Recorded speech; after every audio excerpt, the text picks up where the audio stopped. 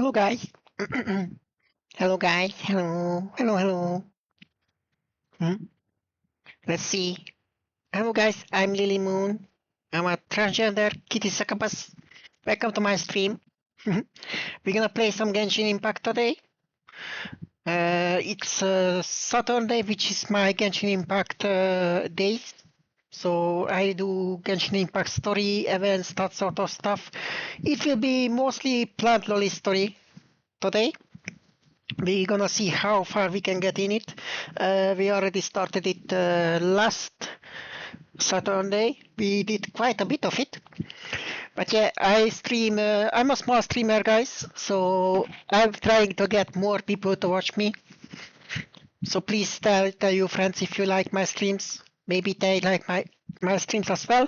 Also, I live from this. I have a monthly goal that I want to reach. It's on the top left corner. If you can afford it, but only if you can, please don't go broke because of me. If you can afford it, please support me in any way, shape or form you can. You can follow, subscribe, just watch me, donate as much as you can. I have a coffee for donations with working TTS, so text to speech bot will do stuff. My bot currently has a little bit of a voice issue, but it still works. I will probably be able to fix it by next Thursday. I will work on it on Tuesday, on my day off. Anyway, let's do some volume on this thing. But yeah, if you like, this is the current little squad that I'm with alcohol-hating cat Loli, the noble electric fat girl, the sleepy girl, and the radish Loli. That's what I'm with right now in this quest. And we are currently on this quest, which is kind of like a loop. We might need to redo some part of it. I don't know, because I had to leave the instance at my last stream because I really needed to stop streaming. So, but it probably will be only like a couple minutes of redoing this stuff, and this is a loop anyway, so not added extra for you guys. And we kind of... Good morning, Dinyarzad. Sorry we're late. Not at all. I arrived early. You seem kinda tired.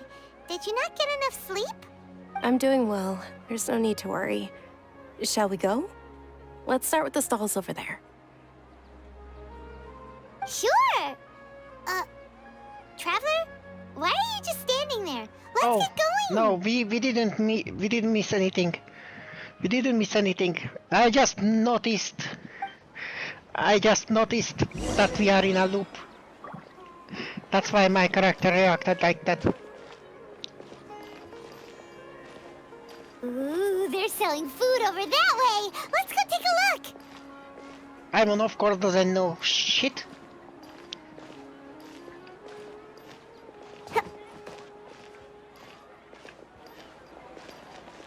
Okay. Wait, I know one thing now, though. This is a stall offering foods from the Meow feast. You are quite well informed, miss. I thought most people nowadays wouldn't know. I might need to put a little bit more volume on it, just like that. They're all plants. Oh, Paimon's a little disappointed. Actually, what is the Meow feast you mentioned just now? It's one of the Sabzerus festival's traditions. People used to set their tables with 7 different foods to symbolize the 7 virtues of the Dendroarchon.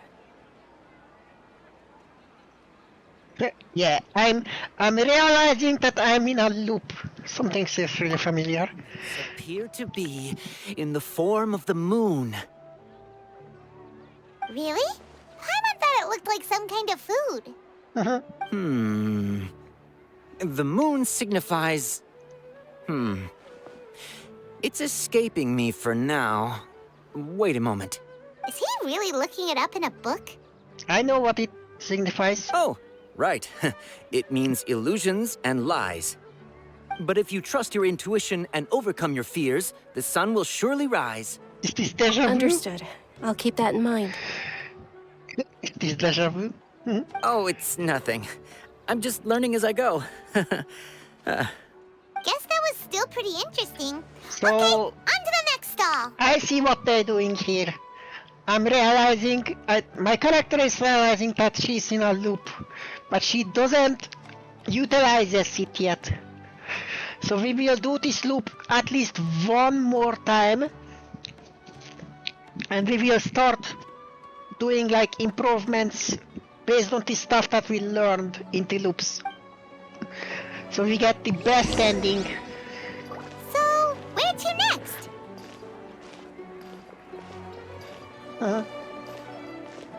Look at my little kitty butt with my kitty tail.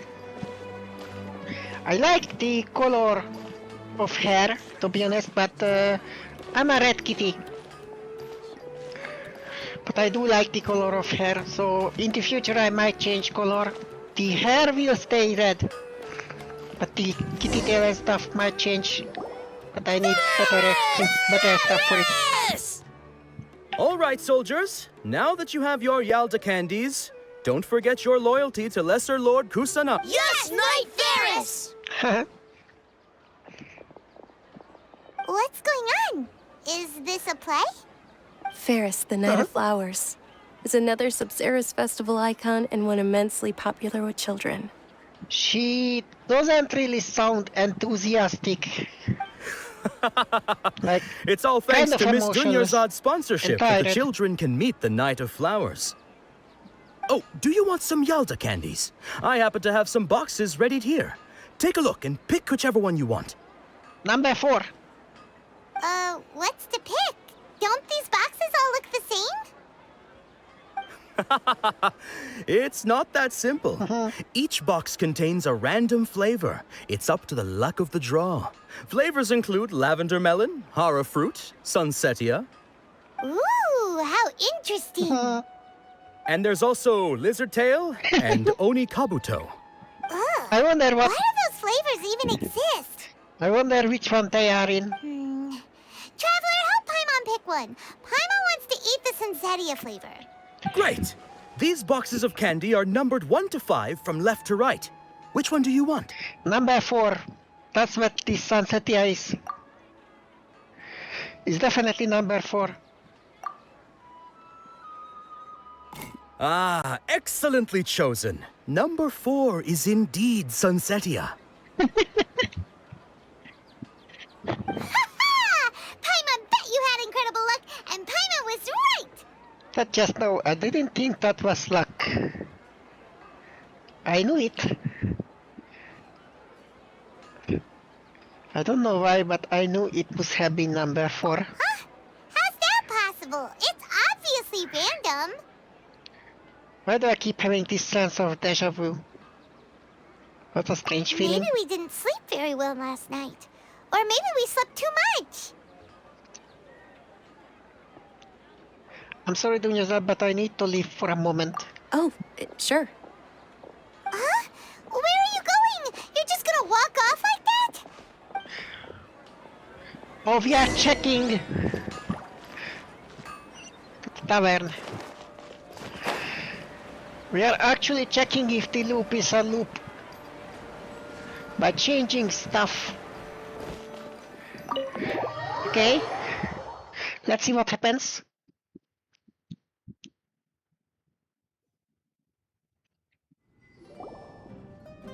A feeling of deja vu? Oh, Paimon knows what that is. It's when you feel like you've already experienced whatever is going on. Yes. In that case, Paimon also felt something like that today. But that's just our brains playing tricks on us, isn't it? So, why'd you run here in such a hurry? I'm waiting for someone. I want to do something I normally never would. I want to see if I can get rid of this deja vu. So that's it. You're intentionally doing things you usually wouldn't and seeing if you still get that same feeling of deja vu. Breaking the loop. Welcome, you two. Are you here for lunch? What would you like to eat? One charcoal baked Ajilenka cake, please. Got it. You don't look like you're from these parts, but I gotta say, you've got good taste. I'll give this order to the kitchen. Charcoal-baked Angelina cake? Isn't it that burned thing that didn't look tasty at all? Oh, Paimon understands what you're trying to do now. You'd never normally order something like this. Yeah, go to try. I mean... That thing? Are you really gonna eat it? Isn't this going a bit too far? Here goes. Yum yum yum yum yum. How was it? The look on your face is telling Paimon that it tasted awful. No, it's actually tasted really good. Then, you mean... This flavor, I definitely eaten this before. That's impossible! We were just talking about how gross it looked! So, would this be a case of taste bud deja vu? I couldn't get rid of it after all. Looks like I tried this before. Paimon also gets the impression that we've been here many times, even though we aren't regulars. Yeah, we come here after. We just came here before the thing. So How about we go out again and try something else? okay. Gotta get rid of that deja vu feeling. Leave the tavern. Okay. Wait, which way is the exit? That way. I get directionally changed.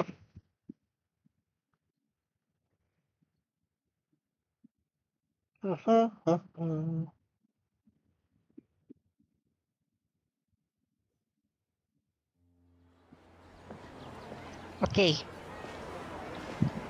Let's see what we do next. Hey, Dunyarzad is sitting by herself on that bench over there. Is she tired?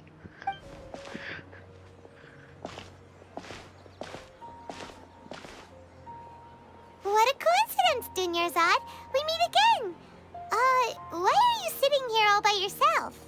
Oh, I ran into some kidnappers just now, but thankfully Dia came to my rescue. I started to feel unwell after that, so I sat down here. I see. Kidnappers? Oh my goodness, are you hurt? Yeah, we I'm definitely okay. know what Dia's arm happened. got scratched, but it isn't serious. Whew. That's a big relief. But, Dunyarzad, you seem a little down today. It's the Sub-Zero's festival, and you've been looking forward to it so much. Oh yeah, we will have to solve the thing with the dance not happening somehow. Not at all. I've always been like this. Excessive physical exertion or strong emotions tend to aggravate my illness. Oh. Besides, no matter how amazing today may be, it is but a single day. After however many more days, my time will come to an end. You already said that before. Paimon doesn't quite follow you, and Paimon feels like something's really got you down right now. I'm so sorry for leaving you behind earlier. It really is fine. I don't mind. I just experienced a number of strange events. Have you noticed anything out of the ordinary? Huh? Did something happen?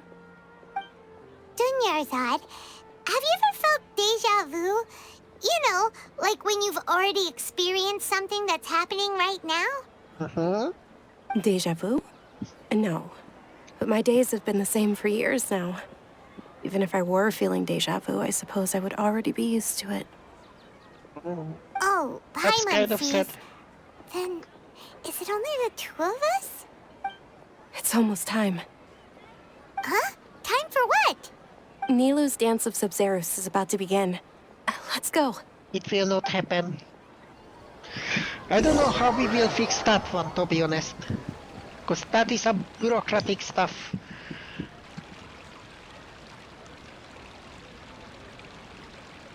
Okay?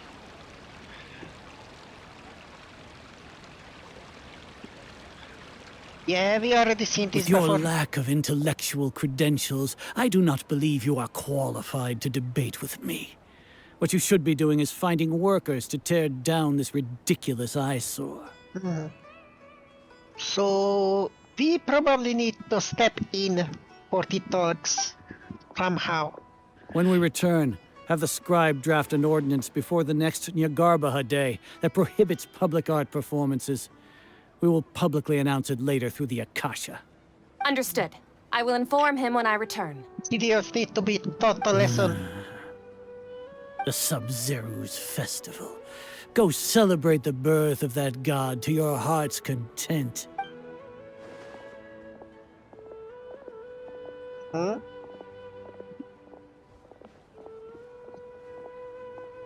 How we will fix this?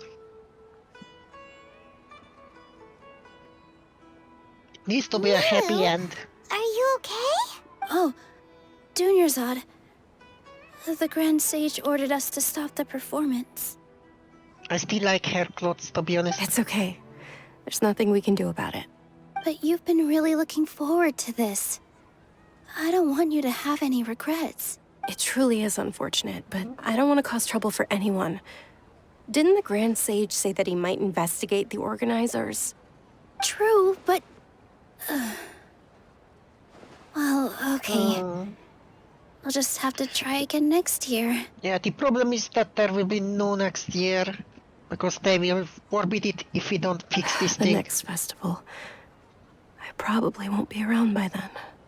Wait, what did you just say? Oh, No, nothing. I'll be heading back to rest. Thank you for your help, everyone. I can't believe what those heartless geezers did! For some reason I felt like this outcome was inevitable. Did Dunyarzad already go back? We should also return and get some sleep. Okay, let's see the next loop. We have to figure this out. Forced to come to an unfortunate abrupt end. But yeah, we are back. Come on. So, in the end, you still couldn't figure out what that deja vu feeling was all about? Nope. Maybe it really was because of exhaustion. I hadn't thought about it, but my head does feel very heavy. Same here. That's why Paimon stopped thinking about it halfway through the day. Then, how about we settle in and get a good night's sleep? For now, we can chalk things up to exhaustion. We can do more thinking tomorrow. Hello, squirrel. That's a squirrel. Beep. Observing a modest drop in the output of Jnana energy, but values still remain within normal parameters. Continue to monitor for variances in the data and find the cause as soon as possible. Something's going on in the background. Why does Paimon feel so tired after so much sleep?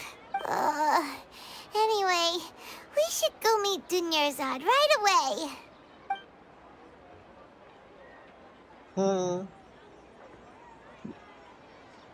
Okay, let's try this again. Continuation of Sub-Zero Festival. Okay, we're gonna see how this will go. We can make this work somehow.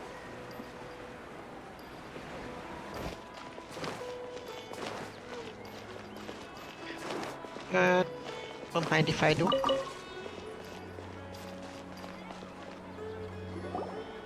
morning, Dunyarzad.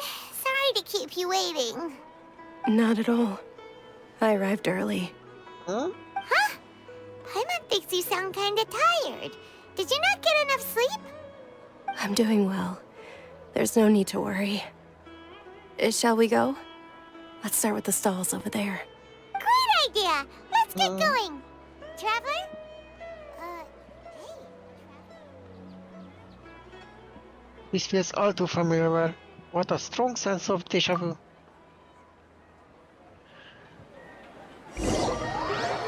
Huh? Let's see. What's happening? It's all thanks to Miss Dunyarzad's sponsorship that the children can enjoy the Sub-Zero's festival. Oh, are you interested in Yalda candies? I have some boxes of candy here. Pick whichever one you want. Not much of a choice. All these boxes look the same. It's not that simple. Each box contains a random flavor. It's up to the luck of the draw. Flavors include lavender melon, hara fruit, sunsetia. They all sound pretty tasty. And there's also lizard tail and oni kabuto. Huh? What were those last two? She'll help me choose. Paimon wants to eat the sunsetia flavor. No problem. These boxes of candy are numbered 1 to 5 from left to right. Which one do you want? Oh my god, look at that! Number 4 for every choice? Oh, I like your confidence. No hesitation at all. Oh, congratulations! Number 4 is indeed Sunsetia.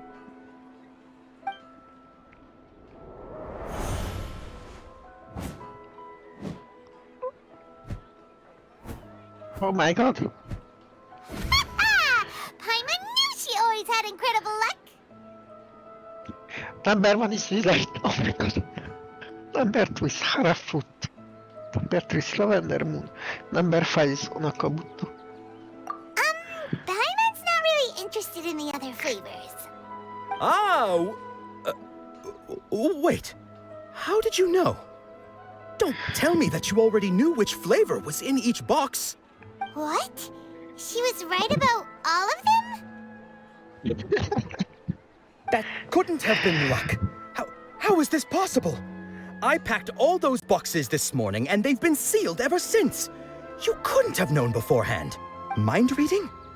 X-ray vision? Or some kind of magic trick? This is way too freaky. It's time travel. Tell us what's going on. Since when did you get superpowers? Traveler? Oh my god.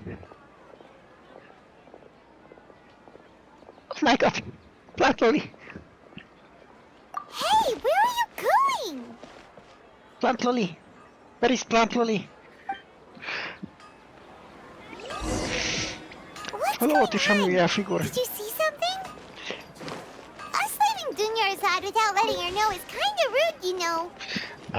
I'm sorry. We will figure this out, don't worry. Plant Loli, where are you? There she is. Okay.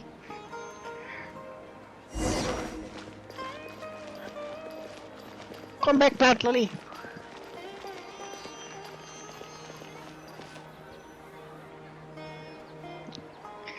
There she is. Okay.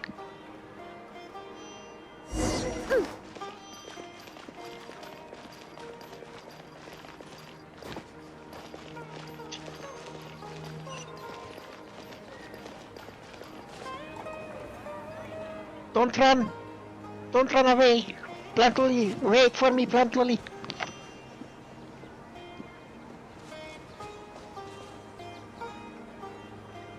What are you looking for? Why did we come here? Something's here.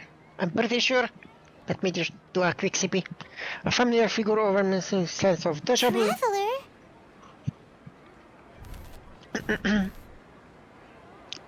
There she is. Over there. That's...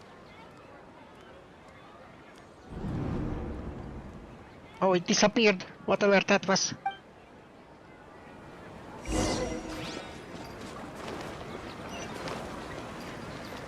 There she is. We are creating some kind of dream. So that's why she can probably take form or something. Plant Loli.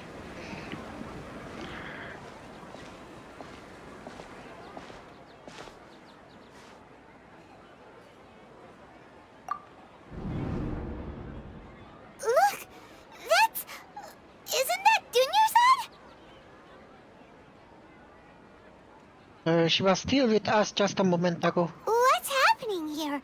Why are there 2 Dunyarzad's? You already know that this isn't your first Sub-Zero's festival, don't you? Yes. Let's go alert. I'm sure you already know how to use this. I do. Yes. A knowledge capsule? Where did you get it? What's inside? That looks a little bit You different. should use it too, Paimon. You know Paimon? Oh, she knows everyone. Let's use it together. Well, this seems kinda sketchy, but Paimon feels like this is what we should do. I trust Plant Loli.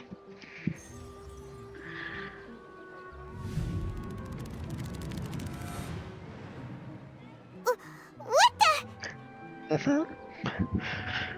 So many days worth of memories. This is our 20th time at the Sub-Zero's festival? Huh? No. The 30th? 40th? Just how many times have we been to the Sub-Zero's festival? Have we been trapped in a single day? If it weren't for you, we wouldn't have even realized. What the heck was inside that knowledge capsule? Your memories are still scrambled? Try your best to remember. This isn't the first time we've met, and I answered that question a long time ago. Let Paimon think. Oh, it's coming back.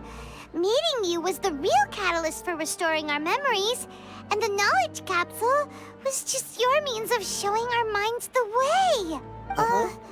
What about everyone else? Why are you only helping the 2 of us? Your sense of deja vu is stronger than everyone else's, yes? As for an explanation, you 2 received the blessing of Dendro, and you also have special, sensitive constitutions. It was as if a single sheet of paper was separating those memories from your consciousness. What's wrong with Dunyarzad over there? A familiar question. I think this is the 7th time you asked that. As you can see, she isn't doing well.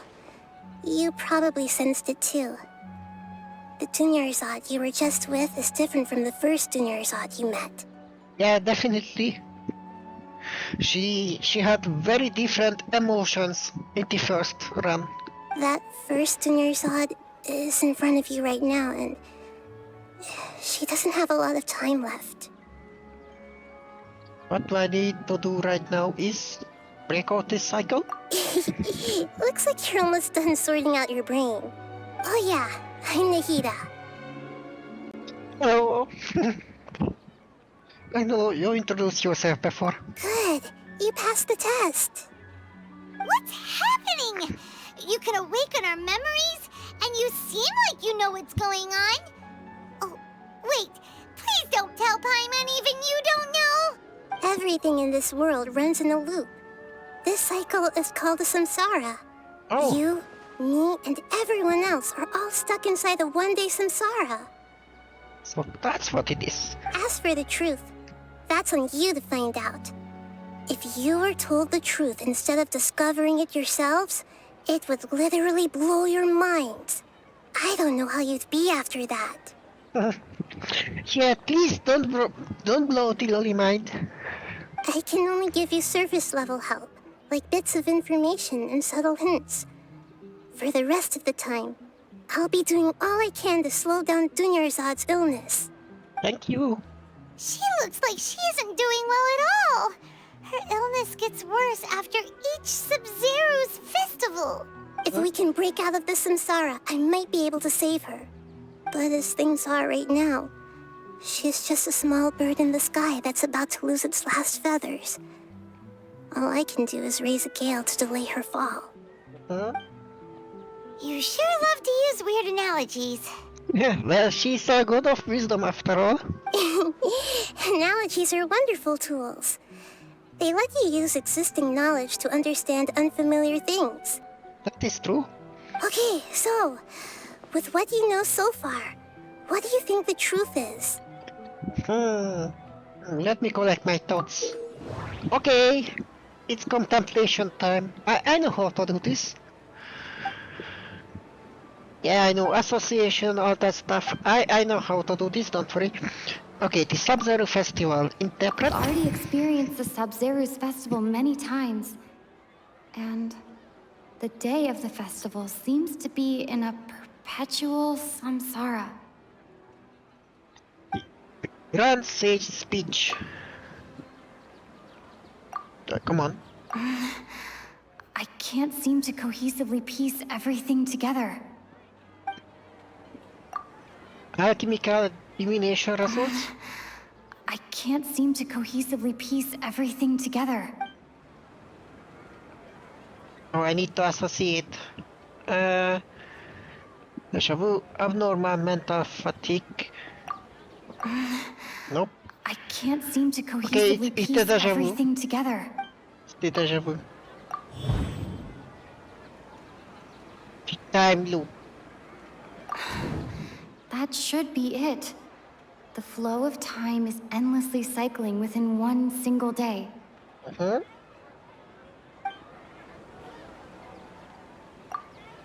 What's happening right now seems to have happened before. This feeling has been getting stronger and stronger. Abnormal mental fatigue. My mind feels exhausted even though I haven't done too much thinking. What is going on? Yeah, we are getting rest. Alchemical results? The moon, illusions, and lies. What do they all mean? Hello, Ellen. Welcome to the stream. Doing Plant Loli quest. Grand Sage said, go celebrate the birth of that god to your heart's content. Did he mean something more? Okay.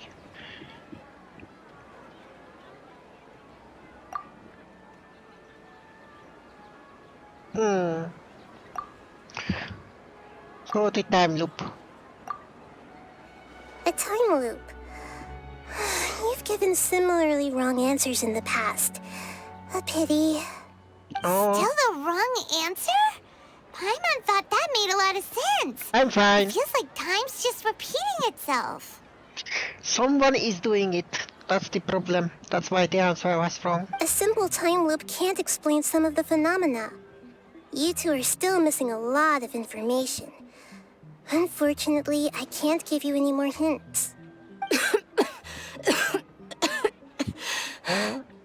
Dunyarzad!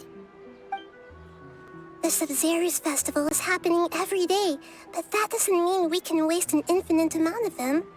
Hurry and find the truth before today's festival ends. Okay, I try.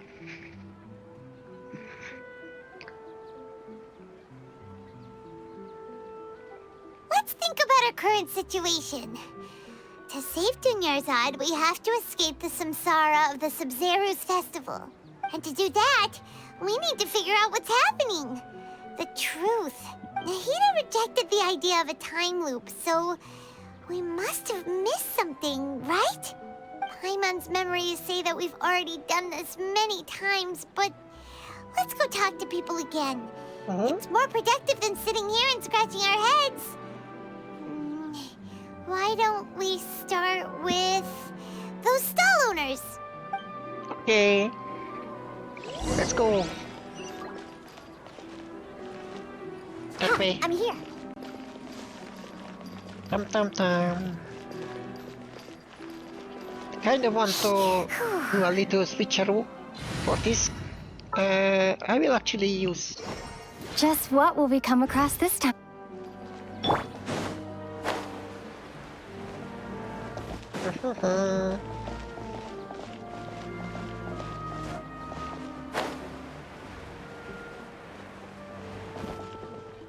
Let's see. Hey there! Hey, it's you guys again. Where's your cultured friend? She's feeling a little unwell. I see. Did you come back to buy something? I guarantee the freshness of my products. I harvested them from the forest just yesterday. Do you ever feel like you're reliving the same day? Huh? What brought this about? I hurried back from the forest yesterday, and I'm selling produce here today.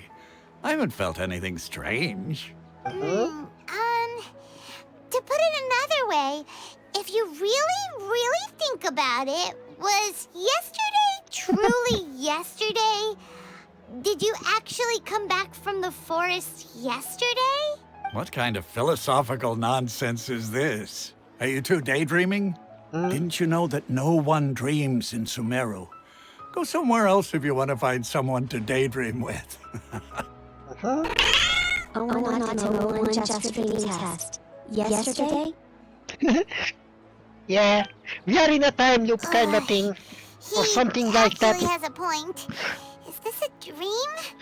Is everyone dreaming? It's probably a continuous dream, yeah, that's why we are very tired.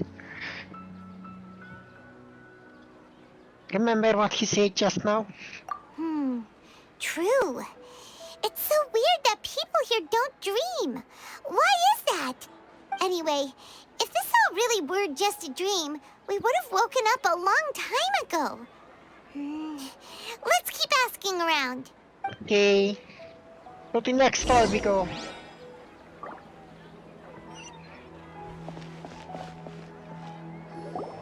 Oh, it's you two.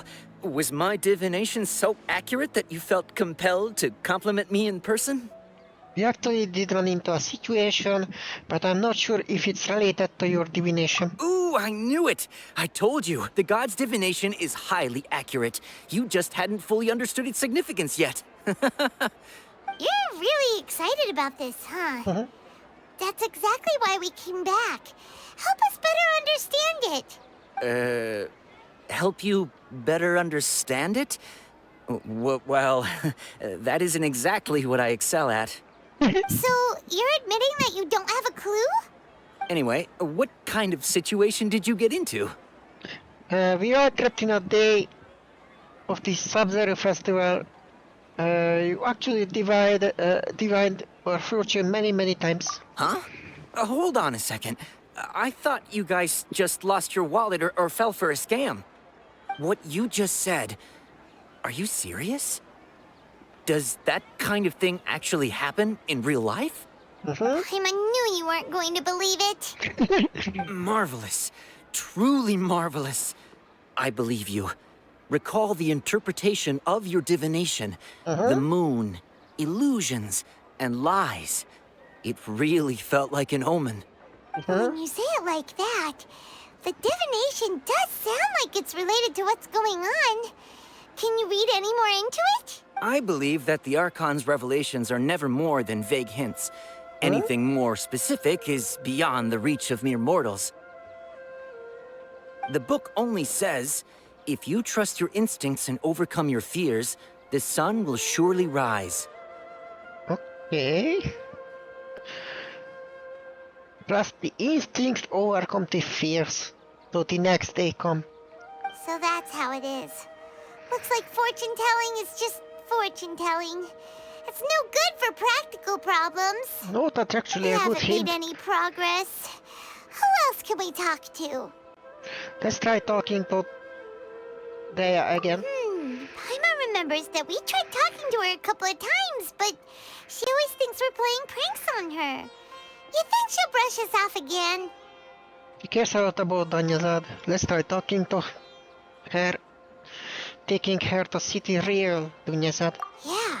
If we tap into Dia's strong sense of responsibility as a mercenary, then she'll definitely take us seriously. At this time of day, Dia's probably just finished beating up those kidnappers. Let's go find her.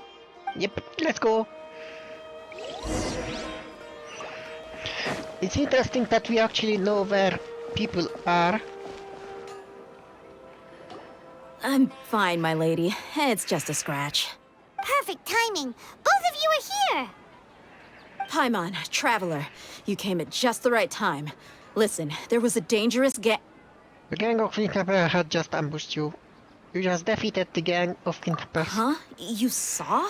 Then why didn't you jump in earlier? If someone was protecting Miss Dunyarzad, I could have went all out. Anyway, can you do something for me? You want the Traveler to take Dunyarzad somewhere to rest up while you check to see if there's still any kidnappers around. Did Paimon get that right? How did you know what I was going to say? We need to say something convincing. Okay, something convincing. Okay, people of Sumeru do not dream. There's Claymore. Alchemical divination results abnormal. This one. Dia sold her greatsword to raise additional funds. And then she was injured because she wasn't used to her new weapon. Let me see the others. People in Sumeru don't dream. What a strange phenomenon. Ellen, I already posted the schedule for next week, so check it out. It's in Discord. But next week I have a special week. It's Genshin week. I might, I don't know if you guys want to unlock the special stream. The special stream probably will be Man-Eater, but all the rest is Genshin. All the rest. Alchemical The divination. moon, illusions, and lies. What do they all mean? And the abnormal mental. My mind feels exhausted, even though I haven't done too much thinking. Okay, definitely Claymore. Tell her, Traveler! You got injured because you aren't used to your current greatsword. You sold your greatsword to support the festival. I didn't tell anyone about that. Including Miss Dunyarzad. You couldn't have known. And just now, you literally took the words right out of my mouth. What's going on? Alright, so this is the situation.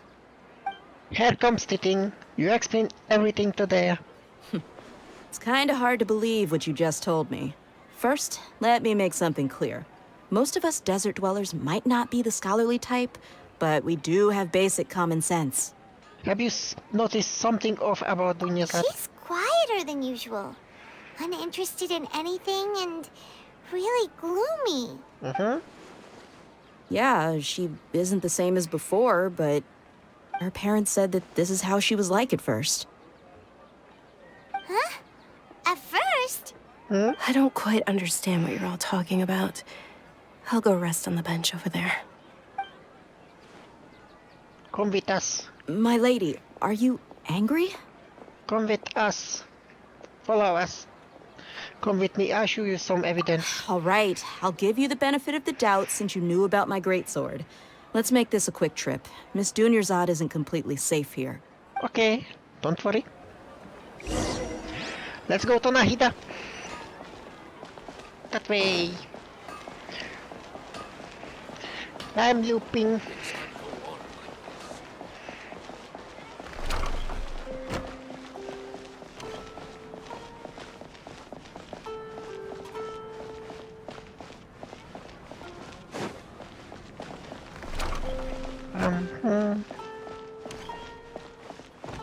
I might put this sound a little bit even higher. Yeah. No, that's too much. 70. Okay. Hey Nahida.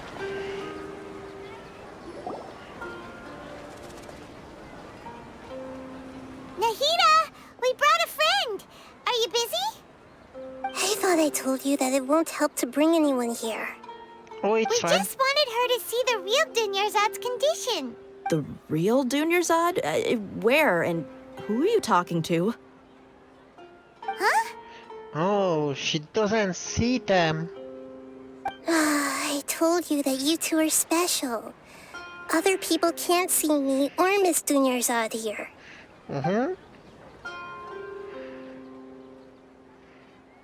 Oh, they think I'm stupid.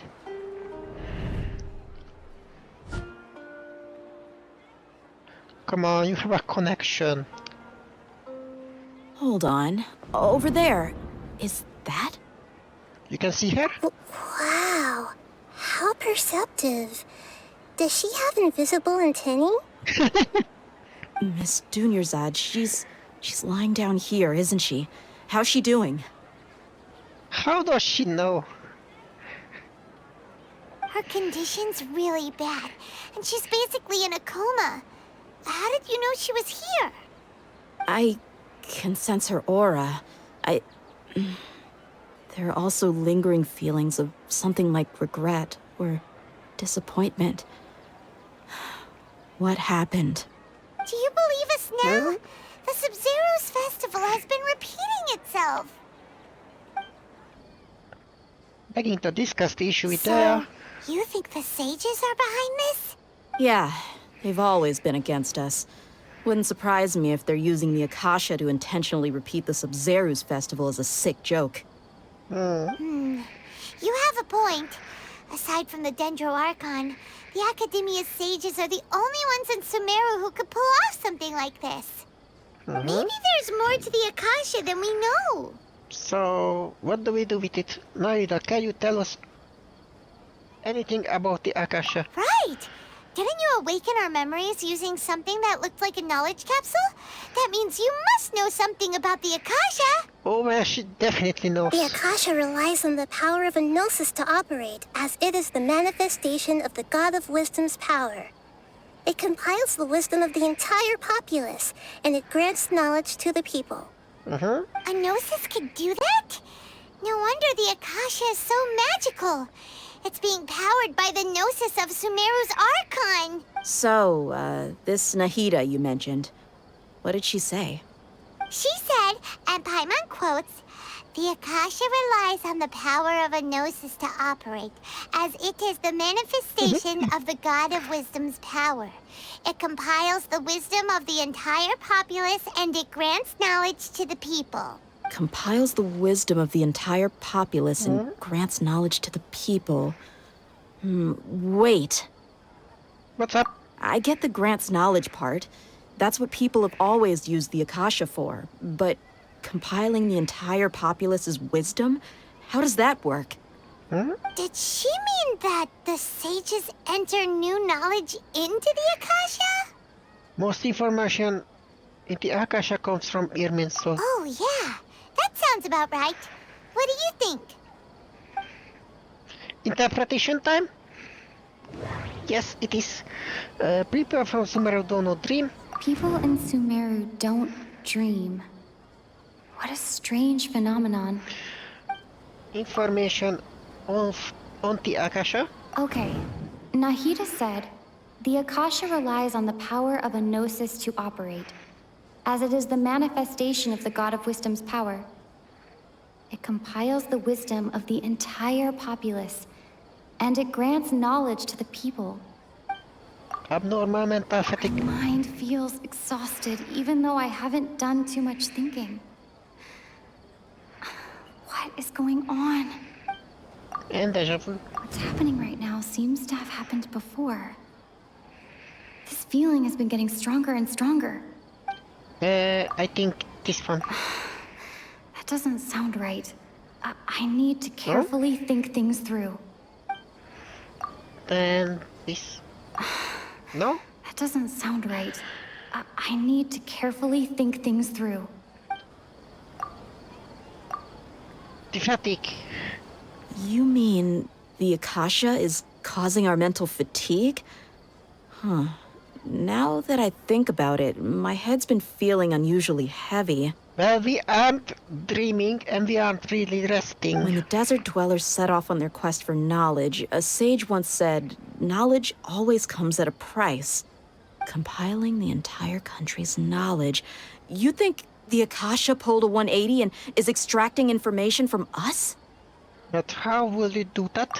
Who knows? The Akasha can put knowledge into our heads, so who's to say that it can't also poke around in there? We don't know any specifics. What's the point of doing something like that? Just think about it. If you could combine the knowledge of every single person in Sumeru, then you can basically turn Sumeru City into a single massive brain. Oh. This hive mind could make breakthroughs in problems that even the smartest geniuses can't crack. An excellent deduction. And the analogy comparing Sumeru City to a massive brain? I love it. In that case, we should take off our Akasha terminals right away. Maybe that'll solve this problem. Somehow I don't think it'd be that simple. Yeah. I was only wearing this for show in the first place. didn't expect the sages to cook up such a conspiracy. Mark my words. When this is over, I'm getting evidence and exposing this whole thing to the public.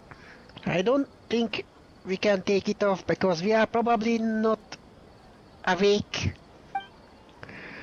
Everyone removes the Akasha. How does everyone feel? Actually, I noticed something else. Huh? What is it?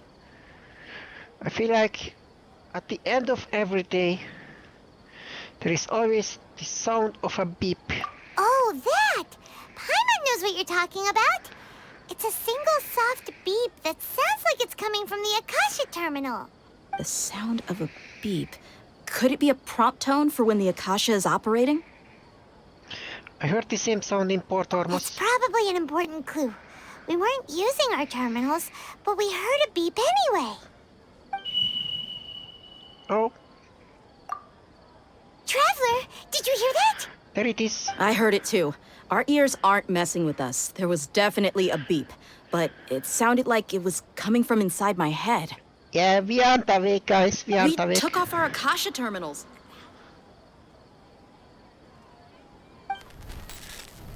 And reset.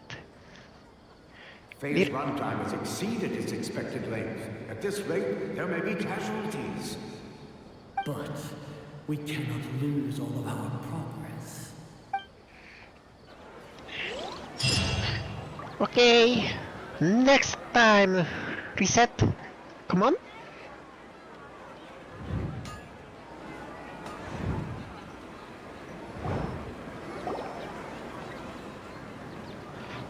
Okay.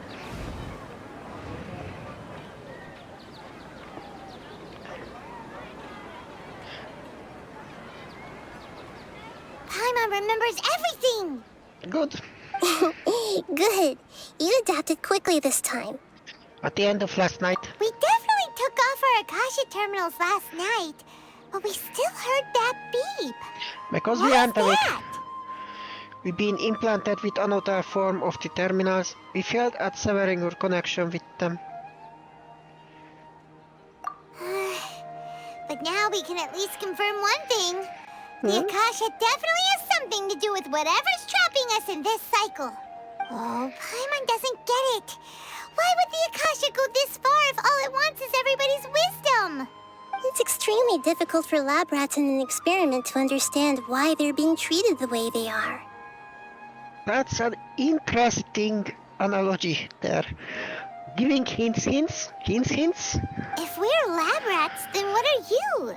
Nahida, you've never told us anything about yourself. I guess I'm the moon. That's cute. The moon? Wasn't that the result of our divination? Anyway, knowing who I am won't help you get closer to the truth, so you should focus on other things. Don't get distracted and miss any clues. I don't. Okay then. Dia helped us a lot yesterday, so let's go find her. If Paimon's reading the time correctly, those kidnappers should be showing up soon. Okay, let's go fight. No? No fighting?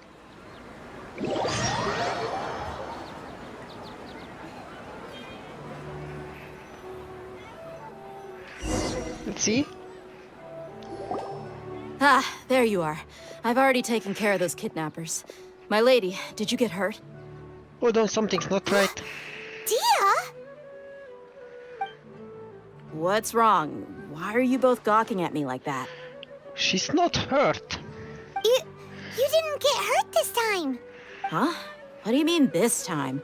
Why are you so surprised that I managed to get out unscathed? Those kids were amateurs. Oh. Aren't you still getting used to your new great sword? Your unfamiliarity usually lands you with some success. How did you know about my greatsword? I haven't told anyone about it. Please, don't tell Miss Dunyarzad. So Dia's lost her memories after all. Did anything feel strange during your battle? Anything strange? You already know that I got a new greatsword. If I had to say something, it's weird how such a new weapon could feel so familiar. Interesting. It's as if I've already used it to fight a countless number of battles. You did. You're saying that although you don't remember using it, your body feels like it does? That's right. Both mercenaries and warriors heavily rely on muscle memory. Only Nice, knowing the nice. theory of battle won't get you anywhere. Traveler, what do you think? Could it be because we removed our Akasha terminals? This has never happened before. Yeah, Hyman's feeling really hopeful. If it's possible that we already broken free? Oh, you're right! Earlier in the Samsara, something like this would have never happened. We know for sure at the end of the day. I have no clue what you two are talking about, but it's still dangerous here, so... So you want us to take Dunyarzad somewhere else to rest while you check if there are still more kidnappers around, right? How did you know what I was gonna say? Can you read minds?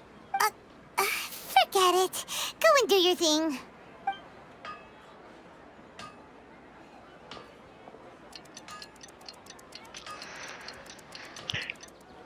And it's still reset?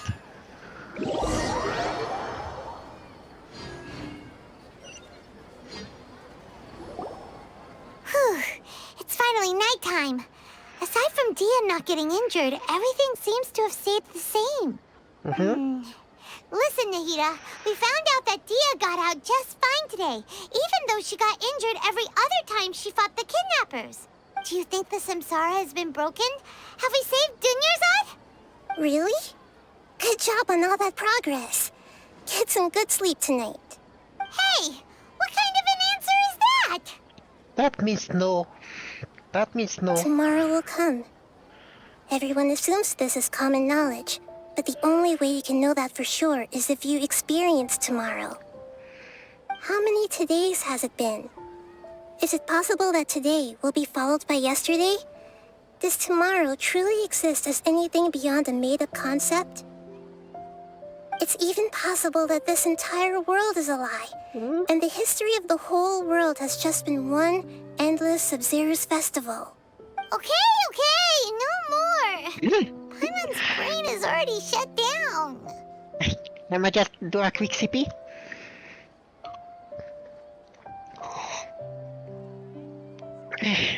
There we go. That's why it makes no sense to waste your energy thinking about things you will learn tomorrow. Get some good rest. You know, use the bathroom and flush your anxiety dookie away. Oh my god. A poop job from the plant lolly. Huh? Hold on, what did you just say? Did Paimon hear you correctly? Huh? People always say they feel a sense of relief after they take a duk-duk. That's why I suggested you could try that. Is that so strange? It's so strange and so against common sense that Paimon's at a Yeah, loss you missed for the first hour. words. You were sounding kind of smart just a minute ago. Welcome to the stream, Convor. We are still in the loop and we just met Plant Lolly. We met Plant Lolly. We are trying to break the loop now. And she just done a poop joke. Plant Lolly just done a poop joke. Yeah. Even though it's happy and lively at the Sub-Zero's festival every day, it feels like it's been a long time since we've really gotten to relax. Let's go back to our room. Huh? Did you oversleep? Or is this your normal time to wake? Like, I'm curious, because normally you were here earlier. It's still a beep. Continue the harvest. Compared to what we stand to achieve, these sacrifices are trivial. Yeah, I heard this sound of the dude. That's definitely the old guy. The sage guy. Sage guy is evil. We need to beat the sage guy up. We're still in the same day. As expected, it's not as simple as we thought. Nahida, you already knew last night that we didn't break out of the Samsara? Why did you tell us? Little sleep yesterday. Oh yeah, I guess so. Okay. Well, at least you can enjoy. By the way, did you see next week's schedule? Did you see next week's schedule? I posted in into Discord. Would there have been a point? You would have spent the night with new worries, with tomorrow still out of reach. Yes, it's Genshin week. Except on Wednesday, because on Wednesday I might do more of the man-eater. But everything else is Genshin. I don't know. I will decide on if I want to do stream on Wednesday or not. So unless you guys use the redeem for the special thing, Wednesday is not sure. It will depend solely on me if I want to do it or not. But yeah, Tuesday is definitely free for me because I have some setup thing to do. I need to fix the bot sound and the alert sound. I think I know how to fix it, but it takes some time, and I don't want to do it on a day when I cannot fix it if it messes up.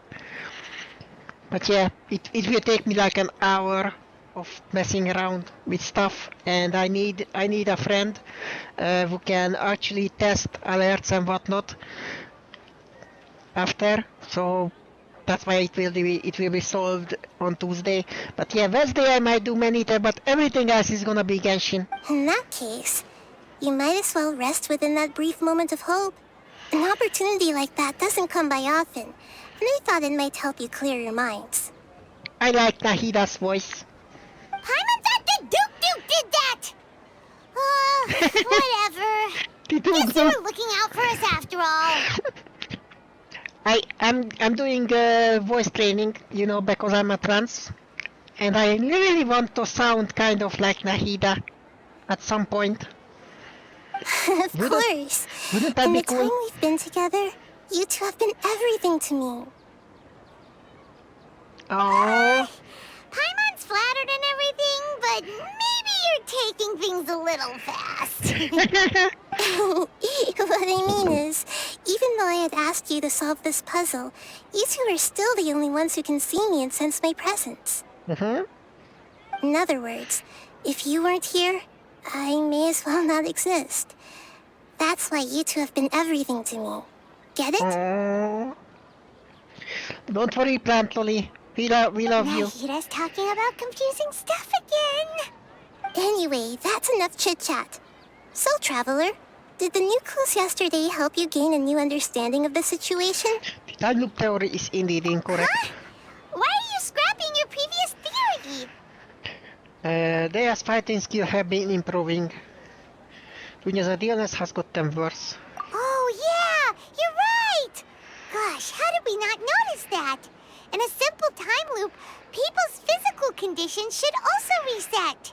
Agree, and that's why we also get tired. So, what's your new hypothesis? Is this age? Let's see. Let's interpret stuff first. Illusions and lies. What do they all mean? We've already experienced the Sub-Zeru's festival many times. And the day of the festival seems to be in a perpetual samsara. Okay, Nahida said, the Akasha relies on the power of a gnosis to operate, as it is the manifestation of the God of Wisdom's power. Mercenaries rely heavily on muscle memory. And Dia was able to use her experiences to avoid injury in later samsara cycles. Akasha sound? The beep is a prompt tone for Akasha operations. We still hear it every night, even though we removed our Akasha terminals. The bodily menus associate with this one. Memories are deleted every day. If all our memories of a day are erased at the end of that day, then we would unwittingly relive that same day again and again. That one.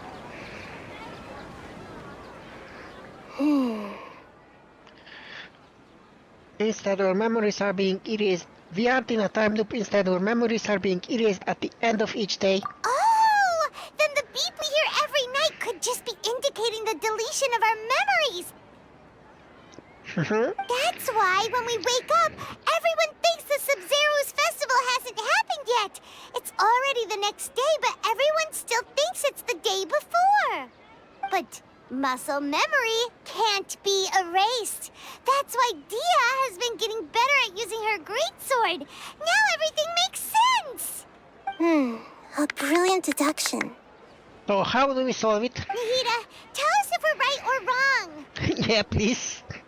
To put it simply, it's as if you've mistaken a pyro crystal fly for a firefly in the night. You lost sight of its true nature because you focused too much on your perception that it glows. That isn't simple at all. Still have one conclusion, huh? Why don't you go talk to Miss Dia again? You might learn something new. Okay. Right! She did help us find our latest clue after all. Let's go! Plant Loli. Wait, I need...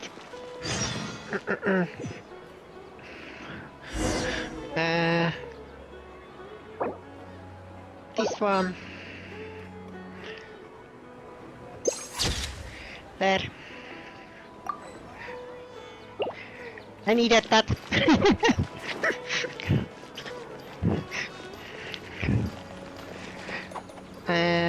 Which way? Oh.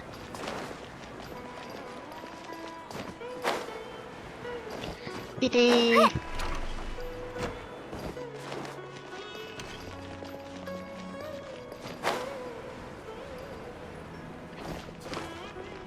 Ta-dam.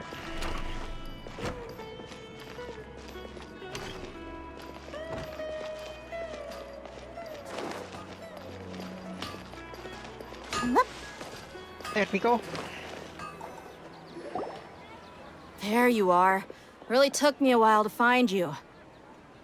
As expected, Dia also didn't get hurt today. Get hurt?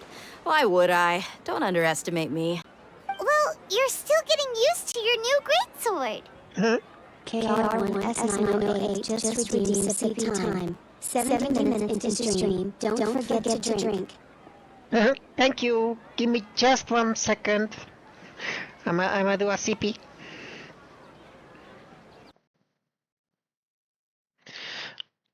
Okay. CP time. Welcome to the stream, by the way, Chris. Welcome to the stream. We are doing plant Loli quest.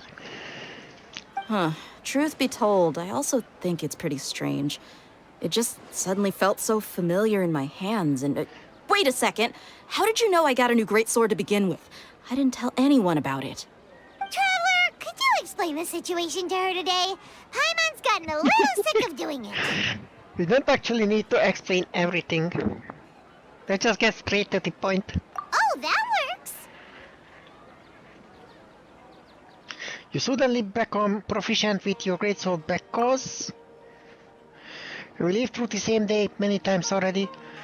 Our memories of the day are erased every night. What happened to you guys while I was gone? Did you get brainwashed by some cult? No.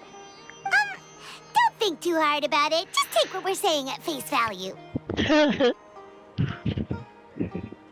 All right then, let me get this straight. You're telling me that my body's already gotten used to this greatsword, but my brain just doesn't remember it? Yes. Yes! Your memory's being erased every day! Then I'd have to disagree. That's impossible. Oh? Why do you think that?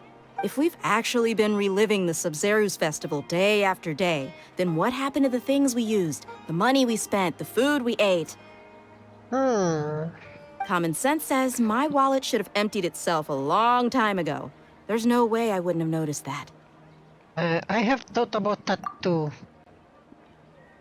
But if the sages were behind this, if they utilized the entire city's resources as well as information supplied by the Akasha. Right!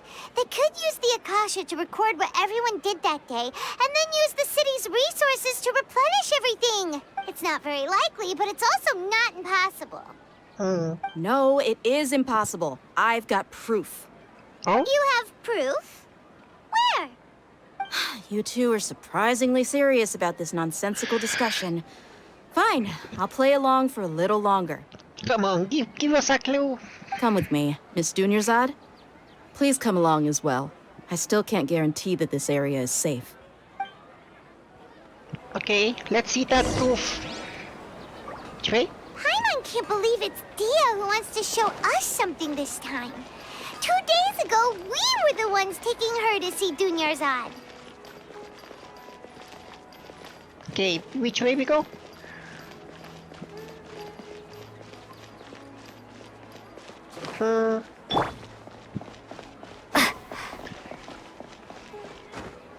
What's the proof? This is it. Oh. You heard the training dummy. Huh? This is a wooden training dummy. What about it? See those marks on the dummy? Those are the result of several days' worth of practice. Let's say the sages didn't replace it every day. Shouldn't it be hacked to pieces by now? That's true, but what if they did? Well, the markings will be very telling. Then the sages would have had to reproduce every mark I left during previous training sessions. I'm a professional fighter. My martial school has always emphasized the importance of refined control. The force, angle, and entry point of each strike is calculated and deliberate. That's why I remember every mark on the dummy, as well as my state of mind as I made each strike. So we aren't awake. We are dreaming, basically. It's just as they say. Each swordsman has their own unique style, and even the same swordsman can't make the same cut twice. It would be impossible to copy these marks. Is it really impossible? We are in virtual reality. Fancy machine to carve every single mark. We are in virtual reality. People often say that a camera's photo can never replace an artist's painting because the former has no spirit to it. The same thing applies here. At a mere glance, I can differentiate carved marks from the results of combat training. It seems we'll have to abandon this theory. Hope that cleared things up for you. Hey, is this that new brain-exercise game that's been super popular with the scholars lately? It's surprisingly fun. Anyway, it's getting late. I should escort Miss Dunyarzad to Nilu's stage. See you later. Okay. Whoop! Back to square one. Is our memory deletion theory also wrong? But at least we've reached some other conclusions in the meantime. We are not in the real world. Yep, that's true. So, can we think of any new ideas right now? I should realize that something is strange. Strange? Paimon feels like everything's been strange lately. How come we never thought about leaving the city? Huh? Leaving the city? You're right! It's really strange how we never thought of such a simple solution! Many things should become clear if we can confirm the flow of time outside of the city. Paimon can't believe it! Did we miss this because we're tunnel visioning too hard on our other theories? Or because we're just too tired? We should have thought of this long ago. To be honest, I thought about it. But, well, the game didn't tell me. How about we go back and ask Nahida? Maybe we've forgotten something about leaving the city. Yeah, but better ask before we do something that can break stuff. If we should actually leave. Tam-taram.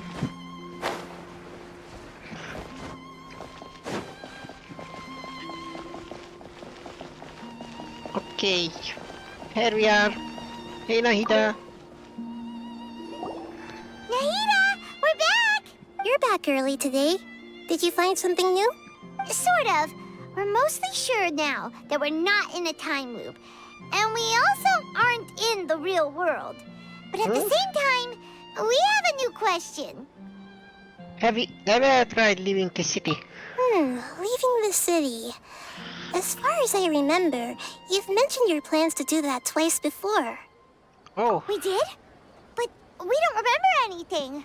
What happened after we talked about those plans? What did we say when we got back? Let me think. I don't think you ever actually told me what the outcome was. Oh, it's probably more accurate to say that both times you never came back the whole night. Oh.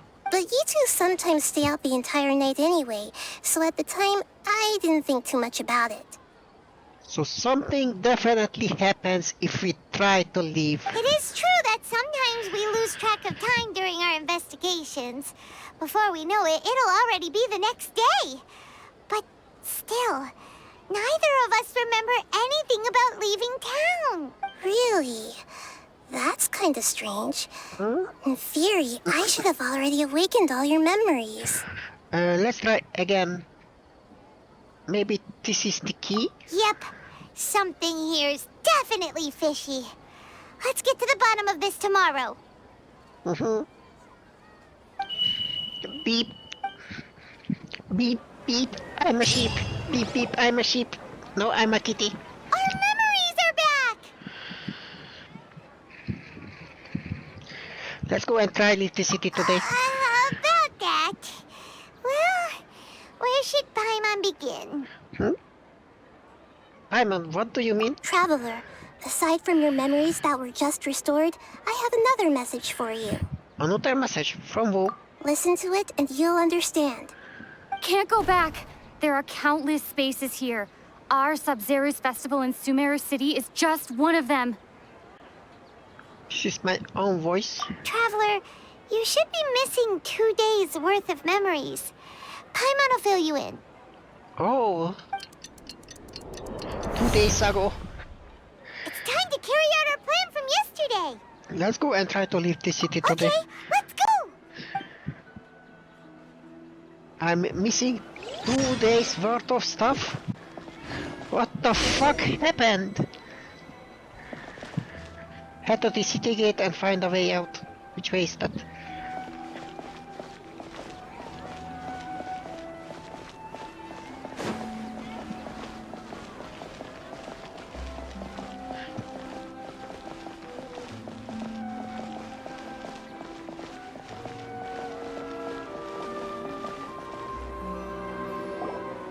Why can't we leave the city?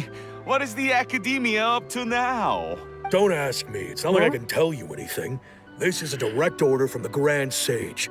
Just wait until tomorrow. I have a real emergency. My goods have already arrived at Port Ormos. If I don't hurry, they'll be stolen. That's your problem. Make sure you make a request in advance next time. But it's not like you can just predict business matters in advance.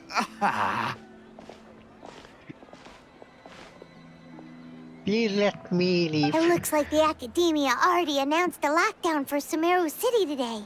How completely unsurprising. Let's go and question them. Hello, sir. Why can't we leave the city today? Here we go again. Don't ask me. I don't know either. We just received an order that no one is allowed to enter or exit Sumeru today.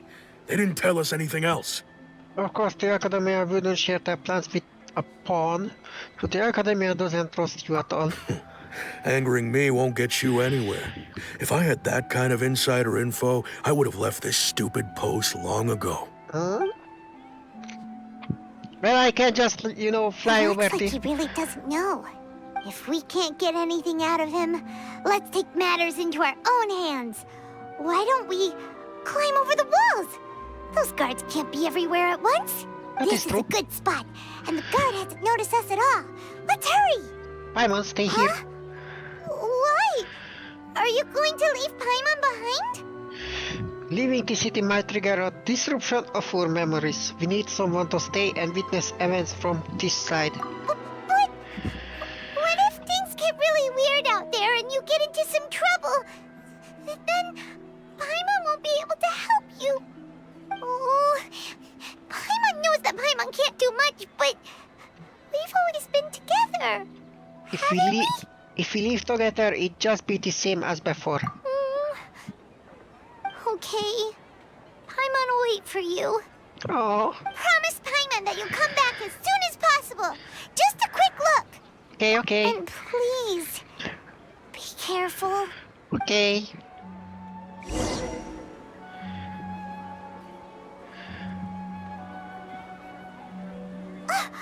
Memories! Let's go try it. What? What's wrong? Paimon would never see you again! You just disappeared! Paimon waited for you for hours and hours at the city wall and you never came back! You promised Paimon that you were only taking a quick look! What did I promise? Paimon, calm down. She's here now. I don't think she understood what you were saying. Paimon doesn't care! Paimon wanted to go look for you, but you also said that Paimon should stay! Paimon was so worried and so scared the entire day! Although I don't remember doing any of this. Still sorry, Paimon. I won't leave you behind. Okay. Paimon will forgive you. The most important thing is that you didn't actually disappear. Oh, Paimon was so scared that you had gone into another world. Okay, Paimon, can you tell us your perspective of what really happened yesterday? Yes, let's do. Paimon, let's have your plan from yesterday. I see. Using two people's different perspectives. After that, you left the city. Paimon kept her eyes on you the whole time, but then you disappeared in an instant. You sure that's what you saw? You weren't zoning out or anything? No way! Paimon was watching you with the fullest attention. What's your perspective, Traveler? You sure you don't have any memory of this? Yeah, I don't even know that yesterday existed. I guess that explains everything. You also lost your memories the last 2 times you tried to leave the city. Those days' memories can't be awoken. So, if we leave the city, our memories will be completely erased? But I didn't just restrict access to Sumeru City. They also erasing the memories of those who leave. It really sounds like something big outside of the city is being hidden on purpose. But this way, we'll also never discover what's outside. For memories will be erased, can we leave behind something other than memories? Something like a message? But how can we send it back? Don't look at me like that. I'm not used to being stared at. She's not an exhibitionist. Well... Okay. You want something that can pass on messages, right? Give me some time and take care of Dunyarzad for me. Okay. Yep, now we're talking.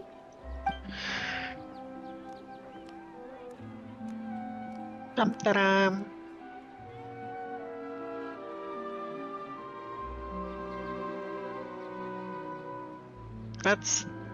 That takes a little bit of time.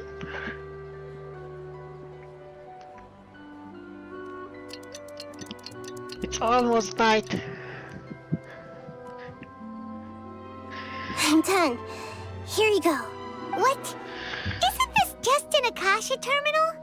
Oh? I made some little changes. Akasha terminals are already capable of sending messages. I just tweaked it so that it could connect to any node. To make something like this? Nahida, you really know the Akasha like the back of your hand.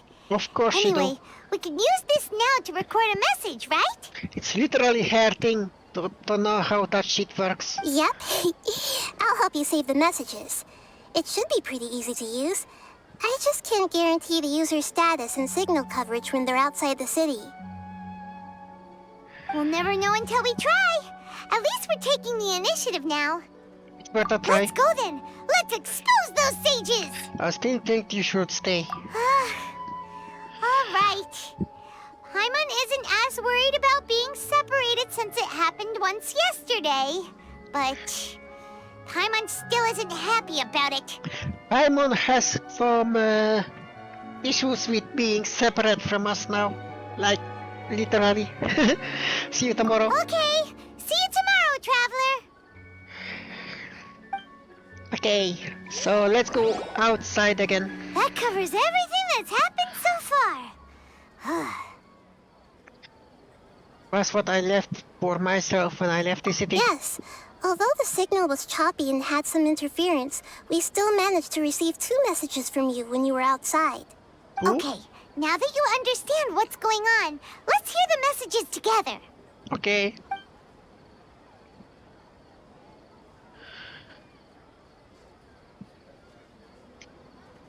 Can't go back. There are countless spaces here. Our Sub-Zero's festival in Sumeru City is just one of them. Yes, Paimon is like a pet that pines after you. Now I'm imagining Paimon just sitting in front of the door when you leave and just whining, waiting for you to return. Like a dog. I've entered another space. Before me are flowing sandstone and howling fish. Impossible and surreal sights. Oh, I don't want to see that. All these spaces are empty, except for the occasional ones that contain mute puppets rather than people. I can't sense any human presence. Wow. Oh, you did the Abyss stuff? Abyss stuff is hard. I need like a full-on... I need 2 level 90 teams for that. It sounds like you left the Sumeru city space when you set foot outside of the walls. But everything looked completely normal when Paimon was looking out from the inside. That's unbelievable.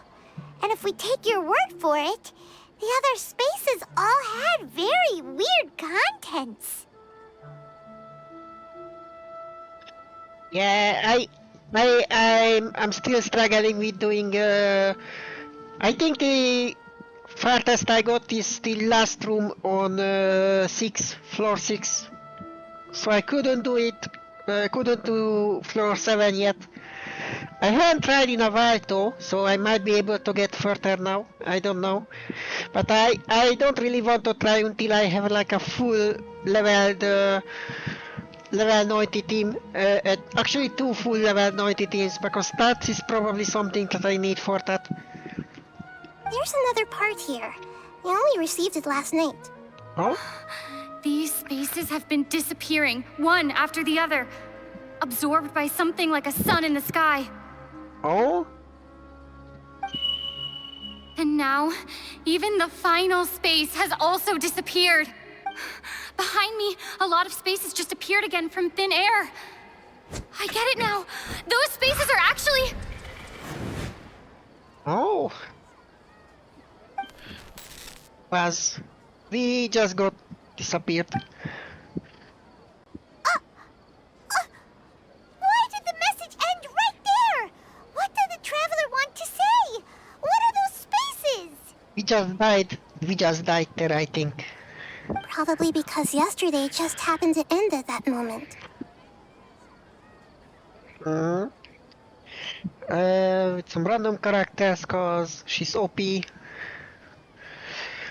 Yeah, I like my own teams, but yeah, I will see to it at some time. We might be having a Abyss run stream sometime, maybe, I don't know. I do want to do Abyss runs. I'm like too weak for a lot of stuff though, because I'm free to play and I have like barely. It's very slow to level stuff for me, like very, very slow.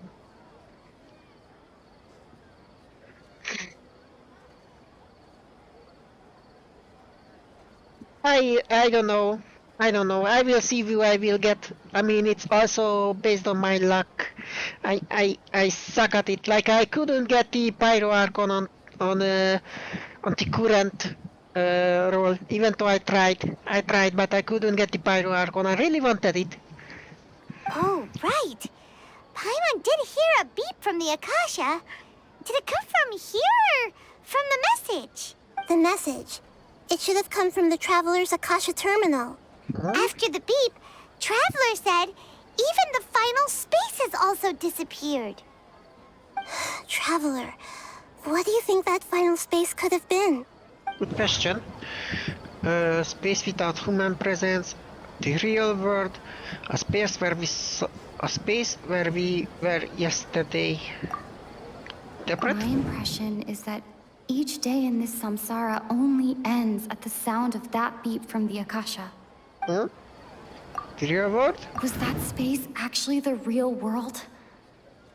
But wouldn't a real space just randomly disappearing like that be catastrophic? Oh, that definitely will be. All the bizarre spaces I saw outside the city had one thing in common. A lack of human presence. Oh.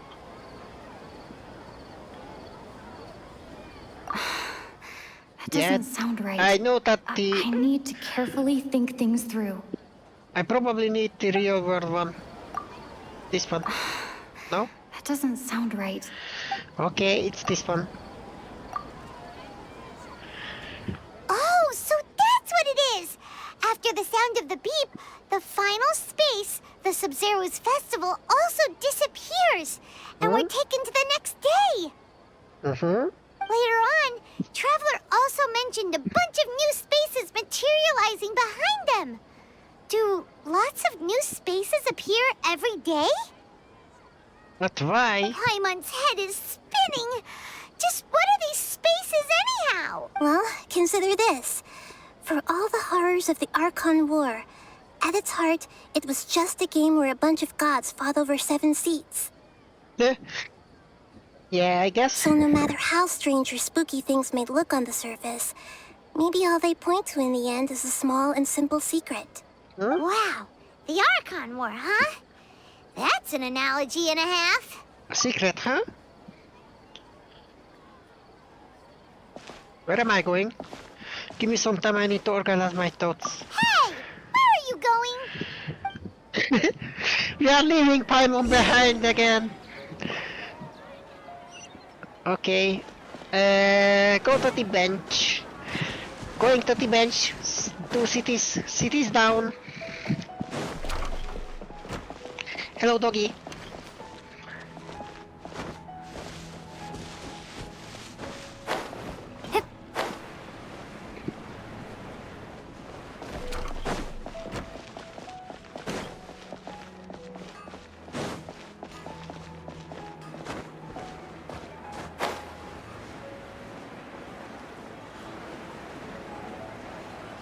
Why go on the road when you can fly? Do you want some alone time to think? Alright then, Paimon won't disturb you. Thank you. Now then, let's see. It's thinking time.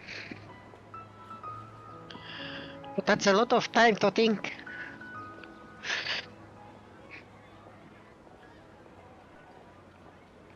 The dance of Sub-Zeros is about to begin. I'm going to go watch it. Is that time already? Okay. Why don't you go ahead, Dunyarzad? We still have some other stuff to do first. Okay then. See you later. Have you figured it out yet, Traveler? Time is ticking away. I think I know the answer now. Awesome! What is it? Paimon wants to know. Oh, wait, no. Let's meet up with Nahida first. You can tell us both together. This time, we're gonna get to the truth. Okay. Let's go, Nahida.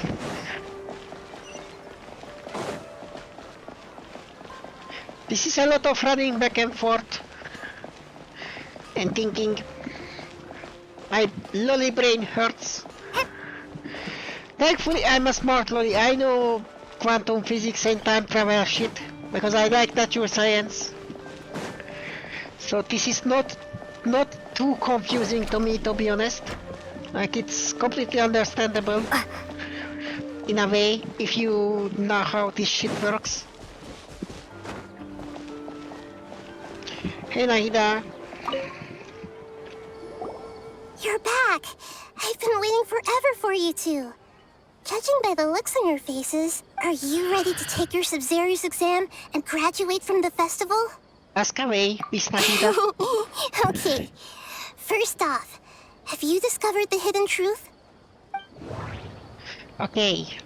First up, information. Okay. Nahida said, the Akasha relies on the power of a gnosis to operate, as it is the manifestation of the God of Wisdom's power. It compiles the wisdom of the entire populace, and it grants knowledge to the people. Okay. We've already experienced the Sub-Zerius festival many times, and the day of the festival seems to be in a perpetual samsara. Alchemical The divination. moon, illusions, and lies. What do they all mean? Thank you for your contribution, Ren. I wonder how close are we? Let me actually just do a quick check on that. How much do we need for the special stream?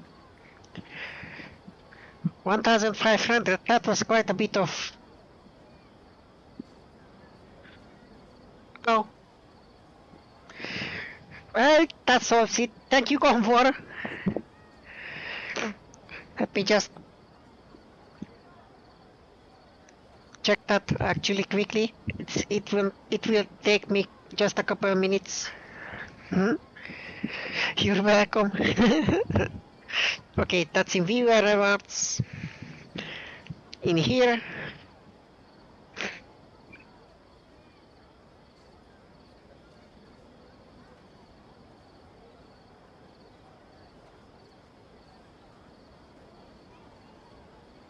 Yet, still, right, I had been forgetting to go for it.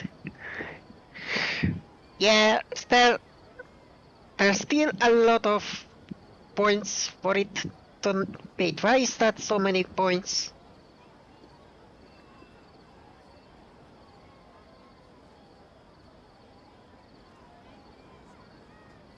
$6K.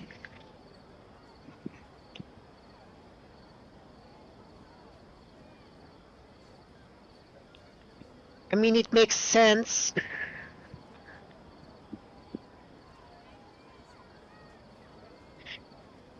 Why is that so? That's the amount of points that I have, not the amount of points to go.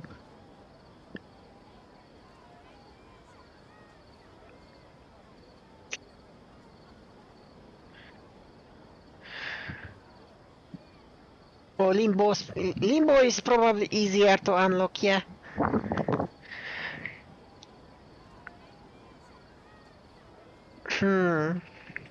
Yeah, the special stream Limbo one. I probably should have made one for Man-Eater. But yeah, I mean, you guys are working towards the points. It takes a shitload to get that points going, I guess. But yeah, we are 27% towards the special stream and 40 towards the Limbo stream. That's where we are currently. Okay. People from Sumeru do not dream. People in Sumeru don't dream. What a strange phenomenon. When we can associate that with something. But let's interpret this All the first. bizarre spaces I saw outside the city had one thing in common.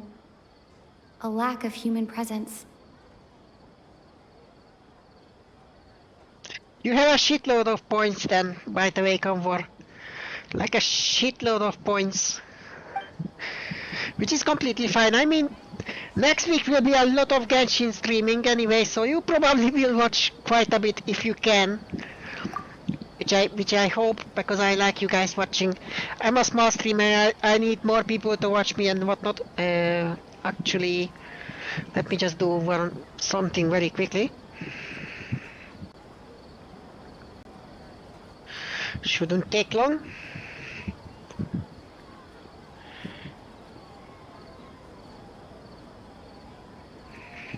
Tam. Hopefully.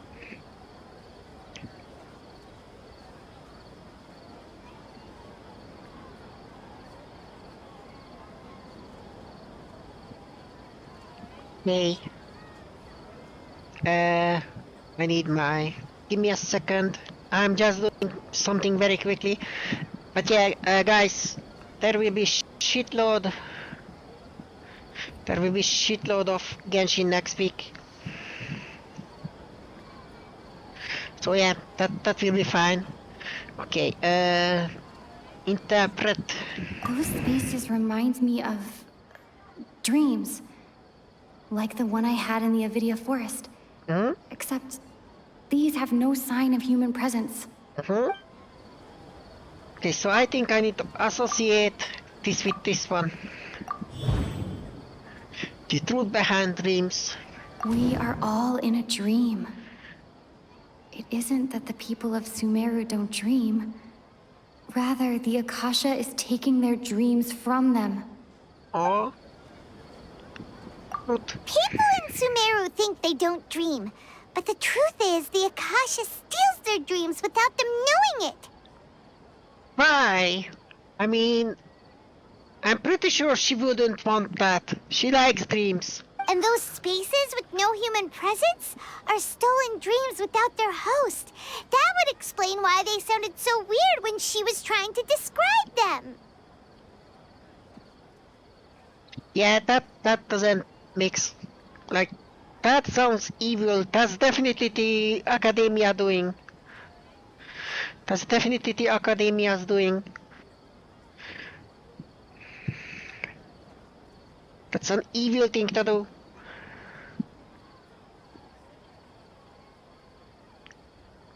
Huh.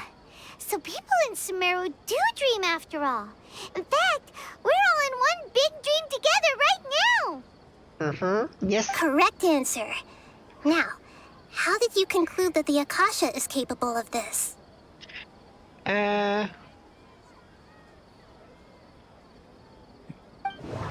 Okay, the Akasha operation requires agnosis. The Akasha is manifestation of the God of Wisdom power. It compiles the wisdom of entire populace and it grants knowledge to the people. Interpret? The Akasha relies on the power of a gnosis to operate. It is the manifestation of the God of Wisdom's power. It compiles the wisdom of the entire populace. And it grants knowledge to the people.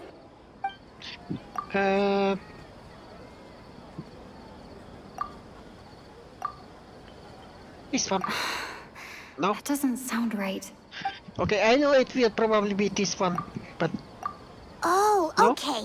Those dream-controlling creatures in the forest also get their power from the Dendro Archon, right?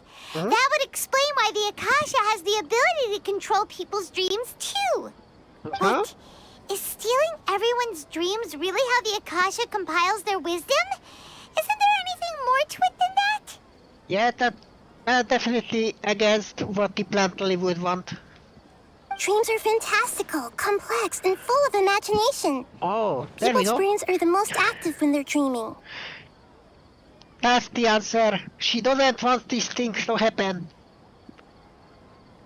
In other words, dreams are rich bundles of human wisdom. So in other words, the complete opposite of how Hypatia understood it.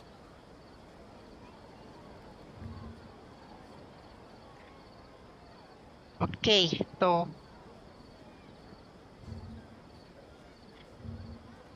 Just give me a second. I'm just checking something.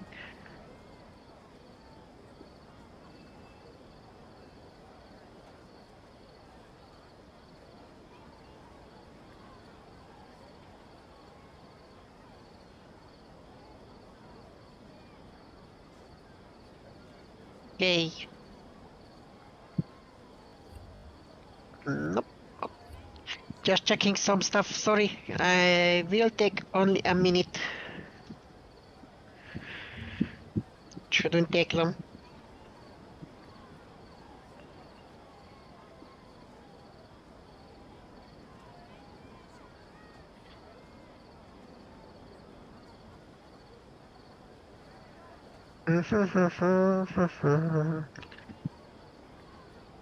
There we go.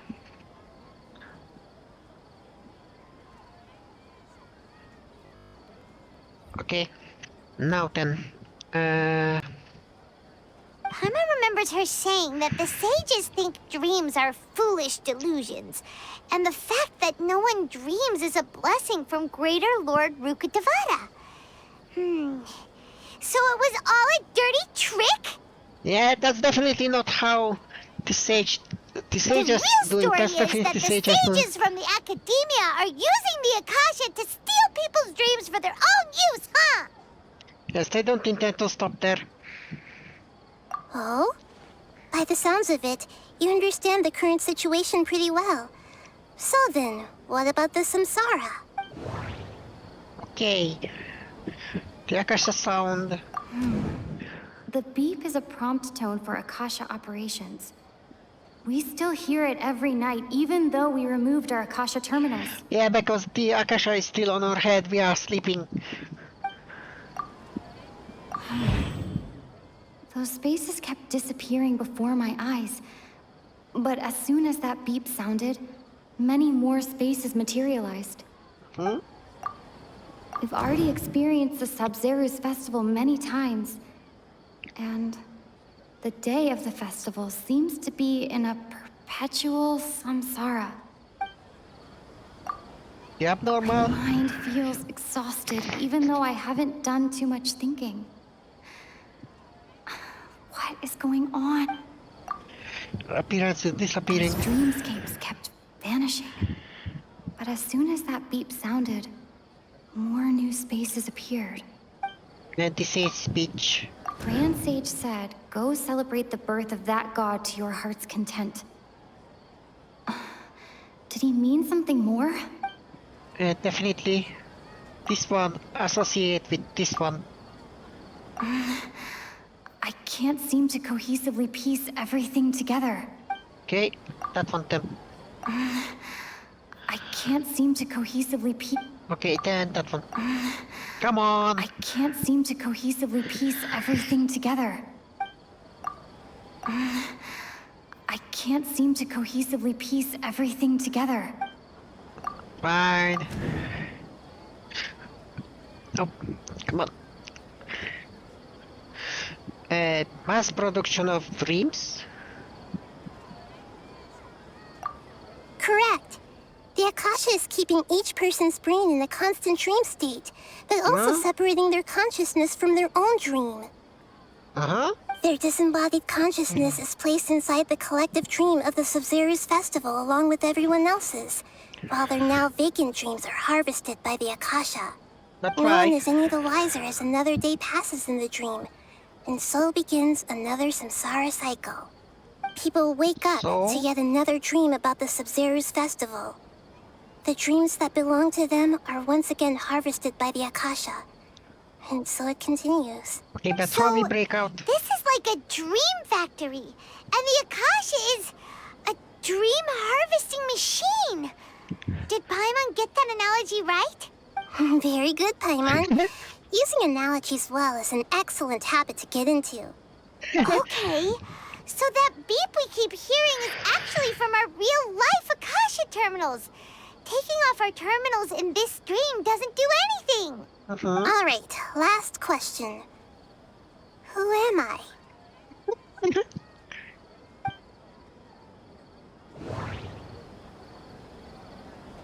The moon, of course.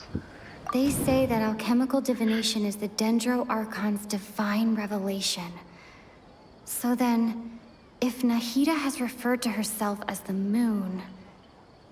Okay, let's do illusions. Now that I think about it, wasn't illusions a hint that we're all dreaming? And lies. Now that I think about it, wasn't illusions hinting at the sage's deception of Sumeru's people? So you noticed. You are lesser Lord Kusanagi. I thought that one would be the hardest question. That's why I put it last. That wasn't hard at all. Even Paimon guessed that. Everything about you is different. We just didn't want to expose you is all. Now that you mention it, Nahida, you've been hinting to us since the very beginning. It's funny. Thinking back to when we were asking all over the place for info about Lesser Lord Kusanali, Paimon didn't expect to meet you like this. I have a lot of questions for you, but this doesn't seem like a good time. Yes, those can wait until we're back in real life. On the other hand, I'd be happy to answer any more questions you have about here and now. Okay. Why couldn't you simply tell us the truth? You asked me this question before. My answer was, it would literally blow your minds. Yeah, but what do you Now mean that you know about this is all a dream, this answer should hopefully make more sense. Have you heard the saying, don't wake a sleepwalker? Uh-huh. Likewise, if someone suddenly had told you all this instead of you learning it on your own, your notion of reality and dream would be thrown into irreversible confusion. I couldn't expose you to that kind of risk. Oh, I see. That's why I could only give you very subtle hints and some suggestions. Long story short, I'm really sorry I had to keep you guessing. It's fine. How did the sages manage to keep people from noticing this? Firstly, this dream we're in is completely based on reality. People have already experienced this Sabzeruz festival, so it would be very difficult for them to find anything that strikes them as surreal. Secondly, you're probably wondering why people don't have any memories from earlier samsara, right? That's because people don't remember their dreams most of the time anyway. And in any case, their actual dreams are being taken away from them by the Akasha. So whenever they wake up in this dream of the Sabzeruz festival, they don't remember anything from their previous identical dream. That reminds Paimon. Traveler had a dream when we were in the Avidia forest, but couldn't see what it was about after waking up. Is that an example of what you mean? Yes. Only after receiving the blessing of Dendril can a person gain the Dendril element's dream-enhancing power. That explains the feelings of deja vu. Nice. Meanwhile, everyone else has no idea that they are in the Sabzeruz Festival Samsara, while their dreams are stolen from them over and over again. We need to give these people back the dreaming ability.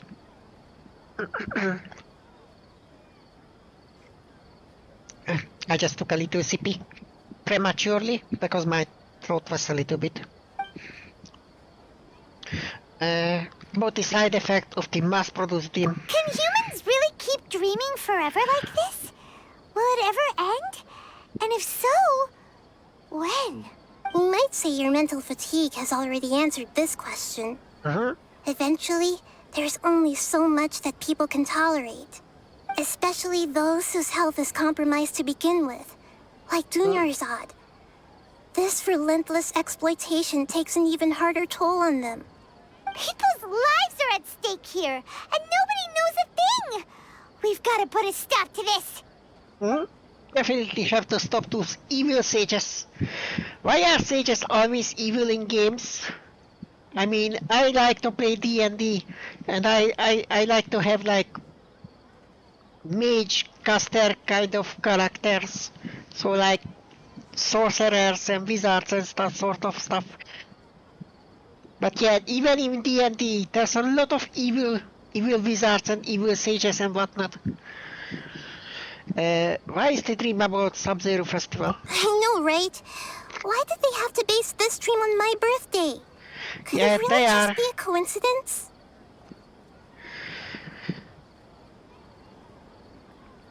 They probably did it on the birthday because they assholes and they wanted to do something bad with it. Even you don't know the reason? Wow, now that's strange. The Academia sages are determined to harvest lots of dreams in a short time, no matter the cost. They have to be up to no good. Unfortunately, I don't know anything about it. We have to stop them. Stop those evil sages. Traveler, do you have any information? Well, I heard some stuff. Dream with no human? Those spaces remind me of dreams. Like the one I had in the Avidia forest. Except these have no sign of human presence. Okay, Nahida said, the Akasha relies on the power of a gnosis to operate. As it is the manifestation of the God of Wisdom's power, it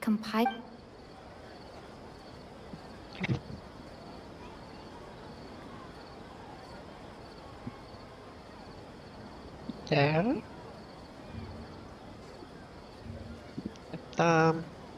Sorry, just multitasking a little bit.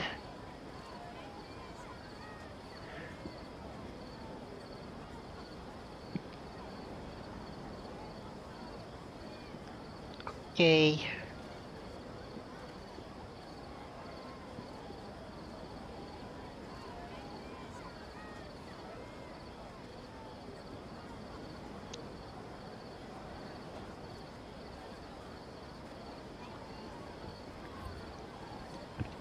Dum-dum-dum.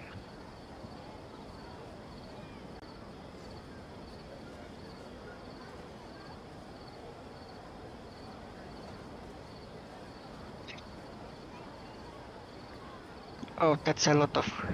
Let's see. Often, sorry, I have to scroll to be able to read that. Let's see. Often sages are made evil in games because they are seeking knowledge that humans shouldn't have or similar, which is very anti-intellectual stance in the games, and often they say this knowledge is forbidden. And yeah, I know what you mean. I mean, there are also warlocks, you know, and warlocks often have this same issue with this forbidden knowledge. You know, the only difference is that warlocks often just go insane by the forbidden knowledge, and that's how they turn evil, because they often like have some kind of stuff. I honestly a fairly new phenomenon for being the most common thing. I used to be that they show to seeking the same knowledge, but one going about it in a non-evil means. I see. Well, I'm pretty sure that even in D&D there can still be some. I mean, depending on your DM in D&D, still can, like, you know, not all mages can be evil. My D&D games often have like magic very common. So there's like a lot of small mages and whatnot, and magic is very common in like even among normal people in a way. So there's if it's forbidden knowledge and that makes people evil, it has to be like very powerful or something like that for my games, because normal small stuff just doesn't make my mages go crazy, because literally, you can go into a common shop in my world, and there will be like health potions and whatnot on like shelves. Like, you just go grocery shopping for bread, the health potion is just there. Grand Sage said, "Go celebrate the birth of that god to your heart's content." Did he mean something more? Okay. Celebrate the birth of that god? Yeah, most D&D settings have a wide variety of magic in the settings, so sages that are going evil in that are often doing things that are inherently evil, like making. Well, also, I like two kinds of evil that I really like in my D&D campaigns. One evil is the how do you say this? The evil that is justified, imagine a villain that is clearly evil and doing evil things, but he has a very good reason that you cannot basically go against. Like you basically feel why to do this evil. Like, he's not just evil because of being evil, but he has a very good reason, and if you were probably in his situation, you might even do the same thing. That's the kind of evil I like, when villains are not just villains because of evilness, but they have like a very good reason. Yeah, and justify the mean kind of thing. Like I read the Warrior Cats books. I don't know if you know the Warrior Cat books or not. There is a villain in the Warrior Cat books who is very well loved by most of the fans. And well, he starts off as a small, weak cat who just rises to power, probably based on luck and, well, hard working a little bit. But he is not evil at the very beginning. He's basically abused, he's hated, he's all kinds of stuff. So he has a very good reason to turn out the way he turns out in the end. And he's, by the way, one of the best villains in the book. But also there is another villain who we only know from one book. Like, when we meet this villain, there's this female cat villain in the books. Who's absolutely batshit crazy, alright? She's like a ferocious killer. That's what she looks like when you first meet her. And she's just straight up evil by the looks of it. But when you read the book that is actually about her, you find out that she actually gone insane by losing her kids. Which is totally, it's probably a very good reason to go insane and turn evil. Like it's a justifiable mean. Also, I like another kind of villain, which I don't think enough people do. I like the kind of villain that do redemptions.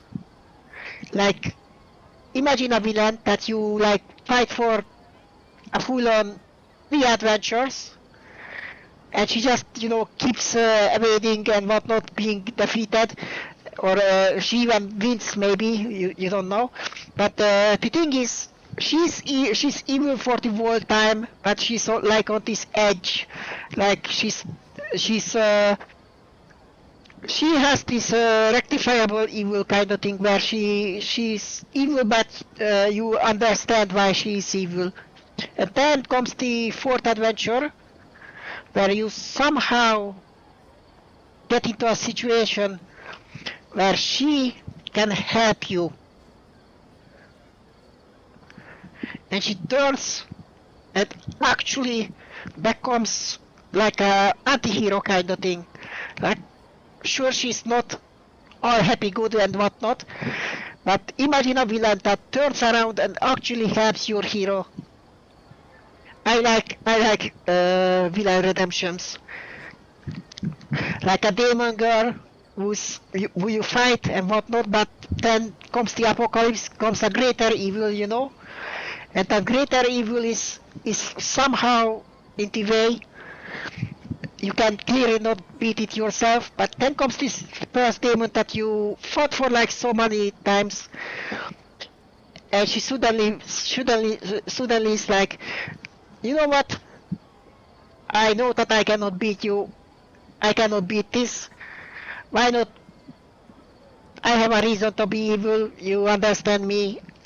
I guess we can work together, something like that. And she actually turns out to be good at the end, and you know, redemption and whatnot. Could it mean?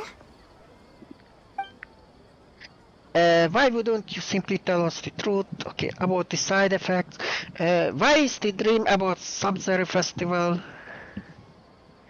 I don't have any more questions, to be honest. Saving the people of Sumeru with no regard for their safety. No matter what they're trying to do, this is unforgivable. It is.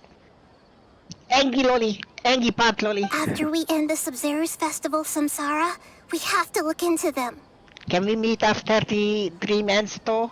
How can the sages of the Academia do this behind their Archon's back? This is ridiculous! The Archon is probably sleeping. That's what it is. In the end, I'm just the moon. The real sun is long gone. A sun and a moon? Nahida's talking in riddles again. She talks about the Greater Lord. Oh, beep. Oh, we're out of time today. I'll tell you how to break free of the samsara tomorrow. See you then. Okay. Let's break out this loop.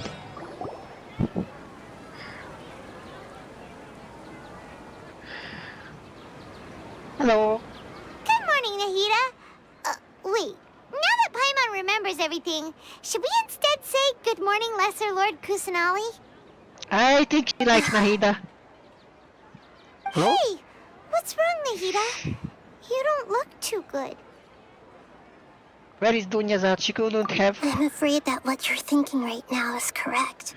Oh? Did Dunyarzad already disappear? No way! Oh? Are we too late? No! The real Dunyarzad's consciousness has indeed disappeared. It can no longer endure the constant dream harvesting. Oh? We are so close. Paimon can't believe it. Wait, so what about that other Dunyarzad? Just what is she? Is she also going to disappear? She's actually something like a puppet, but not completely.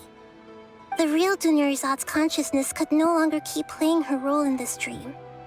So another Dunyarzad appeared to replace her in the dream. Just like the grass and the trees, that Dunyarzad is just a building block of the dream that helps to keep it going. Also, that's why it's so emotionless. But personality-wise, NPC. she's nothing like the real Dunyarzad. It's an Puppets are NPC. stiff and can't copy a living person's vitality. After all, they're just there as filler. You know, speaking of which, the old Dunyarzad might not have been too different from a puppet. Dunyarzad truly believed that she met you within her consciousness, and it was you who inspired her. So you do remember her after all. Well, she is a god after all. Yes. Back then, her family was overly protective of her. No one cared about her personality or thoughts. It was as if she only lived to stall her Elazar. I just gave her a little wisdom so she could look at life in a new way. So that she could be her own person. But even so, she still... It still meant a lot to her. You are a kind Archon. Far from it. I'm still a long way off from being a real Archon. I couldn't even save her.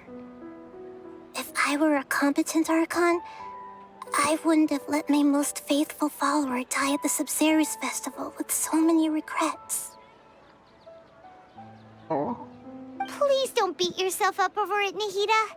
It's the sage's fault, and theirs alone. We gotta punish that sage for this now.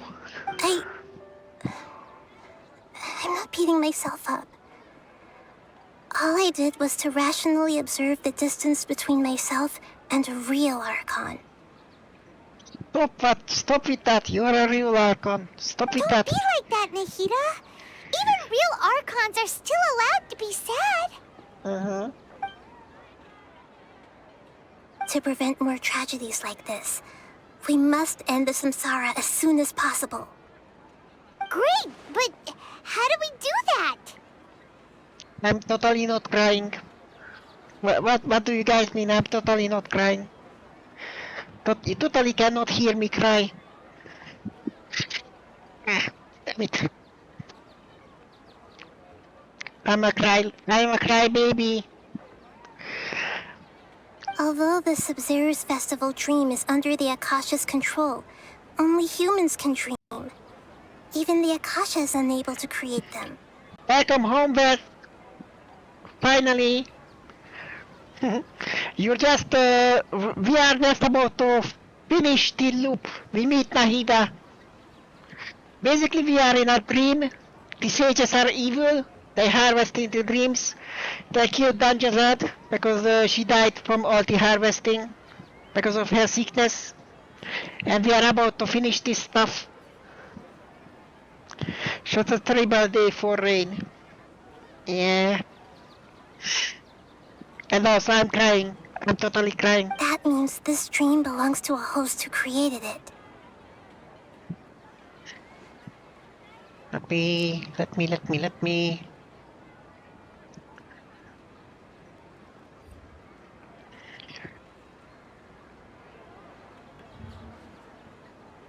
The host. So we need to find the host. That means that we need to find the... We need to go to the sage. Not that fucking sage. Beating shit out of it.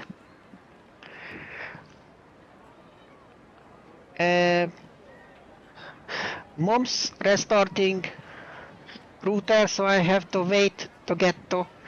It's fine. I hope it will. I don't know how fast your I don't know how fast your router restarts. Mine takes like 5 minutes. Mine takes like 5 minutes to restart. It's a fucking slow router restart. Mine is. So I hope I never have to do that. But yeah, I hope you can watch me now. I still have almost 2 hours of streaming, so you didn't miss too much. Huh? So, how should we find that person? It's probability Sage. Well, if this is someone's dream, then everything here must come from deep within their consciousness. Which means, with the power of imagination, they can change anything in this dream. Oh? Imagination? What do you mean by that? Ah. So... Imagination means breaking through what you perceive as normal. Like when a server at a tavern brings a plate to you, you'd naturally assume that food is on it. However, if you're the dream's host and you become aware that you're dreaming, when you imagine gold and more on the plate, the dream will respond in kind, and the server really will bring you gold and mora. That would be nice. Now, our host is unaware that this is a dream. No matter how many times they're served, it will always be food. So we find the host and what? Find some way to make that person realize that they're dreaming. Usually, once that happens, the person will wake up and the dream samsara will be broken. I'm pretty sure that's the Sage. How are we going to find them, though? If it could be anyone, it'd be like looking for a needle in a haystack. And even if we did find them, how are we supposed to make them realize they're dreaming? After all, like you said, don't wake a sleepwalker. It's extremely difficult, yes. But the only ones who can do it are you two. Remember, everything you've achieved up to this point has all been for the sake of finding the host and ending the samsara. Say so?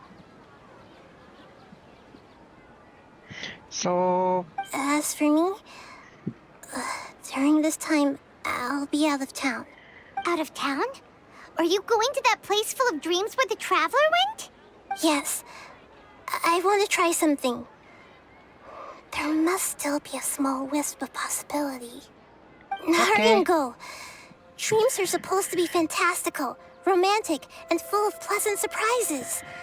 Unnecessary things like this samsara need to end. Okay. Paimon's still a little upset that we've come this far only for Dunyarzad to... She was such a good person, with such a simple wish. But fate was against her. I feel so demoralized Yeah. and angry.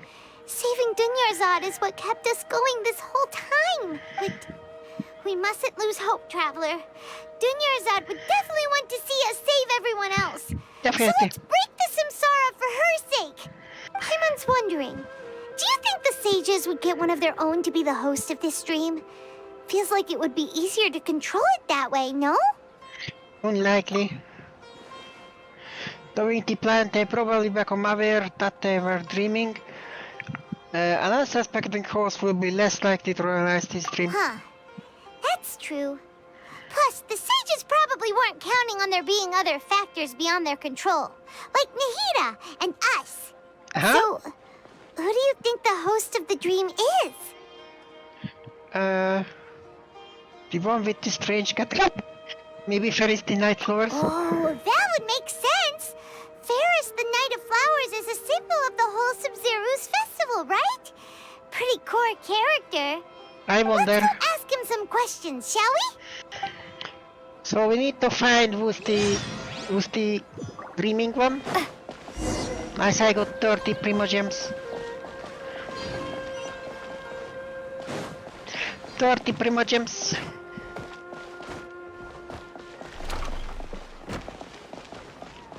Hello, doggy.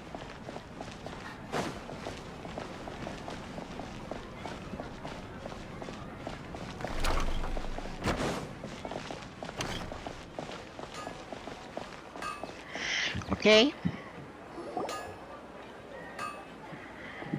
You're back. You left in a hurry last time. Is everything okay? Everything's fine. Just, it's a little hard to explain. Would you mind taking part in a little experiment with us? An experiment? That came out of nowhere. I'm listening, though. What do you need me to do? Could you make a wish? Imagine your wish coming true before your very eyes. You want me to make a wish? Is that a new Sub-Zero's festival tradition or something? Just do it. Questions! More wishing! Okay. My wish.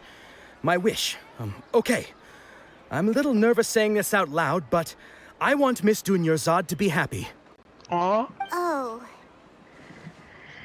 I noticed earlier that she looked a bit down, and she wasn't really talking to anyone. She just doesn't seem like herself. She's always so gentle and kind, and all the kids love her. I've also wondered if the reason she asked me to be Fairest Knight of Flowers is because I'm special to her, or something. So, you have a crush on Dunyarzad? Well, we have some bad news for you. Oh, is it that obvious? After what I just said, I guess it is. When she placed the hat of the Knight of Flowers onto my head, she said to me, I want everyone to have a happy Sub-Zero's festival. What she didn't realize was that I'm not that interested in how everyone else feels. In that moment, I just wanted to be her Knight of Flowers for the rest of my life. 50 years, 100 years, I'll serve her till the end of time. Aww. Okay, yeah, that was a bit much. Felt like the right moment to get it off my chest, but that was pretty embarrassing. Okay, I'm ready to make my wish. I would like Miss Dunyarzad to appear in front of me right now with a smile on her face. Here goes. Please come true. Please come true. Okay. I'm gonna open my eyes. Oh, you're... What? Fucky? Sorry, but only one portion of Yelda candies per person. Back home you go. They just debated us. Nice try, you two. Anyway, never mind. I don't need to see her appear right in front of me. As long as she's happy. Guess he isn't the host of this stream after all. Should have expected it wouldn't be this easy. Okay. Maybe Tibeli then, Sergor. Nilu. Let's try Nilu. It seems like everyone who knows Dunyarzad loves her.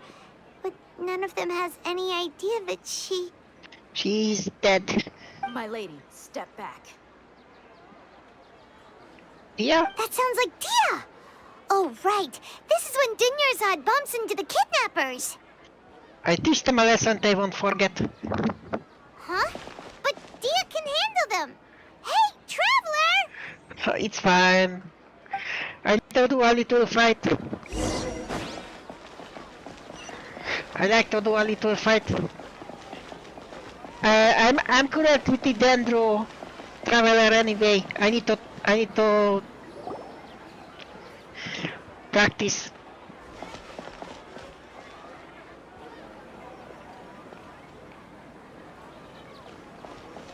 Oh, it's you. Great timing. Please take... Take Dunyarzad and leave. Hey, this is my job. The homie Yannis pay me, not you. You're wasting your breath. Fine, all right. Knock yourself out. Why are you so worked up anyway? It's not like I don't trust your fighting skills. I need to take off some aggression, alright? Someone just died. I need to pummel something to the ground. Watch yourself.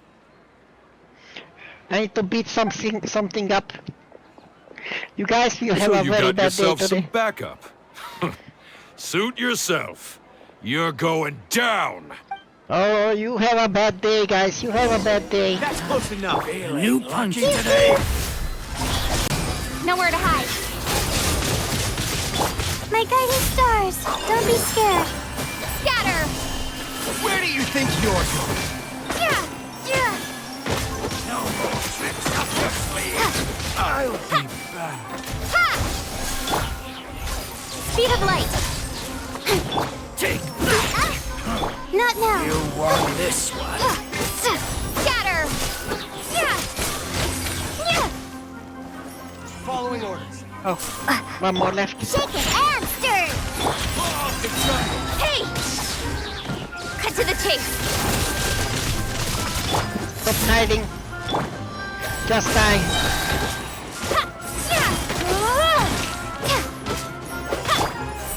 Incoming. I'll take my Oh, hiding behind stuff. Can't handle your drink. That's not a fun thing to do, you know. My guiding stars. There we go. We just got rid of some aggression. Were you just taking your anger out on those guys? I'm fine. You and Nahida both. Dunyarzad wouldn't want to see you two like this. I mean, it's fine. I really want, in the future, I really want to see a version where she turns evil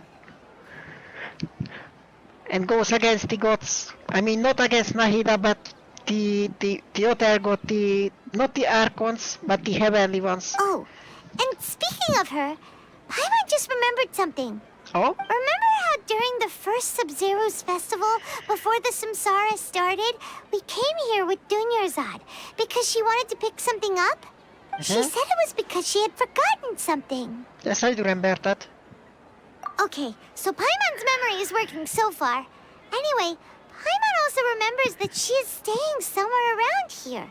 She pointed it out to us the night before the Sub-Zero's festival. Should we check out what the item is? Maybe it gives us some clues? Yeah, even if it's only a tiny clue, it'll probably still help us more than this needle in a haystack search. Okay. This is the place. It's rude to enter other people's spaces without permission, but desperate times call for desperate measures.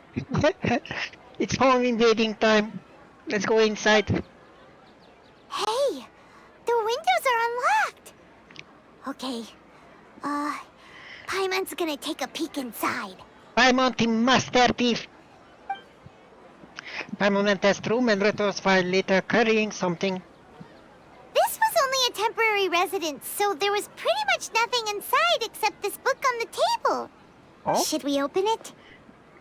It's a diary? Oh my god. Okay. Give me a second.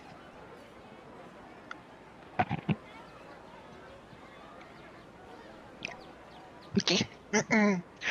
Let's see. Almost after 16 days, I was finally able to get to Snow's return before the Sub-Zero Festival.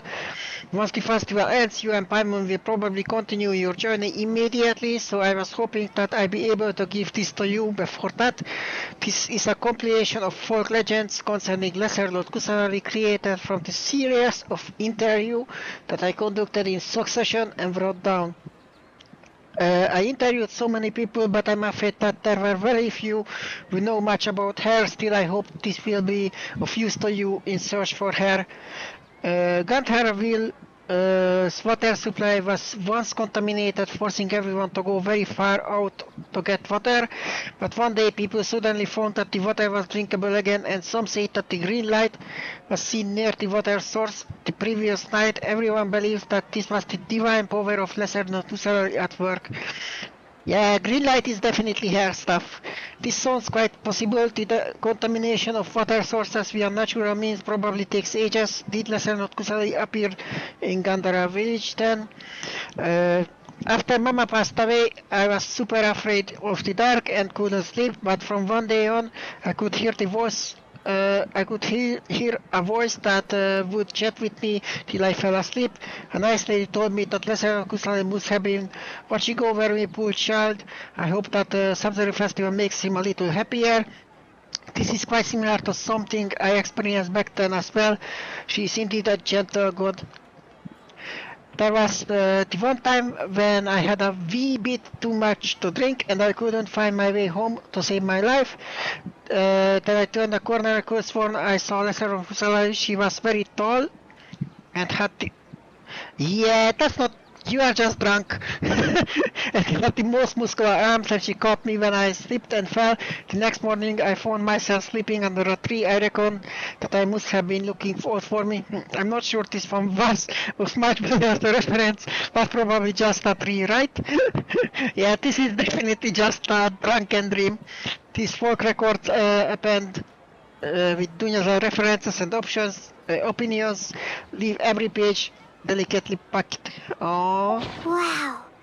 Dunyarzad wrote all of this. Sounds like she was always thinking of us even while we were away. Yeah. Oh, there's a little audio problem. Give me a second.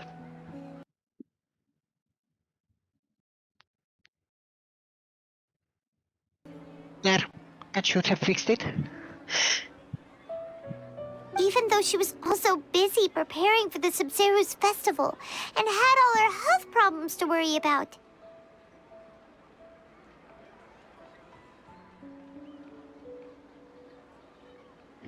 She must have wanted to give this to us as a gift on the day of the Sub-Zero's festival, right? Well, welcome, Wes. Welcome. If we hadn't found this book, we never would have known. But now that we know, we can't even thank her. Yeah, Dunyarzad is dead. Hey! Where are you off to now? Okay. Talk to Dunyarzad, but in parentheses. Is the puppet the dreaming one? Can a puppet dream?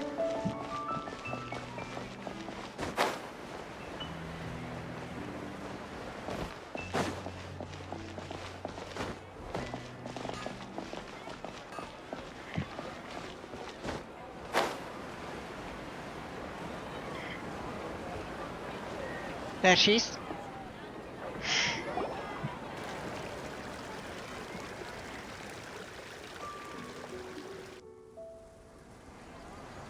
Hello. It's Dunyarzad's puppet. I feel better if I say this out loud.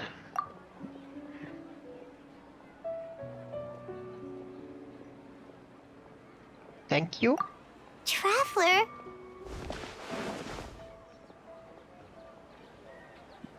You must be exhausted. I guess so. Come to think of it, we've been stuck in this place for a really, really long time. Heck, even the last time we were chatting happily with Dunyarzad feels like an eternity ago.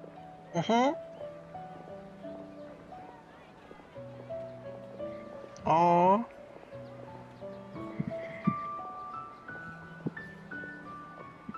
Sad. Sad stuff.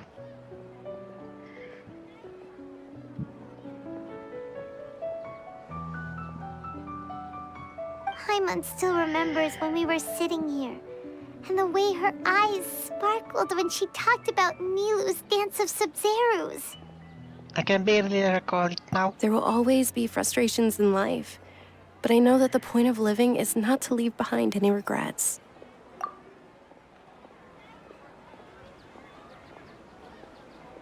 That was what the real Dunyarzad said, wasn't it?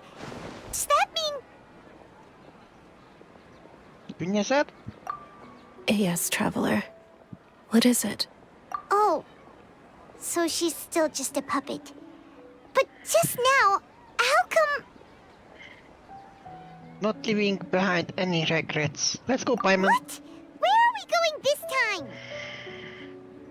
Towards the Dance of Sub-Zero. We're gonna force it to happen. I hope that we can actually see that dance because I really want to see the belly dancing. But I'm very sad now.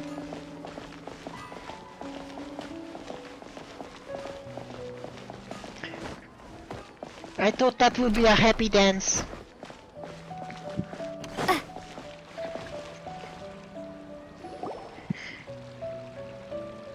If you continue to resist, we will have to order an investigation into every single event organizer.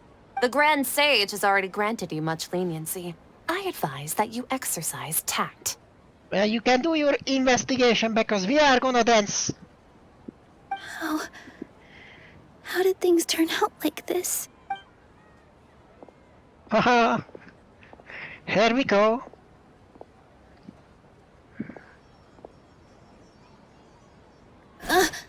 Traveler? You don't have to get involved. He's a sage from the academia. I don't want to drag you into this. No, you are gonna dance. You are gonna dance. Traveler, what the heck are you doing? If you get arrested by the academia, that's another day gone to waste.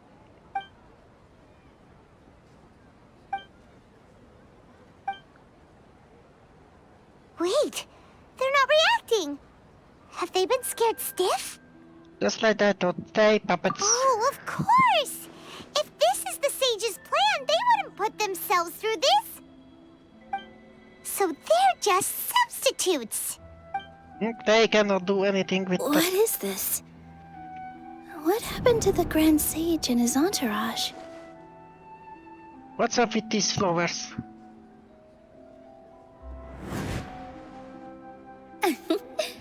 Like I said, they symbolize the goddess of flowers. It's just a shame that all the real Padisaras went extinct after her death. Oh? Yes.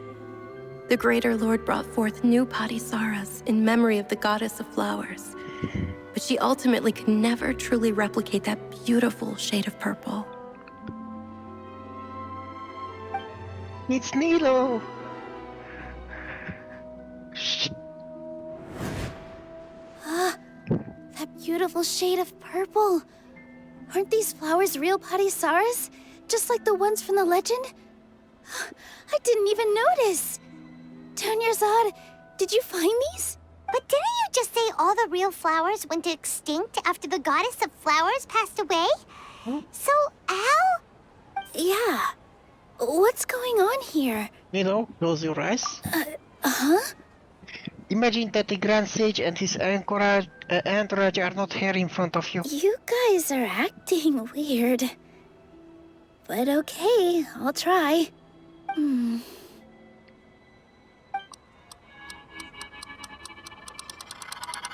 Hey! They disappeared! So Nilu's the host! What a surprise!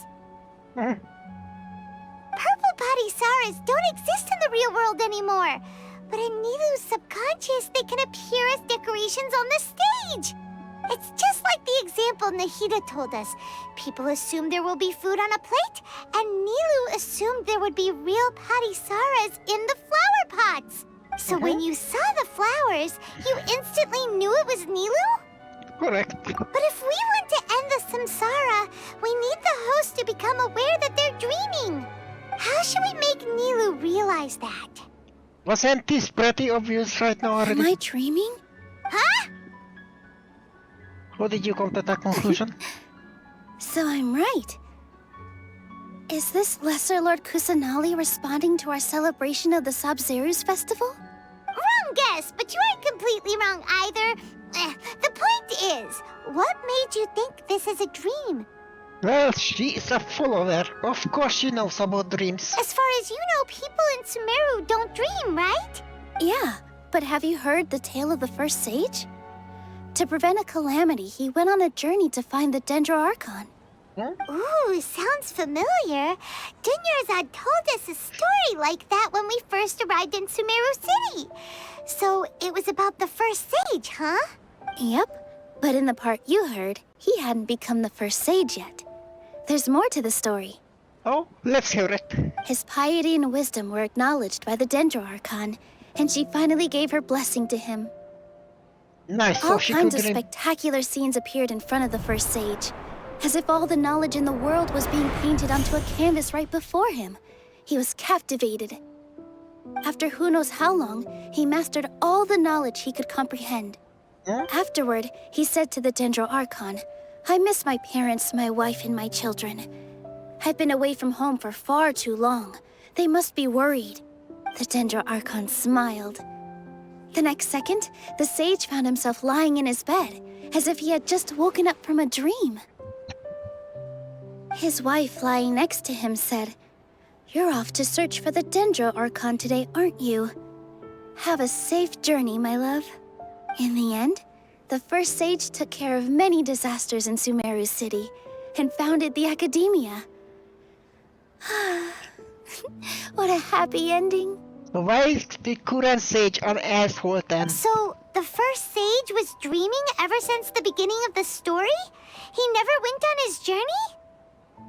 Yes, but his faith and determination were conveyed to the Dendro Archon, so she blessed him in the form of a dream. Paimon understands where you're coming from now. That's a really interesting connection. But we really gotta wake up soon, like the sage in the story! Now that Nilo is aware of it, the dream should be over soon. I see. Well, it just so happens that today's Sub-Zero's festival is almost over too. Dance.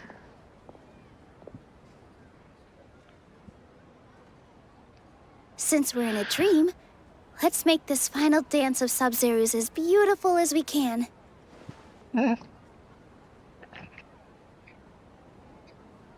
I've been waiting a long time for this.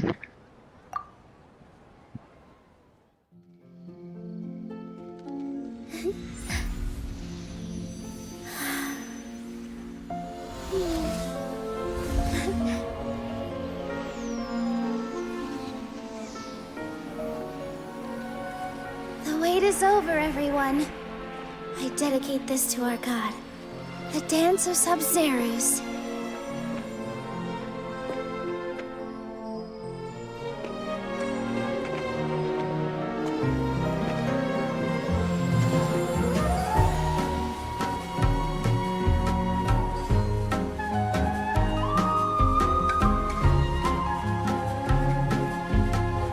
Enhanced dancing.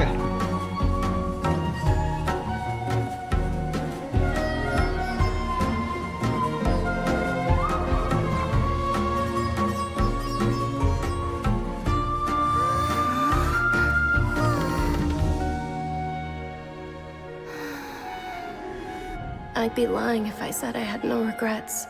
I would have loved to see Nilou's dance.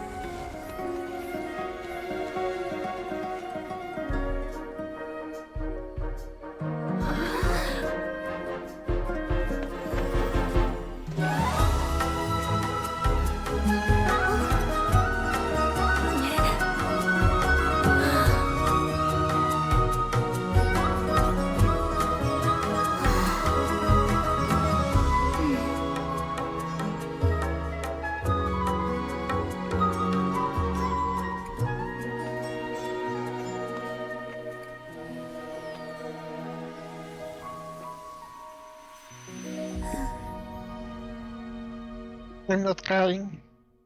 I'm not crying.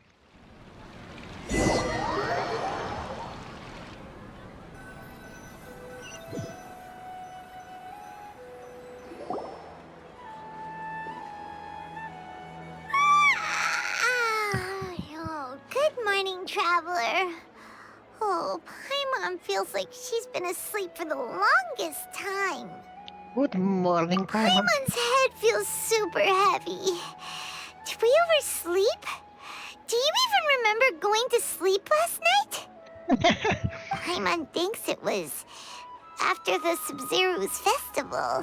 The Sub-Zero's festival! Have we finally escaped from the Sub-Zero samsara? I remember. Quick, take off your Akasha terminal! At the end of the dance of Sub-Zero's, I think I saw. Okay, let's go see Danyazad. Come on. Please be alive.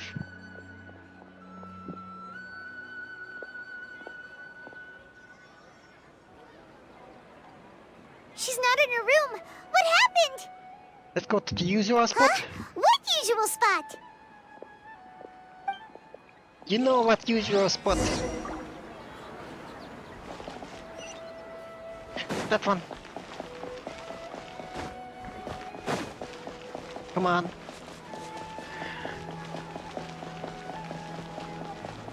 Oh, she's up. Well done, Traveler and Paimon.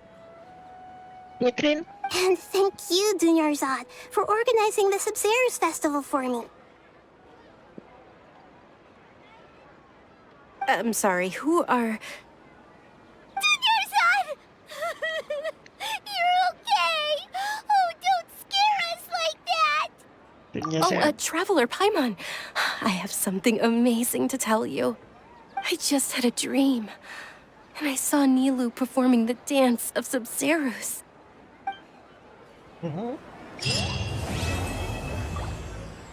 Okay. Hot Catherine. Surely it's Catherine, but it's with parentheses.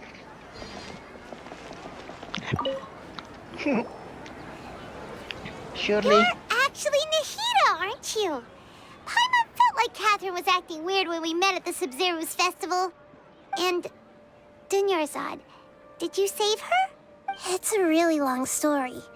We shouldn't disturb her. Her consciousness is still weakened. Huh?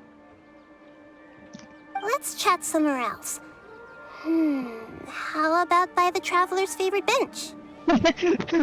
My favorite bench? I have a favorite bench?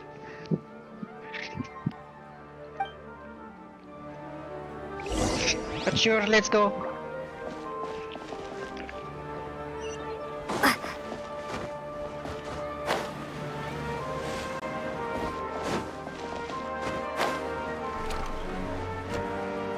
Hello, doggy.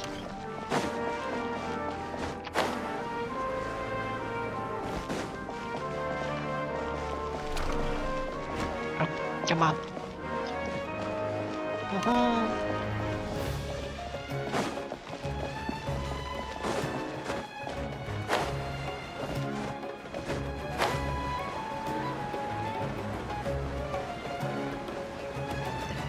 Here we are. So let's talk. Let's talk about Dunyarzad first. It's such a relief that she's all right. After we parted on the last day of the Sub-Zero's festival, I left the city and saw what the Traveler had described. Among the countless dreams, I found one that was growing fainter and fainter. This proved my suspicion. Once Dunyarzad could no longer bear the Akasha harvesting her dreams, her consciousness began to dissipate. But this also meant it escaped the Akasha's control. Such a small fragment of consciousness can't last for very long, though. It will return to its original dream, where both will gradually fade until they completely disappear. I used all the power I had to keep her dying dream alive as long as possible, but it still wouldn't have lasted for much longer if it hadn't been for you two breaking the samsara. Nice. So it looks like we did manage to save Dunyarzad in the end. And not a moment too soon. So no characters dying in Genshin, guys. No characters dying in Genshin. A very happy ending. This is truly a miracle. Huh? Why are you two smiling so happily? I thought you'd be so moved that you'd start crying. I did. I need to spend more time observing human emotions. Both are fine. Everyone reacts differently. Yes? All right. You two must have a lot of other questions for me, right? After all, you saved my faithful believer. As your reward, I will answer any and all questions. Okay. Very important question. Why do you look like Catherine? To be accurate, I'm using the Akasha as a medium to occupy Catherine's consciousness. How did you do that?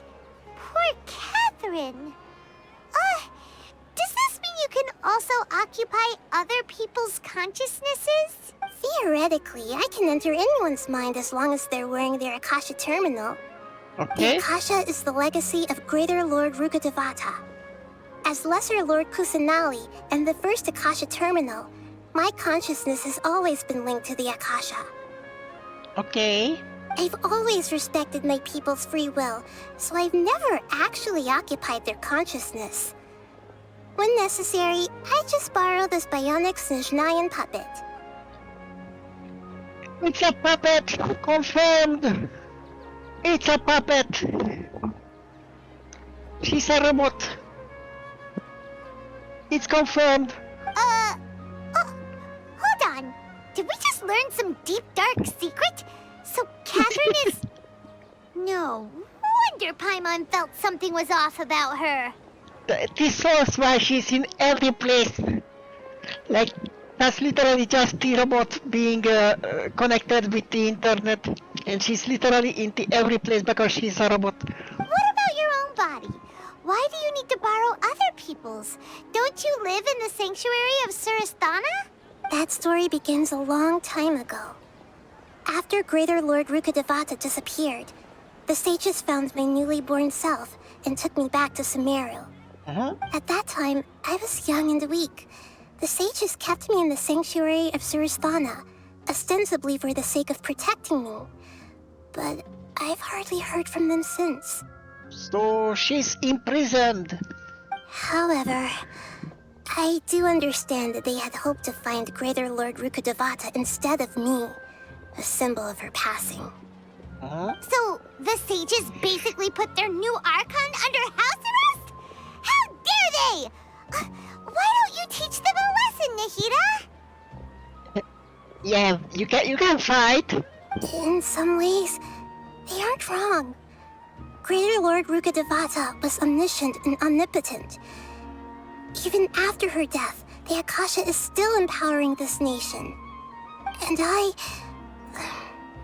I'm still really far away from being able to call myself the God of Wisdom.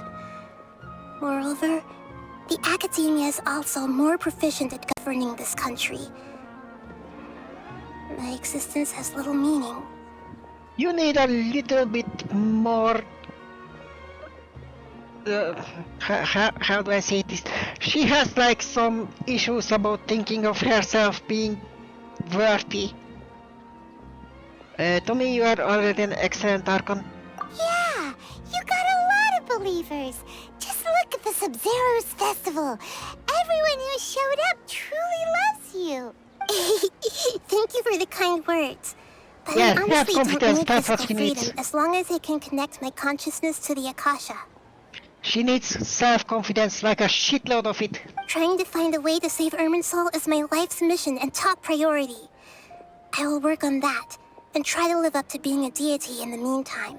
Every once in a while, I will also take up the duties of the God of Wisdom and enlighten a lost soul here and there.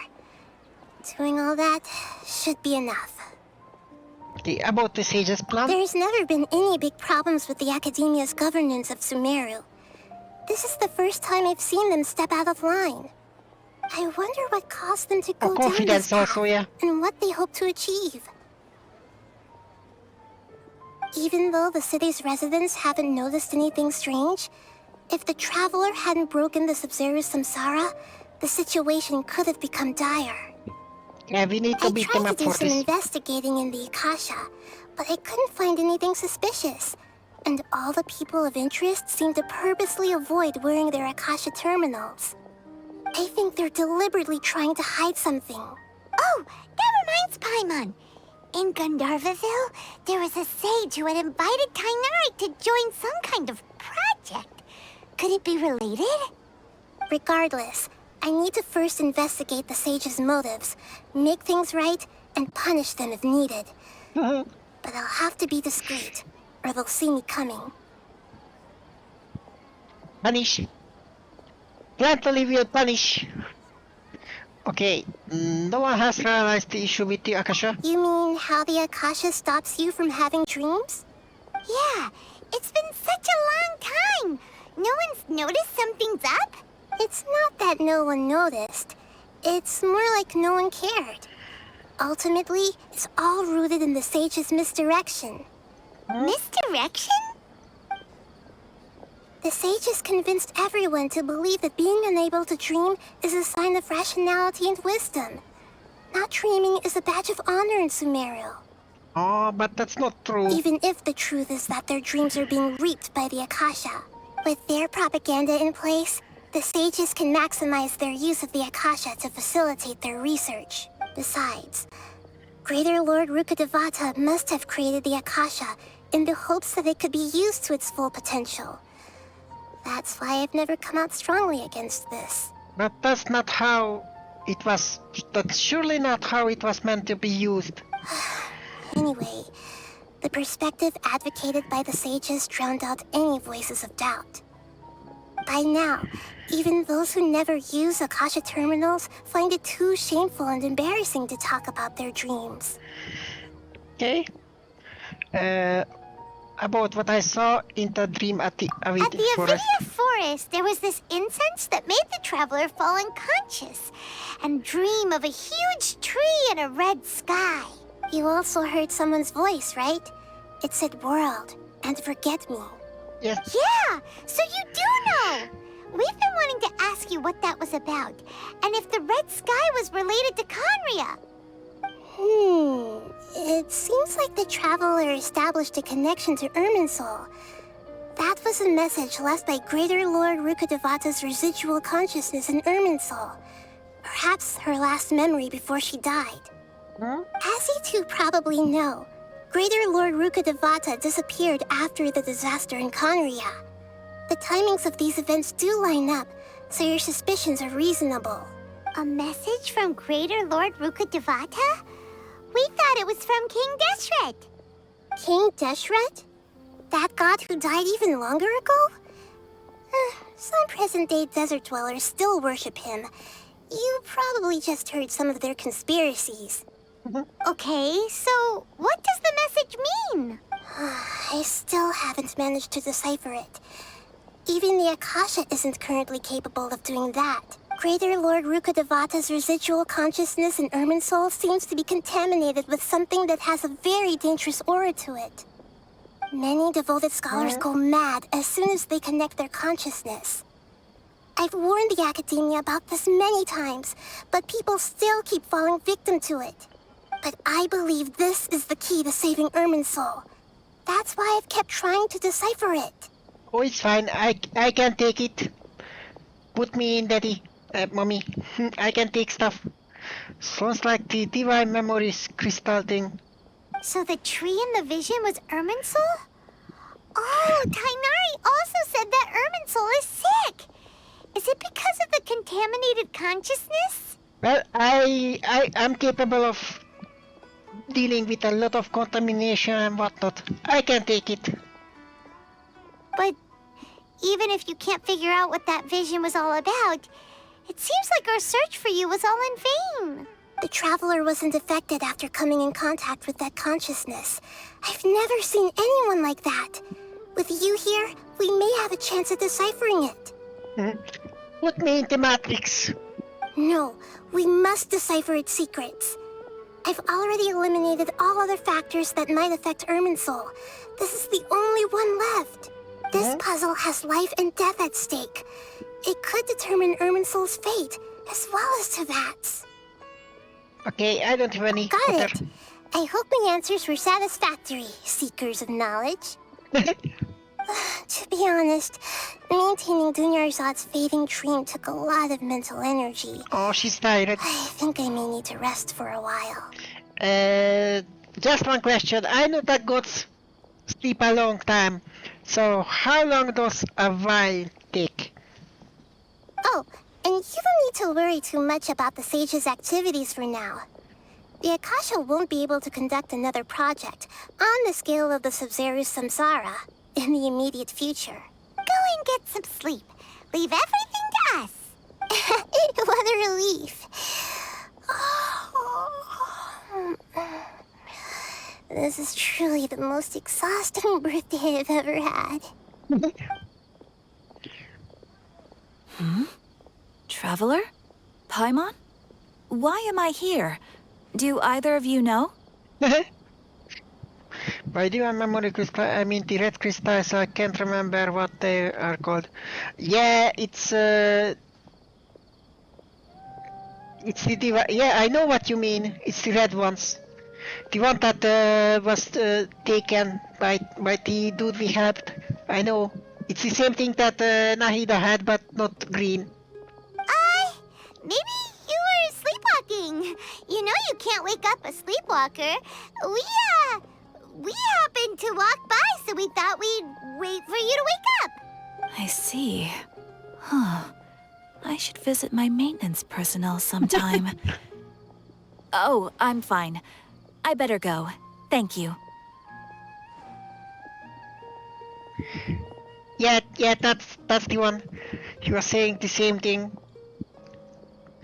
We probably will have to go look for the dude.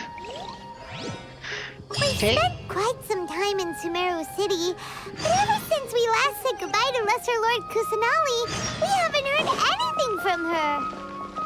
New quest? Oh, we can't just keep waiting around like this.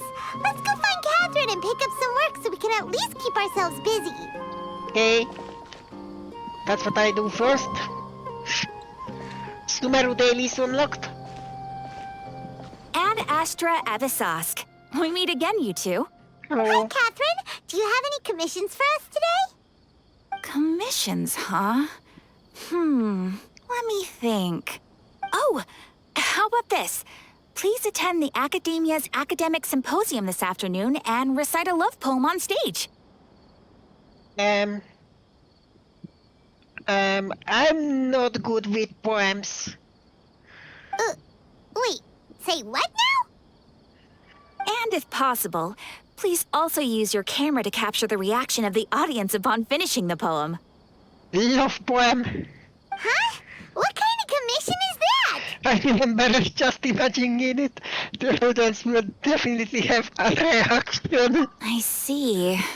It appears that you're not interested in this commission. In that case, please go to Port Armos and convince the Eremites there to spend some time volunteering at the local orphanage. Hey, that's not any better. Isn't that just asking for a beating? Mercenaries and orphanages really don't go together. I'm sure the mercenaries will have some interesting reactions as well. Okay, what is this about reactions, Catherine? What is... Paimon's gotta ask. Just who exactly has been submitting these commissions to the Adventurers Guild? Oh, the commissioner? Well, actually, I just wanted to see the two of you in action. You're not actually Catherine, are you? You're Nahida, right? Was it so obvious? I was hoping you would actually take one of those commissions. That kind of chance to observe humans doesn't come by often. Nahida, are you playing with us? Ah, so it's Nahida. Paimon just knew Catherine wouldn't crack those kinds of jokes. When did you get into her head? From when she said, Ad Astra Abyssosque. So it's been you this whole time? Are you done resting up, Nahida? Yes. I've been sleeping ever since we parted ways, and I even had a really, really long dream. Well, it's been about 5 minutes, so it couldn't be that long.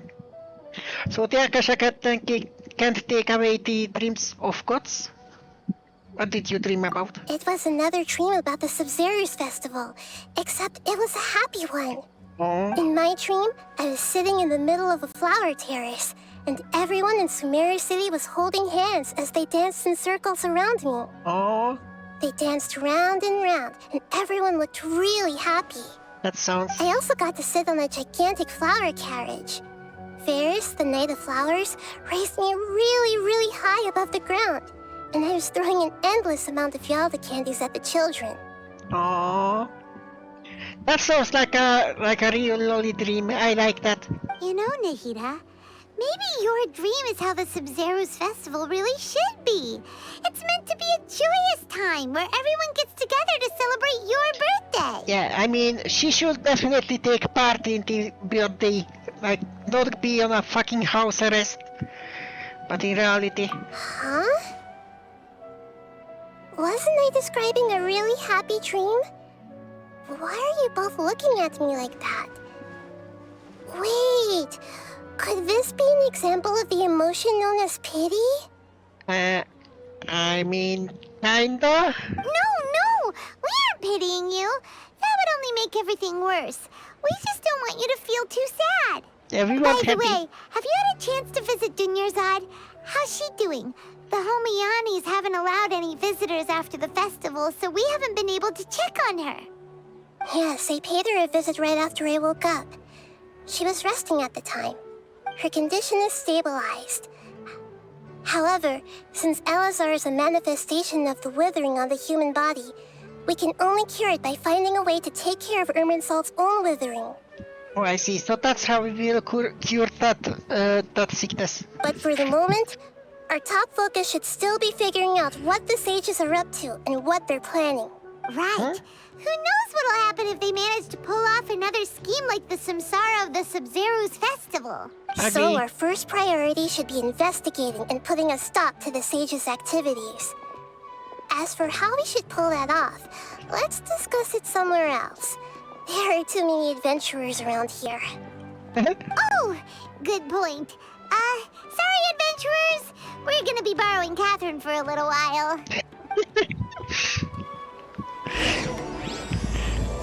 Okay.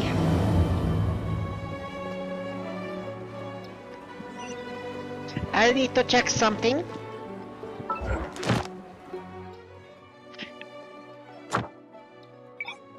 No, it's still not unlocked. Damn it.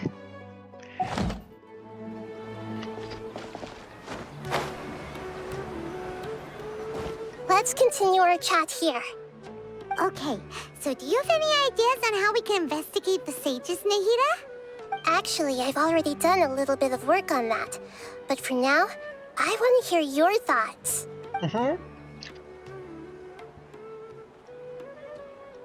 Possess a key figure in the academia, possess a student, and infiltrate the sages' quarters. We could grab someone close to the sages and question them. I've already tried that, but all the key members of the academia, even the core 30 guards, intentionally avoid wearing their Akasha terminals. Thank you. I will do that. Let's see, I don't have any more latte, so it's juice time.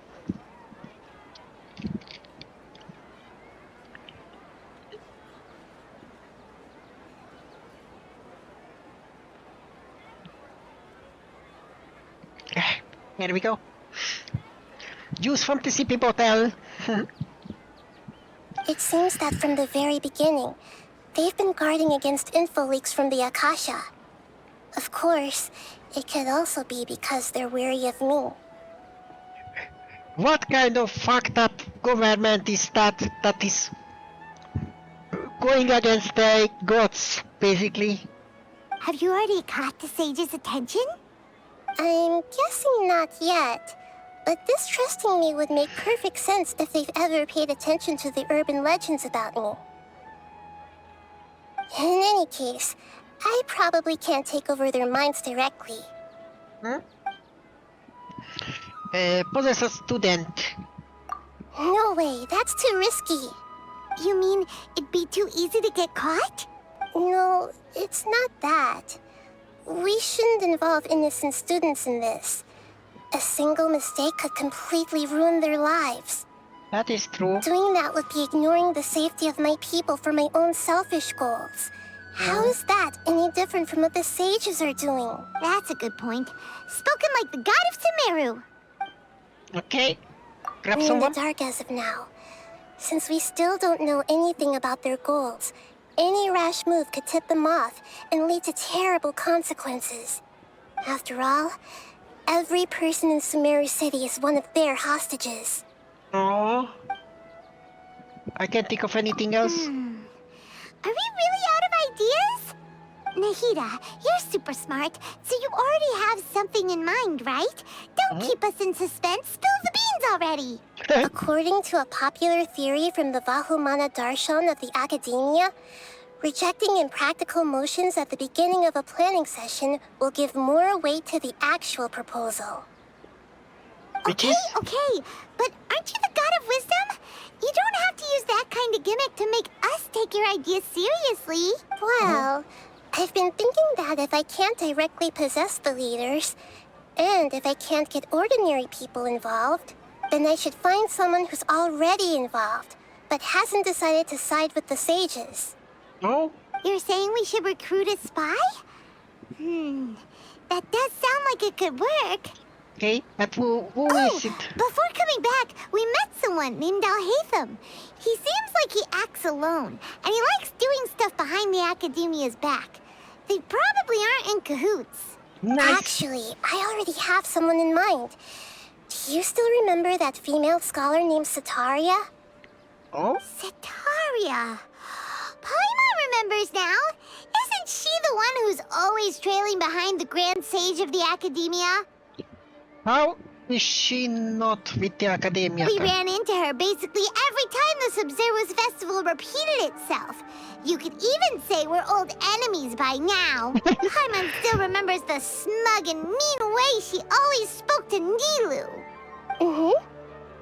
I've always liked observing all kinds of people, and Sataria has always stood out from the crowd. Oh? She was born in the desert and was hailed as their greatest genius.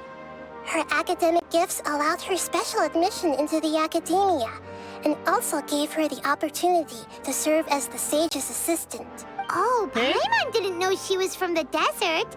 She must be pretty special then. Paimon feels like most of the desert dwellers around the city are working as mercenaries. The name Sataria means star. When she lived in the desert, she shone like the brightest star in the night sky. Later on, she was chosen by the sun. The star was given a place in the daytime sky to complement the sun's dazzling light. Soon after, the star witnessed the sun scorching the earth, which brought forth many disasters. The star began to waver. Instead of staying beside such a sun, wouldn't it be better to return and light up part of the night sky? Okay, I get that analogy, but will she really? But in the end, she couldn't give up the radiance of daytime.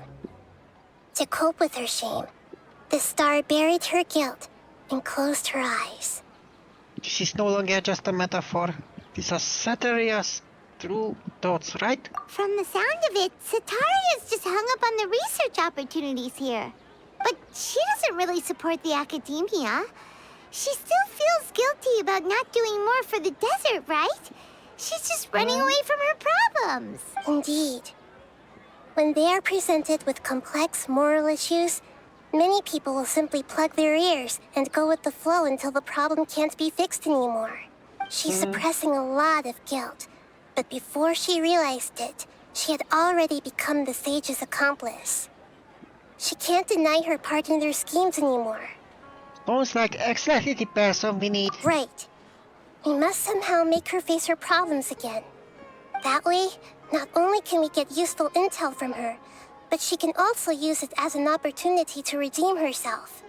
From my past observations, Sataria will take a day off from the Academia every 10 days to do some shopping in the city. Tomorrow afternoon just happens to be a shopping day for her. That'll be our chance. Shopping day! To prepare, let's go check out some of her favorite spots, and have a quick chat with a few of the vendors there. Okay. Let's go. Which way? That way.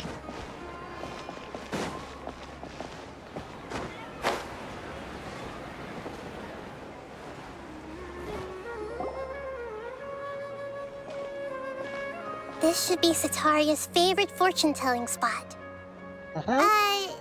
So should we ask the fortune teller about Sataria? No, I already have enough information on Sataria. The most important thing now is for you to pay attention to the vendor's talking style and key characteristics. Talking style and key characteristics? My poor lost lambs.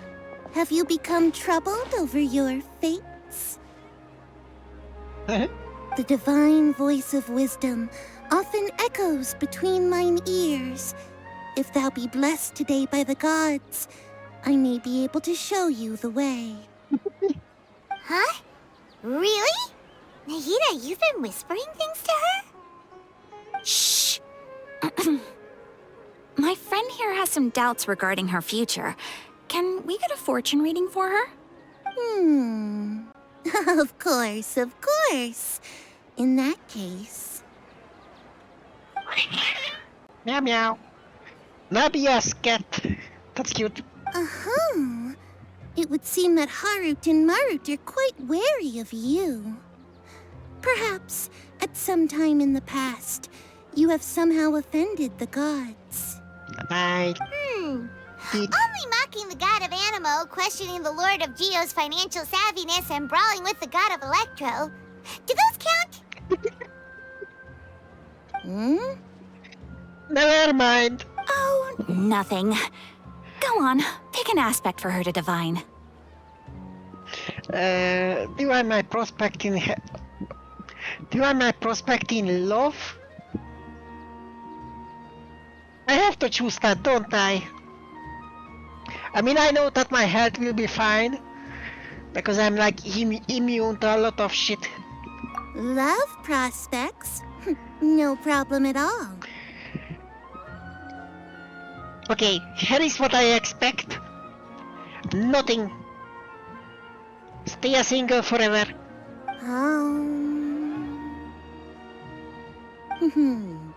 The gods have spoken. The truth shall be revealed. One who is fated to cross your path will appear on... Huh? So many people will fall for you. How could that be?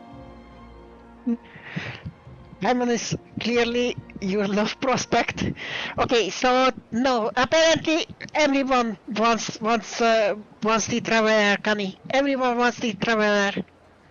Everyone. Harut, Marut, did you two spoil my divination? I've never read a fortune so absurd. Everyone falls for me. Well, it makes sense. I mean, I'm the hero. Of course everyone loves me. Meow. Actually, Paimon thinks this is probably the most accurate fortune telling you've ever done. I admit that the orientation of today's celestial matrix is suboptimal. As such, there will be no charge. Is that so? Well, that can't be helped. If you were to bring some food offerings for Harut and Marut on your next visit, perhaps they could help you reverse the wheels of fate. No, I think I like these wheels of fate. Please fall for me. Donate to KittyLoli. Please fall for me. Love me. Support me. But I do want... Let me actually see. Hey kitties. Can we do something with you guys? I've never seen Harut and Marut be... Okay. I just wanted belly rubs, but okay. Oh, this one. Everyone fall for her. Is this another one of Sataria's favorite stalls? Yep. It belongs to a king. His father helped Sataria a lot when she first moved to Samari City, so she still comes by whenever she has time. When I start talking with him, listen carefully to the details of our conversation. Okay. Ah, dear customers. Would you like to look at some pottery? We caught wind of your great craftsmanship, so we specifically came to take a look. Oh, I recognize you. Aren't you Miss Catherine from the Adventurers Guild? Sounds like I'm in for some big business. Speaking of, where did you learn this trade? I suppose you could say it all started with my dad. He's a mason by trade, but I picked up an interest in clay while apprenticing for him. Huh? After that, I began making pottery by myself in secret. And I simply changed trades when my works turned out well. Although it's a pity that I'm no longer making much use of the knowledge provided to me by the Akasha. Oh. That's nice. You're making a living doing something you love. So is your father still working as a mason? Oh no, not anymore. A few years back, he fell from a roof and broke his leg. Ouch. Since he had already saved enough Mora over all these years, he's just enjoying the retired life in Port Ormos nowadays. I see. We wish him peace and happiness in his retirement. I'll have someone in charge of logistics at the guild come by another day for some goods. We'll leave you to it. Take care now. No problem. Rest easy, all our goods are sure to meet your every need.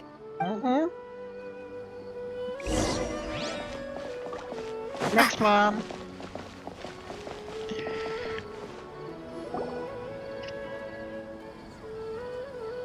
This should be our final stop.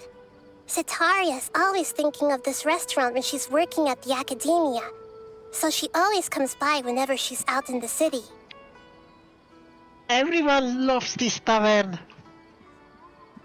Nahida, you've really thought of everything. It's my duty to protect Sumerio's citizens, after all.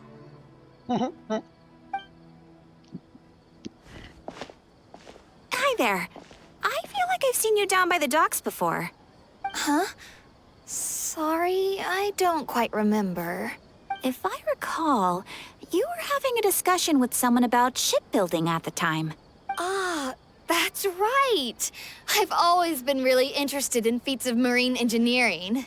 Oh? After all, I grew up in Liyue Harbor and spent my entire childhood staring at the ships going in and out of the port. I came to Sumeru to study, but failed to make it into the academia due to my lack of talent. Oh? But I'm still discussing all kinds of problems with different scholars, and I'm continuing to study and perform research from the restaurant's basement. I'm sure I'll get into the academia after their next round of exams. What an admirable spirit for learning. Amazing! Sure, but you'll find hardworking people wherever you go. So this restaurant has a basement as well? Huh. First I've heard of it. That's right. It's not usually open to patrons. Most of the time, employees use it for breaks or to hold private events. I see. Yes, that makes sense. Well, good luck with your studies, Miss Chishan. Thank you so much. As long as I can make it into the academia as an official student, I'll be happy. Okay, so what did we learn from all of this? So, was that everybody? 3 familiar faces should be enough for Sataria. What's the point of all the information we've collected? Nahida, you still haven't told us how you're planning to make Sataria face her problems. Sataria is already used to avoiding her problems, so we must find a way to break through her usual sensibilities. I remember you mentioned that the Eremites in Port Ormuz are all making a fuss about the upcoming resurrection of King Deshret. Although it's all just a boatload of nonsense, the fate of her homeland may turn out to be Sataria's soft spot. Oh? Oh, Paimon gets it now! You want to take advantage of the guilt Sataria feels about her homeland. Oh. That was a...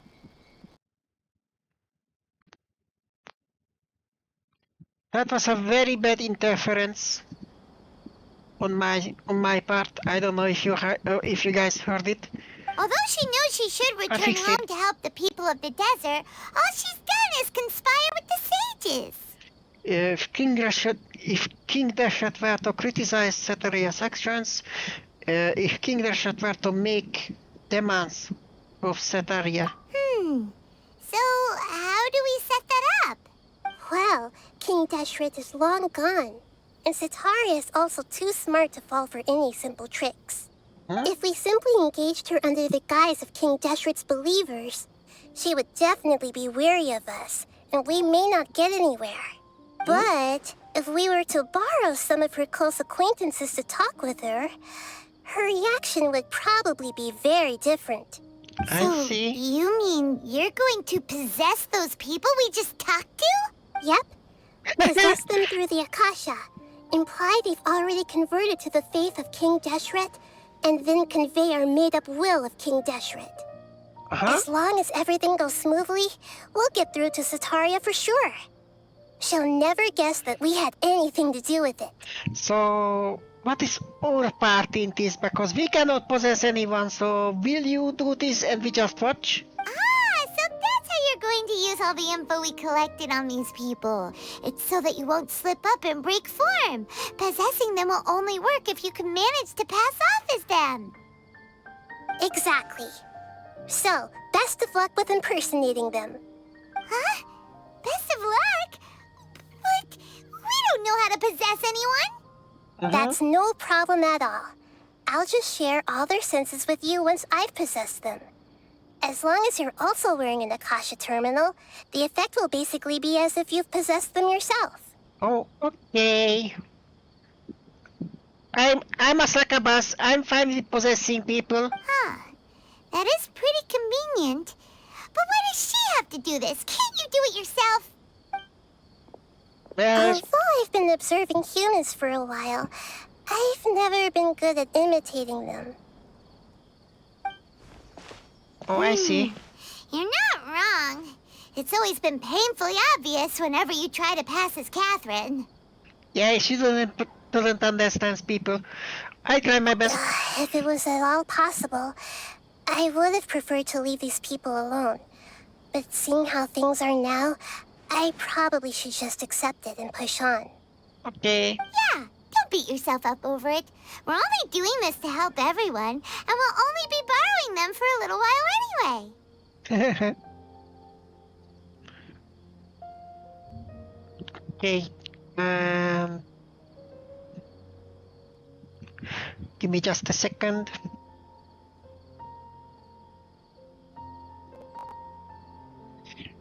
There's some weird audio issues.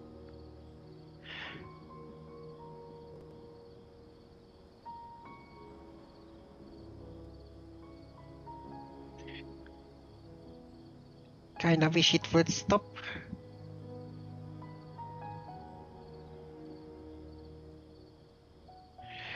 But yeah, it'd be fine. Alright, then let's give it a go tomorrow afternoon. Okay. We have to wait. We have to wait. Okay. Oh wait, I didn't see what time. At 12. Okay. I cannot wait for the waiting stuff. You know, the new stuff that they announce, where you just have to click, and it jumps to the time.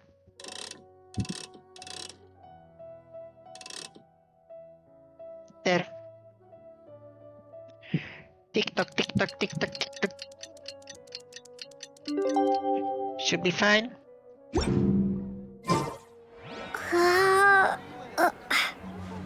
Oh. I guess I need to wait one more day.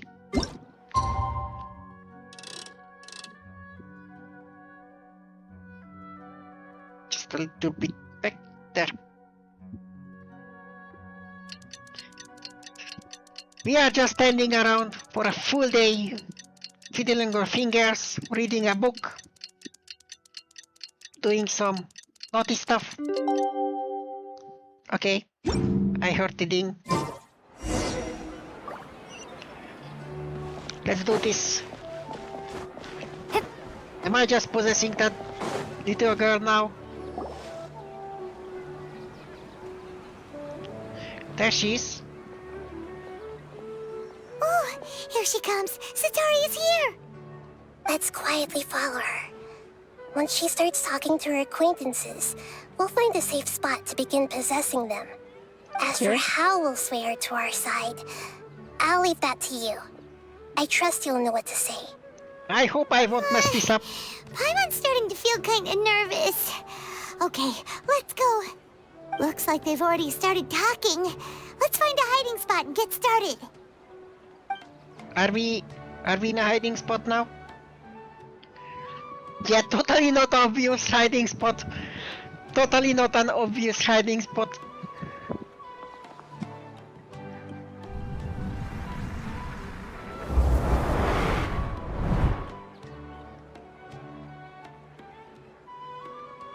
That's right.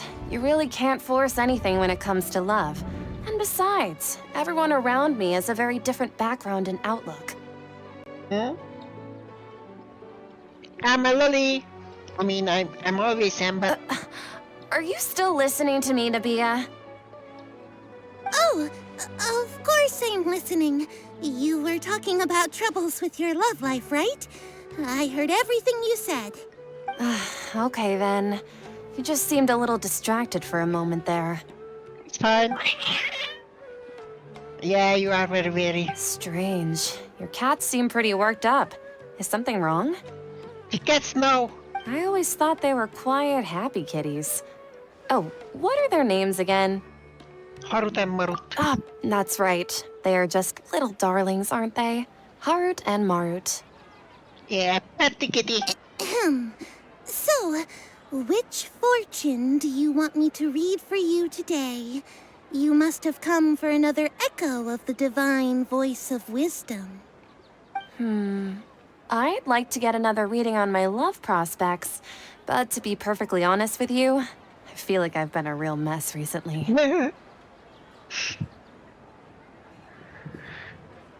A mess? A mess? Well, could you do a reading on how long it'll take me to finish my current project at work? I really just want to get it over with. Paimon, you're totally... You don't know how to sneak, do you, Paimon? I hear you. No problem at all. The gods will reveal the truth. Meow, I didn't mean me. Meow, but thank you. Meow. Wow. Yes, that's his spot. No problem at all. The gods will reveal the truth.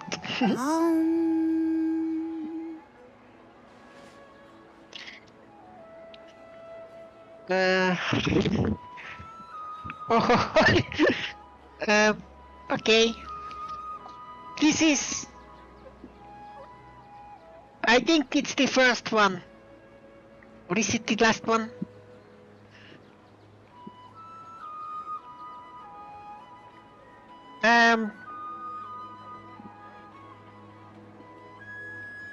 The gods are asking, Sataria, why haven't you gone home? Why haven't I gone home? Do the gods really know everything I've been thinking about? Sataria, why don't you just go home? It's a demand now instead of a question. The gods seem to be truly upset. I'm sorry. I know I failed the gods. Please pass on my most sincere apologies and ask for their divine forgiveness. And if I may ask, Nabia, is there a specific god who's speaking to you right now?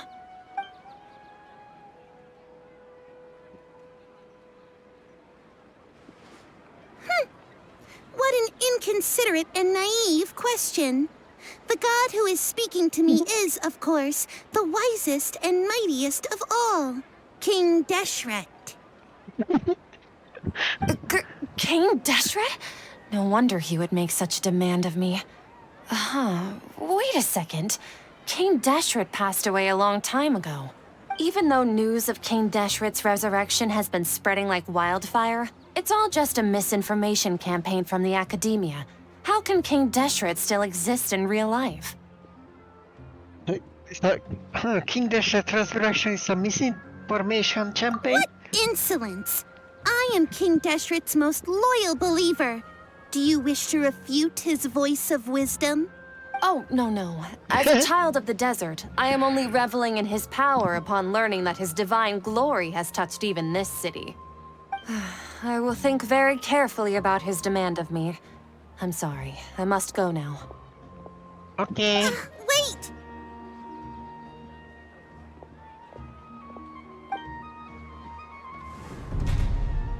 Nice! We sneaked away. That was a Oh, she just ran off in a hurry. She looked pretty upset too. Well done. Sataria didn't seem to suspect anything amiss. To have something she's been trying desperately to avoid show up out of nowhere and berate her, that must have shaken her to the core. Okay, next one. Nahida, it seems like you understand human emotions really well after all. Yeah, she understands it, she just cannot simulate it. All I know are some abstract Haravatot theories. And in any case, my time with you has shown a lot of them to be utterly useless.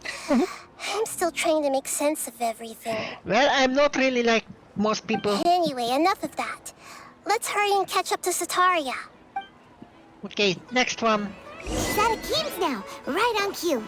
Let's get ready to possess him right away. Okay, totally just sneaking here.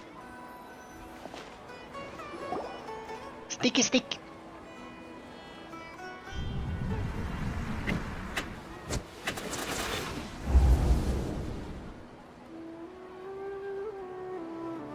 I'm a dude. I have Willy. It's okay. I just got caught up in something.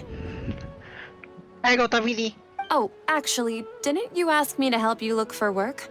What kind of work were you looking for again? Masonry. Oh, right. Your old man's craft. How could I forget? Huh? Speaking of, how's he doing? Is he feeling any better? He's feeling a lot better and he's walking more now. He's feeling a lot better. He can lift stuff now. Okay.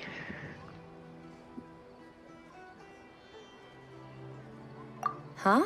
Wasn't he nursing a leg injury? Oh. If I recall correctly, his strong arms had always been his pride and joy. He sprained his arm a while back while trying to show off his strength. I messed up. I thought you'd heard. Actually, while we're talking about him, is he still living in Port Ormos? Oh, yes. Yeah, he's been retired there for a while. If you could find the time, please write him a letter. Let him know that recently, faith in King Deshret has taken root in Port Ormos and has begun to spread across Sumeru. He has a quick temper and has always been a devout follower of the Dendro Archon.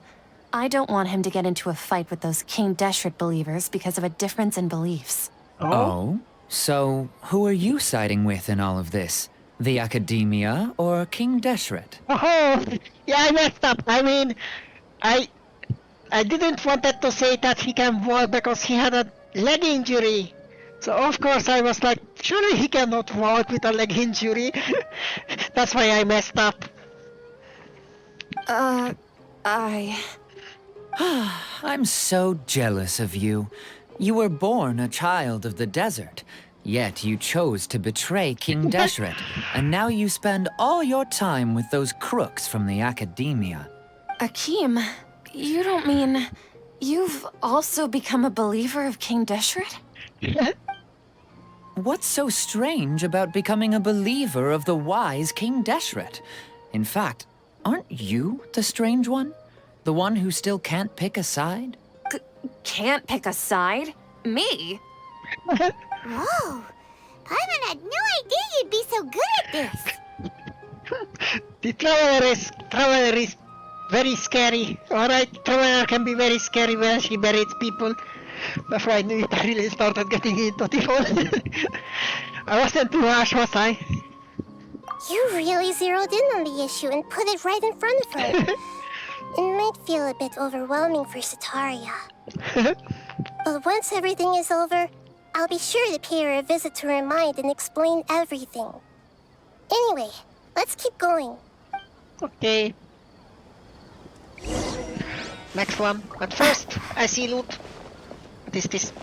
Come on! Sataria's already started talking with Shishan! Okay, here we go. Possessing people. So, Shishan, have you noticed anything weird in the city lately? Like, as if someone was trying to preach to you about something? No, I've been spending all of my time studying in the basement. No, I've been spending all of my time studying in the basement. Oh, right.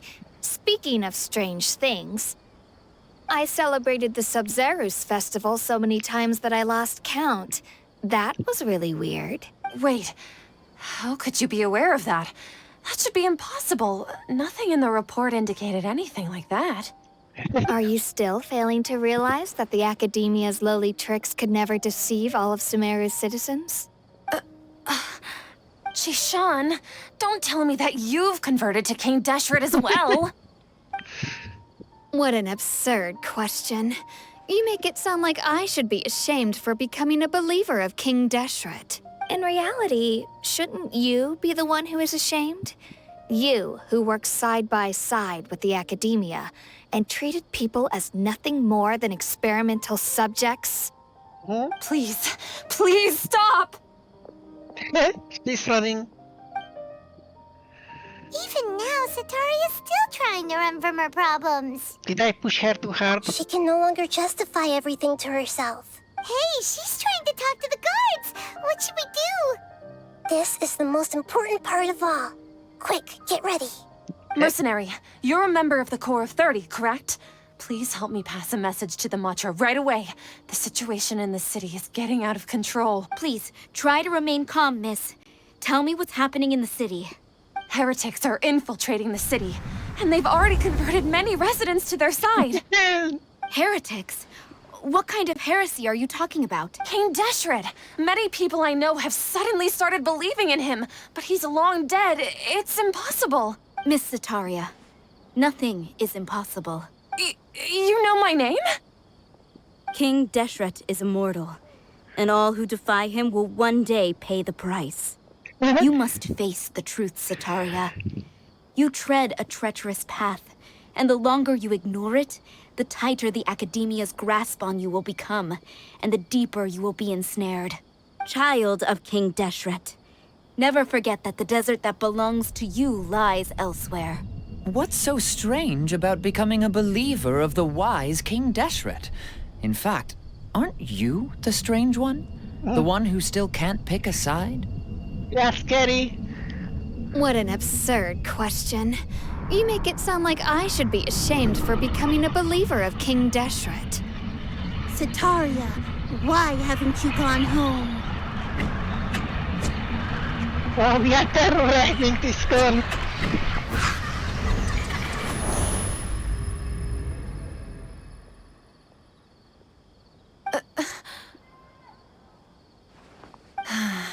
It seems that no matter where I run, I only keep finding more believers of King Deshret. I have to say, this is a familiar feeling. I've also been running from my guilt this whole time.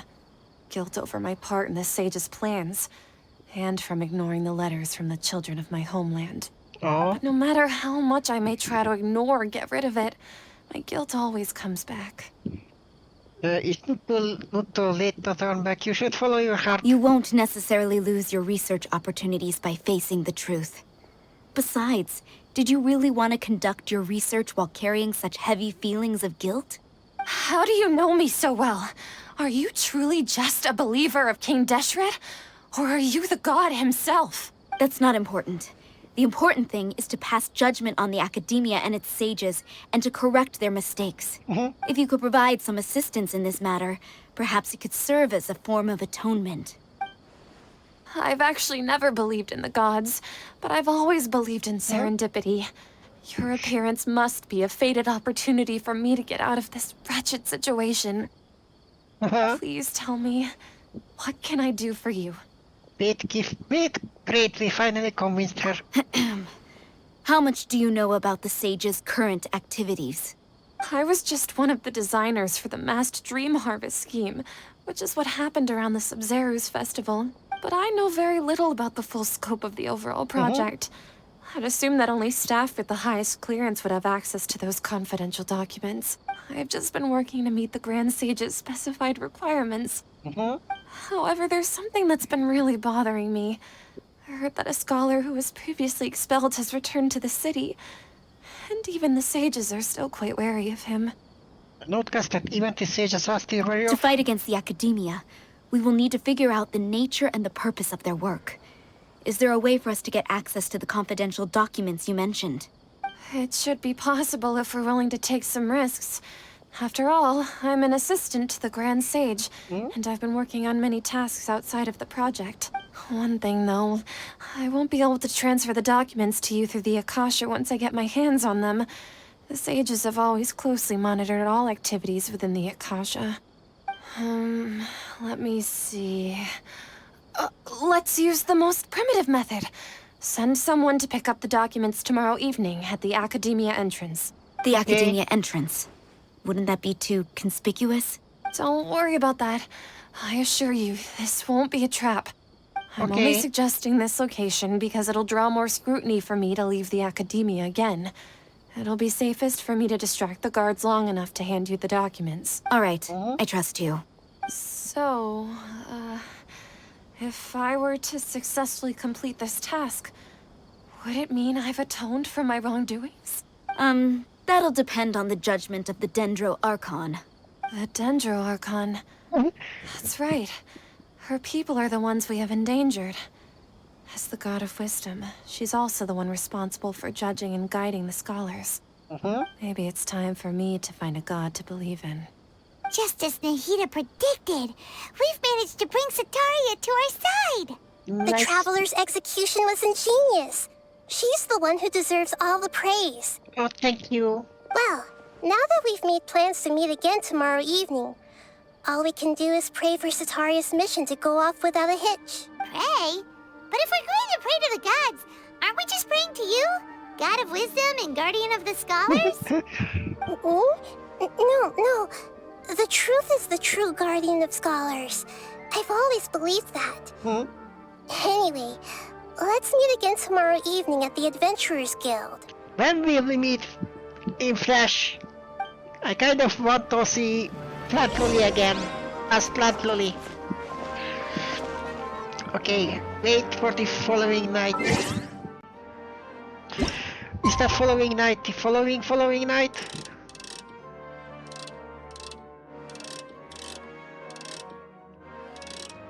There, that will be good.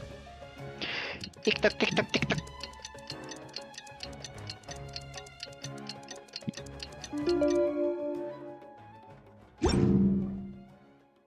Okay. Oh, well, it's 90, but it's by the time I get there, it will be fine.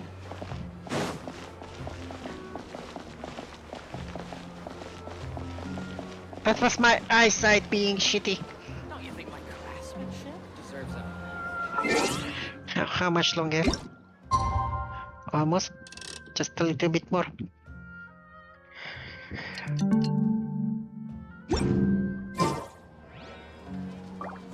Oh, is it still? It's a full day, really? Fuck me.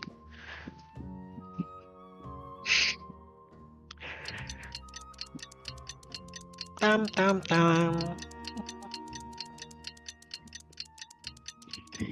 And come on. Okay, should be fine.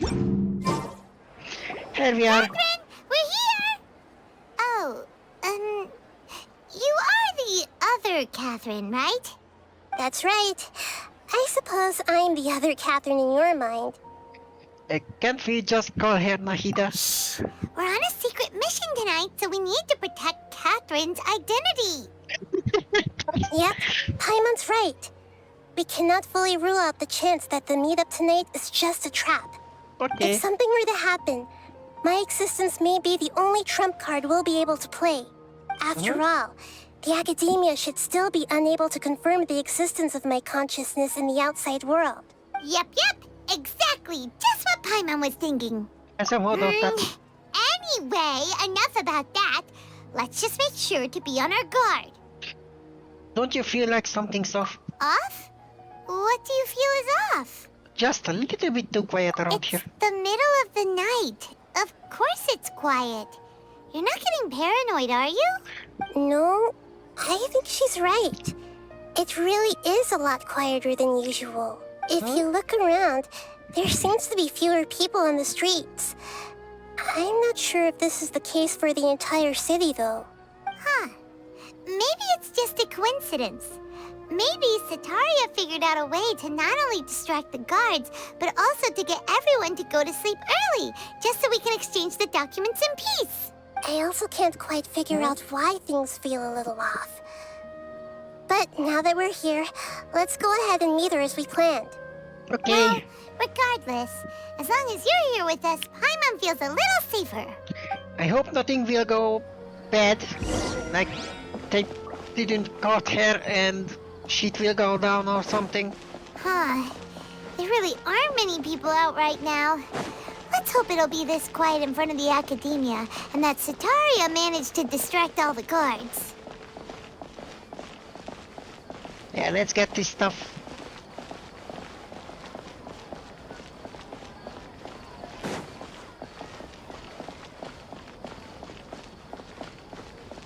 Ta-da! We only have about 10 minutes left, by the way. I cannot go overtime today, because you know I have a Pomf stream.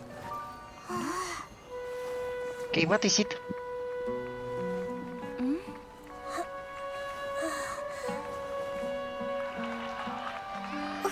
What are all these people doing here at this hour of the night?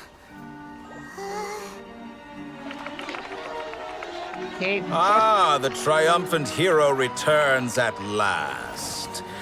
And to a rather spectacular welcome, even if I do say so myself.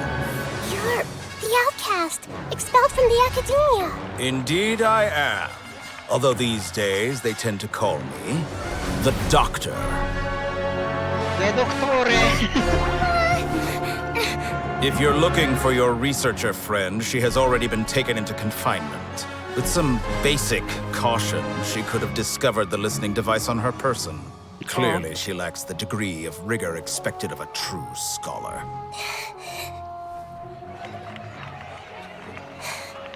The people of Sumeru City.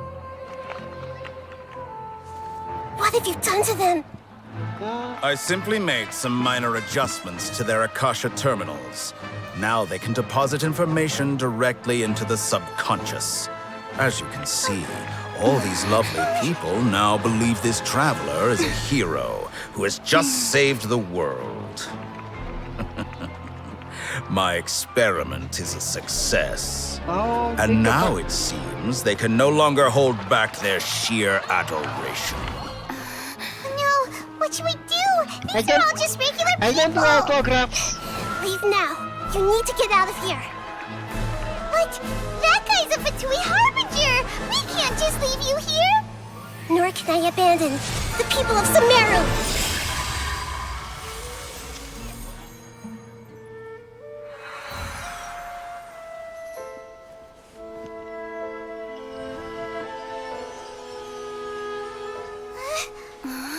Well, don't worry. That's it we'll for meet being again secret. outside of the city.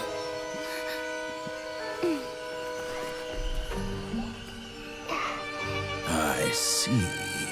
You appear to have overridden their mental faculties with your own consciousness. To possess such a powerful mind, you must be the god of wisdom. Okay. And actually looking at the time, I probably should stop here soon. This should be far enough. Paimon needs to catch her breath first. Is Nahida going to be okay? We only made it out because of her. She can jump between mines, hopefully she'll be fine. I'm not sure, that guy was pretty terrifying. Paimon wasn't counting on running into a new harbinger here, let alone such a high-ranking one. That guy was number 2. So scary. Thank you for the follow. Thank you for the follow. I'm Lily. I'm a transgender KittySuccubus. Hope you like my streams. I stream every day, GMT 2 PM for 4 hours long. He called himself the Doctor. Remember, Tainari told us about him. Sataria did say that someone who once got expelled from the academia came back recently. And that even the sages are wary of him. Yep, sounds like she must have been talking about the Doctor. We underestimated the scale of this problem. We underestimated the number of parties involved. Yeah, Scale of the now problem. that the Doctor's in the picture, we're no longer just dealing with the academia. They're in cahoots with the Fatui. Always the Fatui. But what are the Fatui after this time? Another Gnosis? We need to find a way to reunite with Nahida. Yeah, things would be a lot easier with Nahida's help. Nahida said we'll meet again outside of the city. But we can't Let's start our own investigation. Let's go find someone else who might be involved. You mean... Tinari. Oh, right! Wasn't he invited by the sages to work on some project when we were staying with him in the Vidia forest? That has to be the same project. Even though he turned it down at the time, he might still know something. There's no time to lose. Let's go to Gandharvaville. Okay. Let's go there. Oh, it's not far. But I still think I should teleport.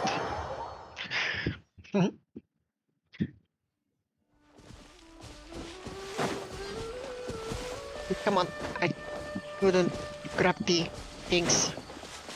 They fly away so fast.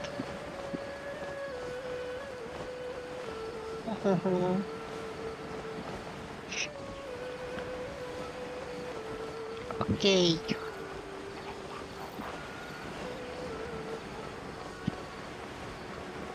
And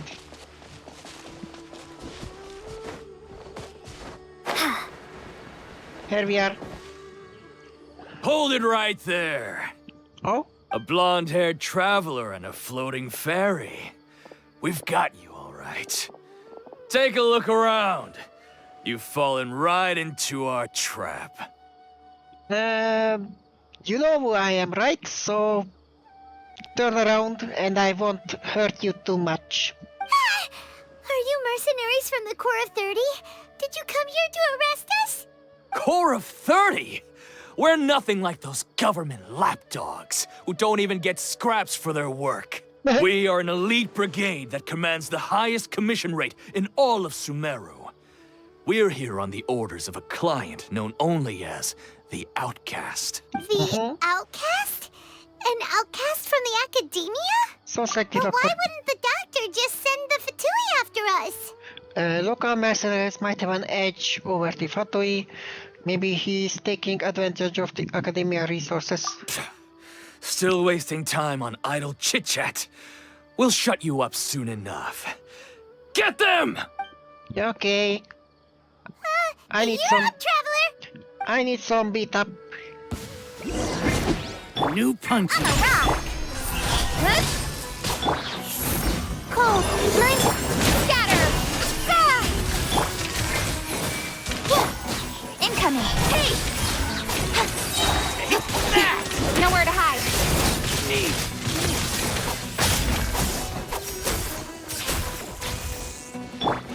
Think you can bully me? That's new punching bag. Don't blink! Don't be scared. Ha! Speed of light. Look at you, Boom Down. With sword comes shadow. Need more. It isn't over yet. Here comes reinforcements. Oh, even more?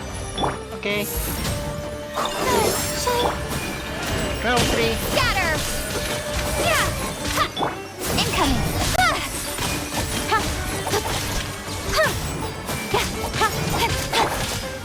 Shaken and stirred. No more tricks up your sleeve! Cut to the chase! Not now. Can't handle your drink. Don't blink! You want this one? There's one more. Speed of light! Need There we go. That was pretty rough. Is that what elite mercenaries are like? It probably won't be long before we see more of them. Yeah. Looks like we'll have to keep our guards up. It's fine. But this doctor guy seems like a pretty tough opponent. He knew exactly where to set up an ambush. Did he predict that we would try to find Kainari? Going up against smart people is tough. Anyway, let's keep going. Smart people is not good. Okay. Let me... Which way then? That way. Hello, doggies.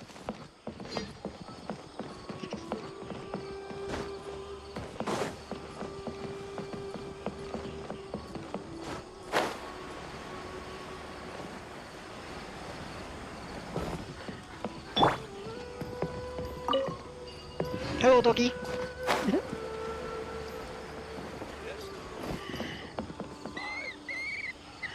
Oh, it's the Traveler and Paimon. What are you two doing back here? Kale, it's nice to see you again. Are you doing all right? To be honest, I'm not doing too well. Oh. My Elazar has been progressing at a faster rate lately. I'm finding it harder to complete more intricate tasks. As a result, Master Tighnari is taking me off the patrol schedule.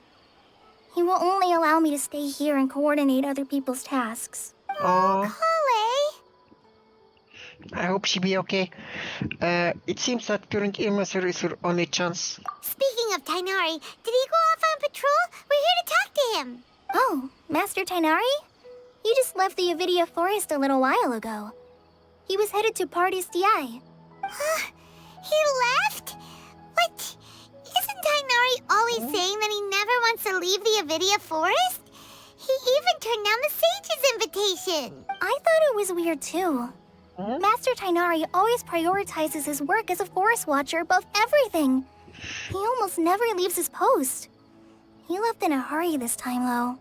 He didn't give a reason? No, I only found out that he left through a message he left behind. He also made sure to delegate all his tasks using a schedule. To leave in such a hurry? I'd guess he had something urgent to take care of. Master Tighnari originally studied in the Amorta Darshan of the Academia, and Partis DI is something like the Amorta's research base. Many rare shrubs and grasses have been planted there for research. I know that before he became a forest watcher, Master Tighnari once spent a long time conducting research at Partis DI. A research base, huh? Gotta wonder what kind of research Tighnari just decided to work on all of a sudden. Oh, we don't have a lot of time, so let's go look for him at Partis DI. Okay. Please take care of yourself. Don't worry. I'm fine. I'm used to living with Elazar by now. If you run into Master Tighnari, please send him my regards. Okay. Got it. Will do. See you later, Kale. Cinnamon. Okay. I can just teleport there. Teleport time. Okay. Look for the objective.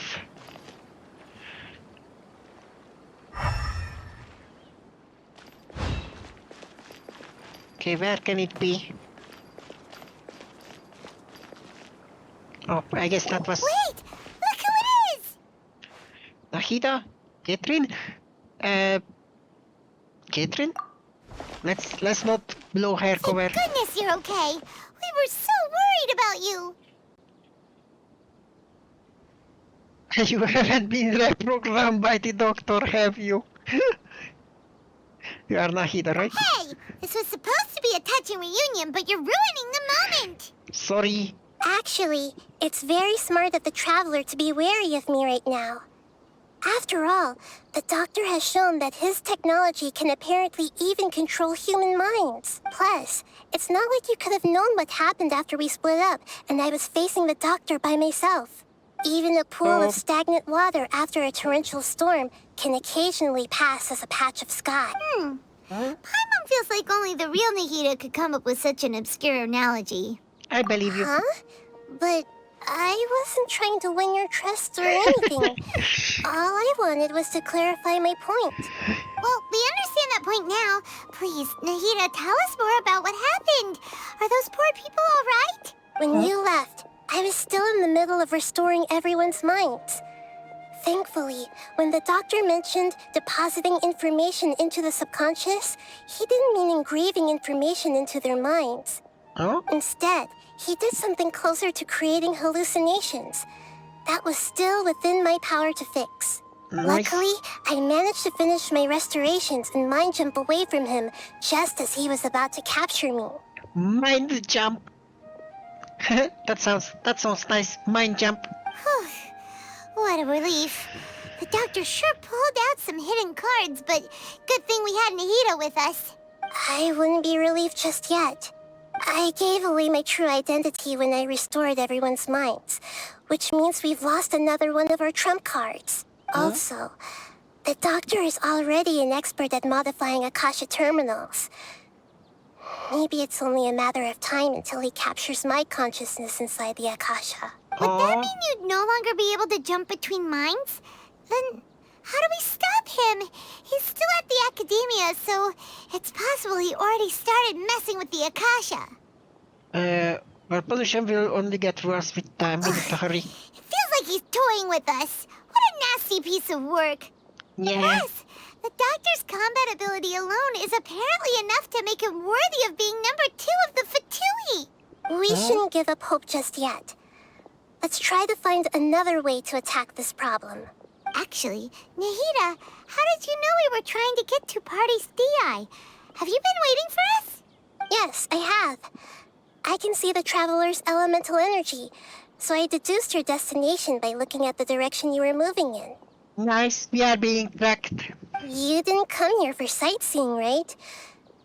Did you find any leads? We're looking for a scholar we know. His name is Tainari, and the sages once tried to reach out to him. Why don't you come inside with us and see what we can find? Okay. Let's just hope we won't get him into trouble. Okay.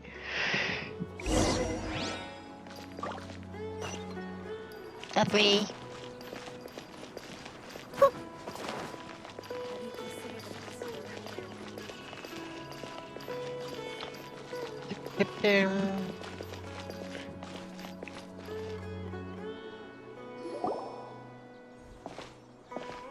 Hello.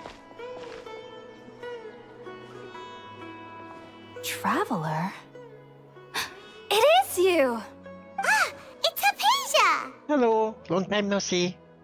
Didn't expect to run into you here. Ah, what a pleasant surprise! It's so nice to see the two of you again. Who's this? She's a scholar we met in the Avidia Forest. When we last saw each other, she was still training in the, what's it called? Satyavada life? Oh, I see. That's right, we're old friends. You've come at just the right time. Ever since I've come here, hardly anyone has even talked to me. By the way, the god you absolutely admire is literally right beside us. Hypatia, you're way too excited about this. Actually, for you to leave the Avidia Forest means... you're not in training anymore? Wait, no. Did you already finish your training and reach Pariporna life? What do you think? My consciousness has already managed to make contact with the divine. Did it? No, that's enough. You did it? Congratulations! I'm really happy for you. It's so exhilarating to share this sublime joy with others at long last. When my consciousness made contact with the gods. Ah, what a supreme and unparalleled experience that was. That sounds incredible! Actually, we're here for Tinari. We'll select chat about this next time. Oh, all right. Actually, please wait. I haven't forgotten my promise to you. Remember? I promised to help you understand what you saw from Irminsul once I gained deeper insights. My current self has not only gained true insight, but I can even help you establish a direct connection to the consciousness of the divine. You can do that? Do you believe her, Nahida? I've never heard of anything like that, but if you want to give it a try, I'll do my best to protect your consciousness during the process. It's definitely a trap. Hold on. I brought some spirit borneal with me. This is still a crucial part of the ceremony. We're using that incense again? All right now. Hold my hand. I'll help you establish a pathway to connect your consciousness. This is a trap. This is totally a trap. But I guess... Ready? Let's see what happens. Let's meet some scary stuff, I guess. It took 3 betrayals for me to finally understand. The world is just an elaborate tapestry of lies. My fury... What is that? ...will never be quelled. That's not... The first to betray me was a god. My creator. Oh, Raiden. My mother. Valuing strength above all, she saw no worth in me and I was discarded. The second was a human. Oh? My family. My friend. Who is this? Consumed by fear, he saw me as an abomination. The third was one exactly like me. A hope for the future. A fledgling barely out of the nest. Oh? Powerless before his mortality, he broke his promise to me. Humans, they can't be trusted. And the gods fill me with pure loathing. Oh? So I said good riddance. I denounced the world and laugh in its face. My chest will never again be defiled by worldly filth. I will scrub away every last trace of human emotion. Then it will be empty, a blank slate, and ready to receive a supreme gnosis, brimming with pure divinity. He will laugh. He will laugh. There is no need to fear. The pain will be brief. Your era is coming to an end. Yeah. Okay. Well. What was that? This is neither the greater Lord Consciousness nor King Dashret's. Did we actually just see the Balladier's memories? Everything matches what we know about him. But how is he connected to the divine consciousness that Hypatia was talking about? You saw it, right? You felt it, right? Such a majestic god! Such a noble will! Such sublime emotion! Come on, don't get the wet pussy for that, dude. Alas, shame. If only that which beats within my chest wasn't a filthy mortal heart. Oh, great and merciful God, please grant me forgiveness and salvation. You have a problem, lady. Do you understand now? I'm afraid this is no periporno life, but rather... Wake up. You... Why are you so mean to me? Why is everyone hiding from me? I found divine wisdom. Shouldn't I receive praise and honor? Haven't I uncovered that light in the darkness? Hypatia? That's how I always thought everything should be. Wait. Have I... already lost my mind? Kinda.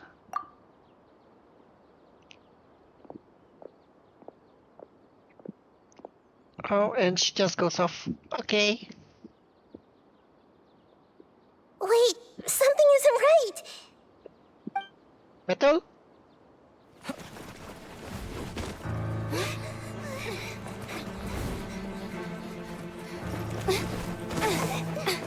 Metal time?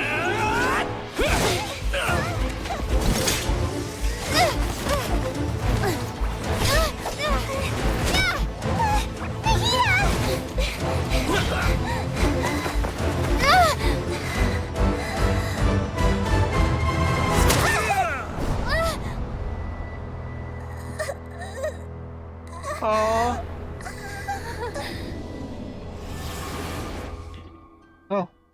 God's touch.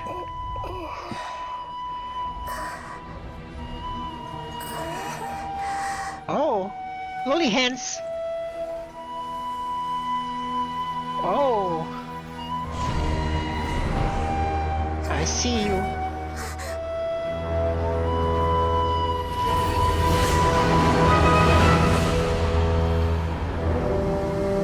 What the heck? That looks like a boss.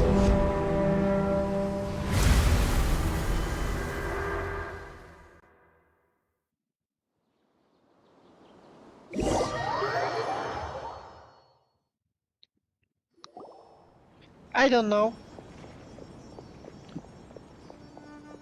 Oh, are we being... Okay, we finally lost him. Gasp. Are you okay, Nahida? Wait, no. Something feels different. You're back! Oh, the Traveler's back? Did we just got possessed? Yeah, I know that the Baladir is one of the... I think it's a Fatui harbinger of some... I don't know which number. But I don't know, yeah. It's me. Nahida was controlling your body for a while. It seemed like she jumped over to you as an emergency measure right before the Catherine puppet was destroyed. Oh no, the Catherine puppet. I mean, I'm pretty sure they can repair it. After that, Kainari heard the commotion and came over. He helped us defeat the mercenaries and then he ran with us all the way here. This time she didn't just transfer her mind into my body. Our minds swapped places. What? You swapped places? You mean your consciousness also went into Nahida's body? Yeah, we see KittyLoli. Wait, then where is Nahida's consciousness? Where is she now? I never imagined that an individual's consciousness could be transferred around like this. Had I not seen it with my own eyes, I would have never believed it. I don't think this can be achieved with current human technology. Well, we are kind of not really human. Also, while we were running, the consciousness in your body told me to pass on a message. She said, the doctor has found a way to trap my consciousness, so I can't journey with you anymore. Oh. But even in a moonless night, a shower of starlight can still drown out illusions and lies. Oh, she's still talking in... Oh no! Nahida's trapped in the sanctuary of Surasthana for good this time! We need Was to save that Loli. message all she left for us? It's pretty vague. It's a code that only we know. We can't let the doctor figure out what we're up to. Oh, that makes sense! Since the doctor captured her, she won't be able to say anything without him knowing. She's being extra careful. Even in a moonless night, a shower of starlight can still drown out illusions and lies. Paimon knows the moon illusions and lies are from the alchemical divination at the Sub-Zero's festival. Didn't Nahida use a starlight analogy before? It had something to do with Sataria. The moon refers to Nahida herself, starlight refers to the people of the desert, illusion and lies refers to academia plans. Oh, that makes a lot of sense. Huh. Do you think Nahida was telling us to go find help in the desert? But she isn't with us anymore. I know. I'm think about we'll to be okay? stop. Paimon, you said Sanctuary of Surasthana, correct? Does this mean that this Nahida you're talking about, the consciousness who was occupying the Traveler's body, is the Dendro Archon? Yes. Your guess is correct, but the situation's a bit complicated, so it's really hard for us to explain right now. That's all right.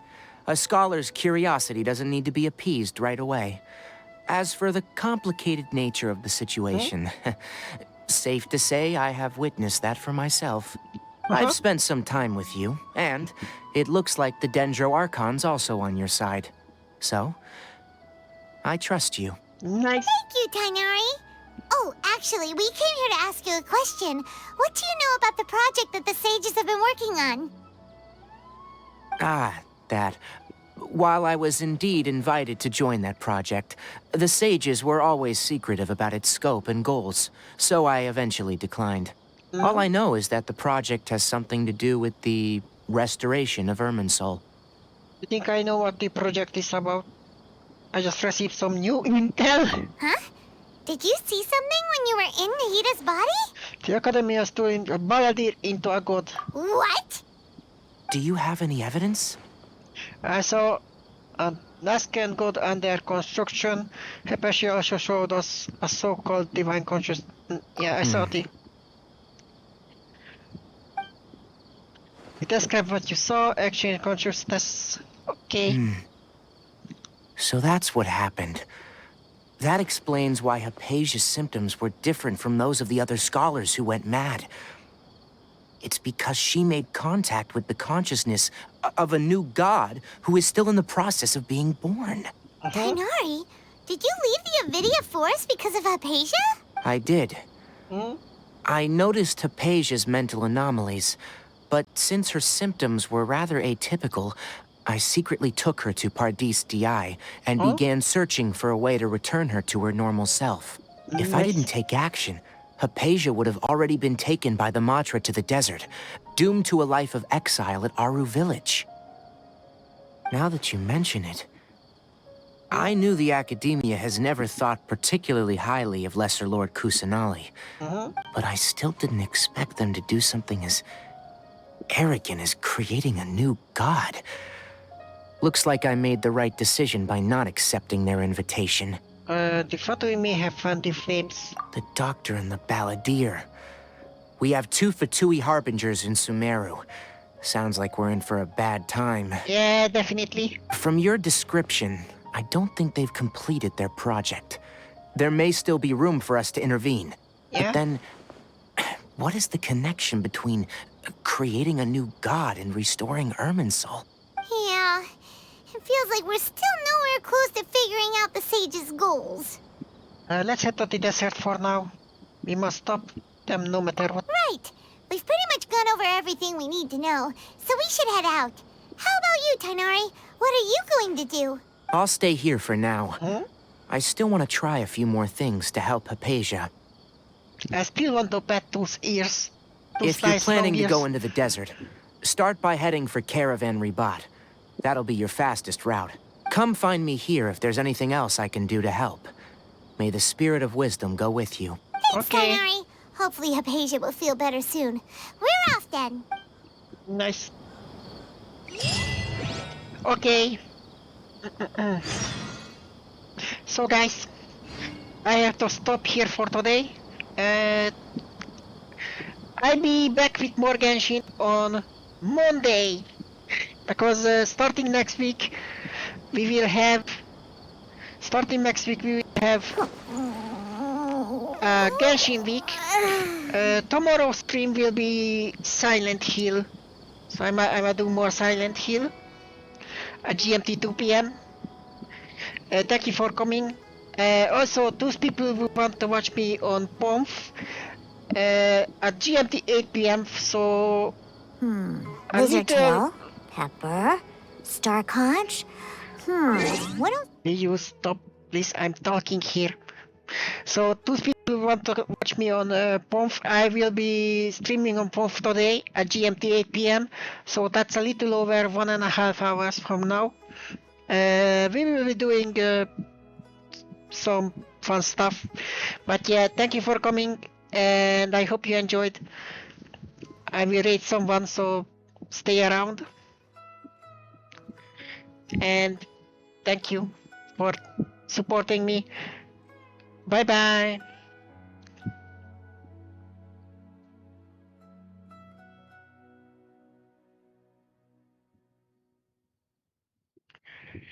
There we go.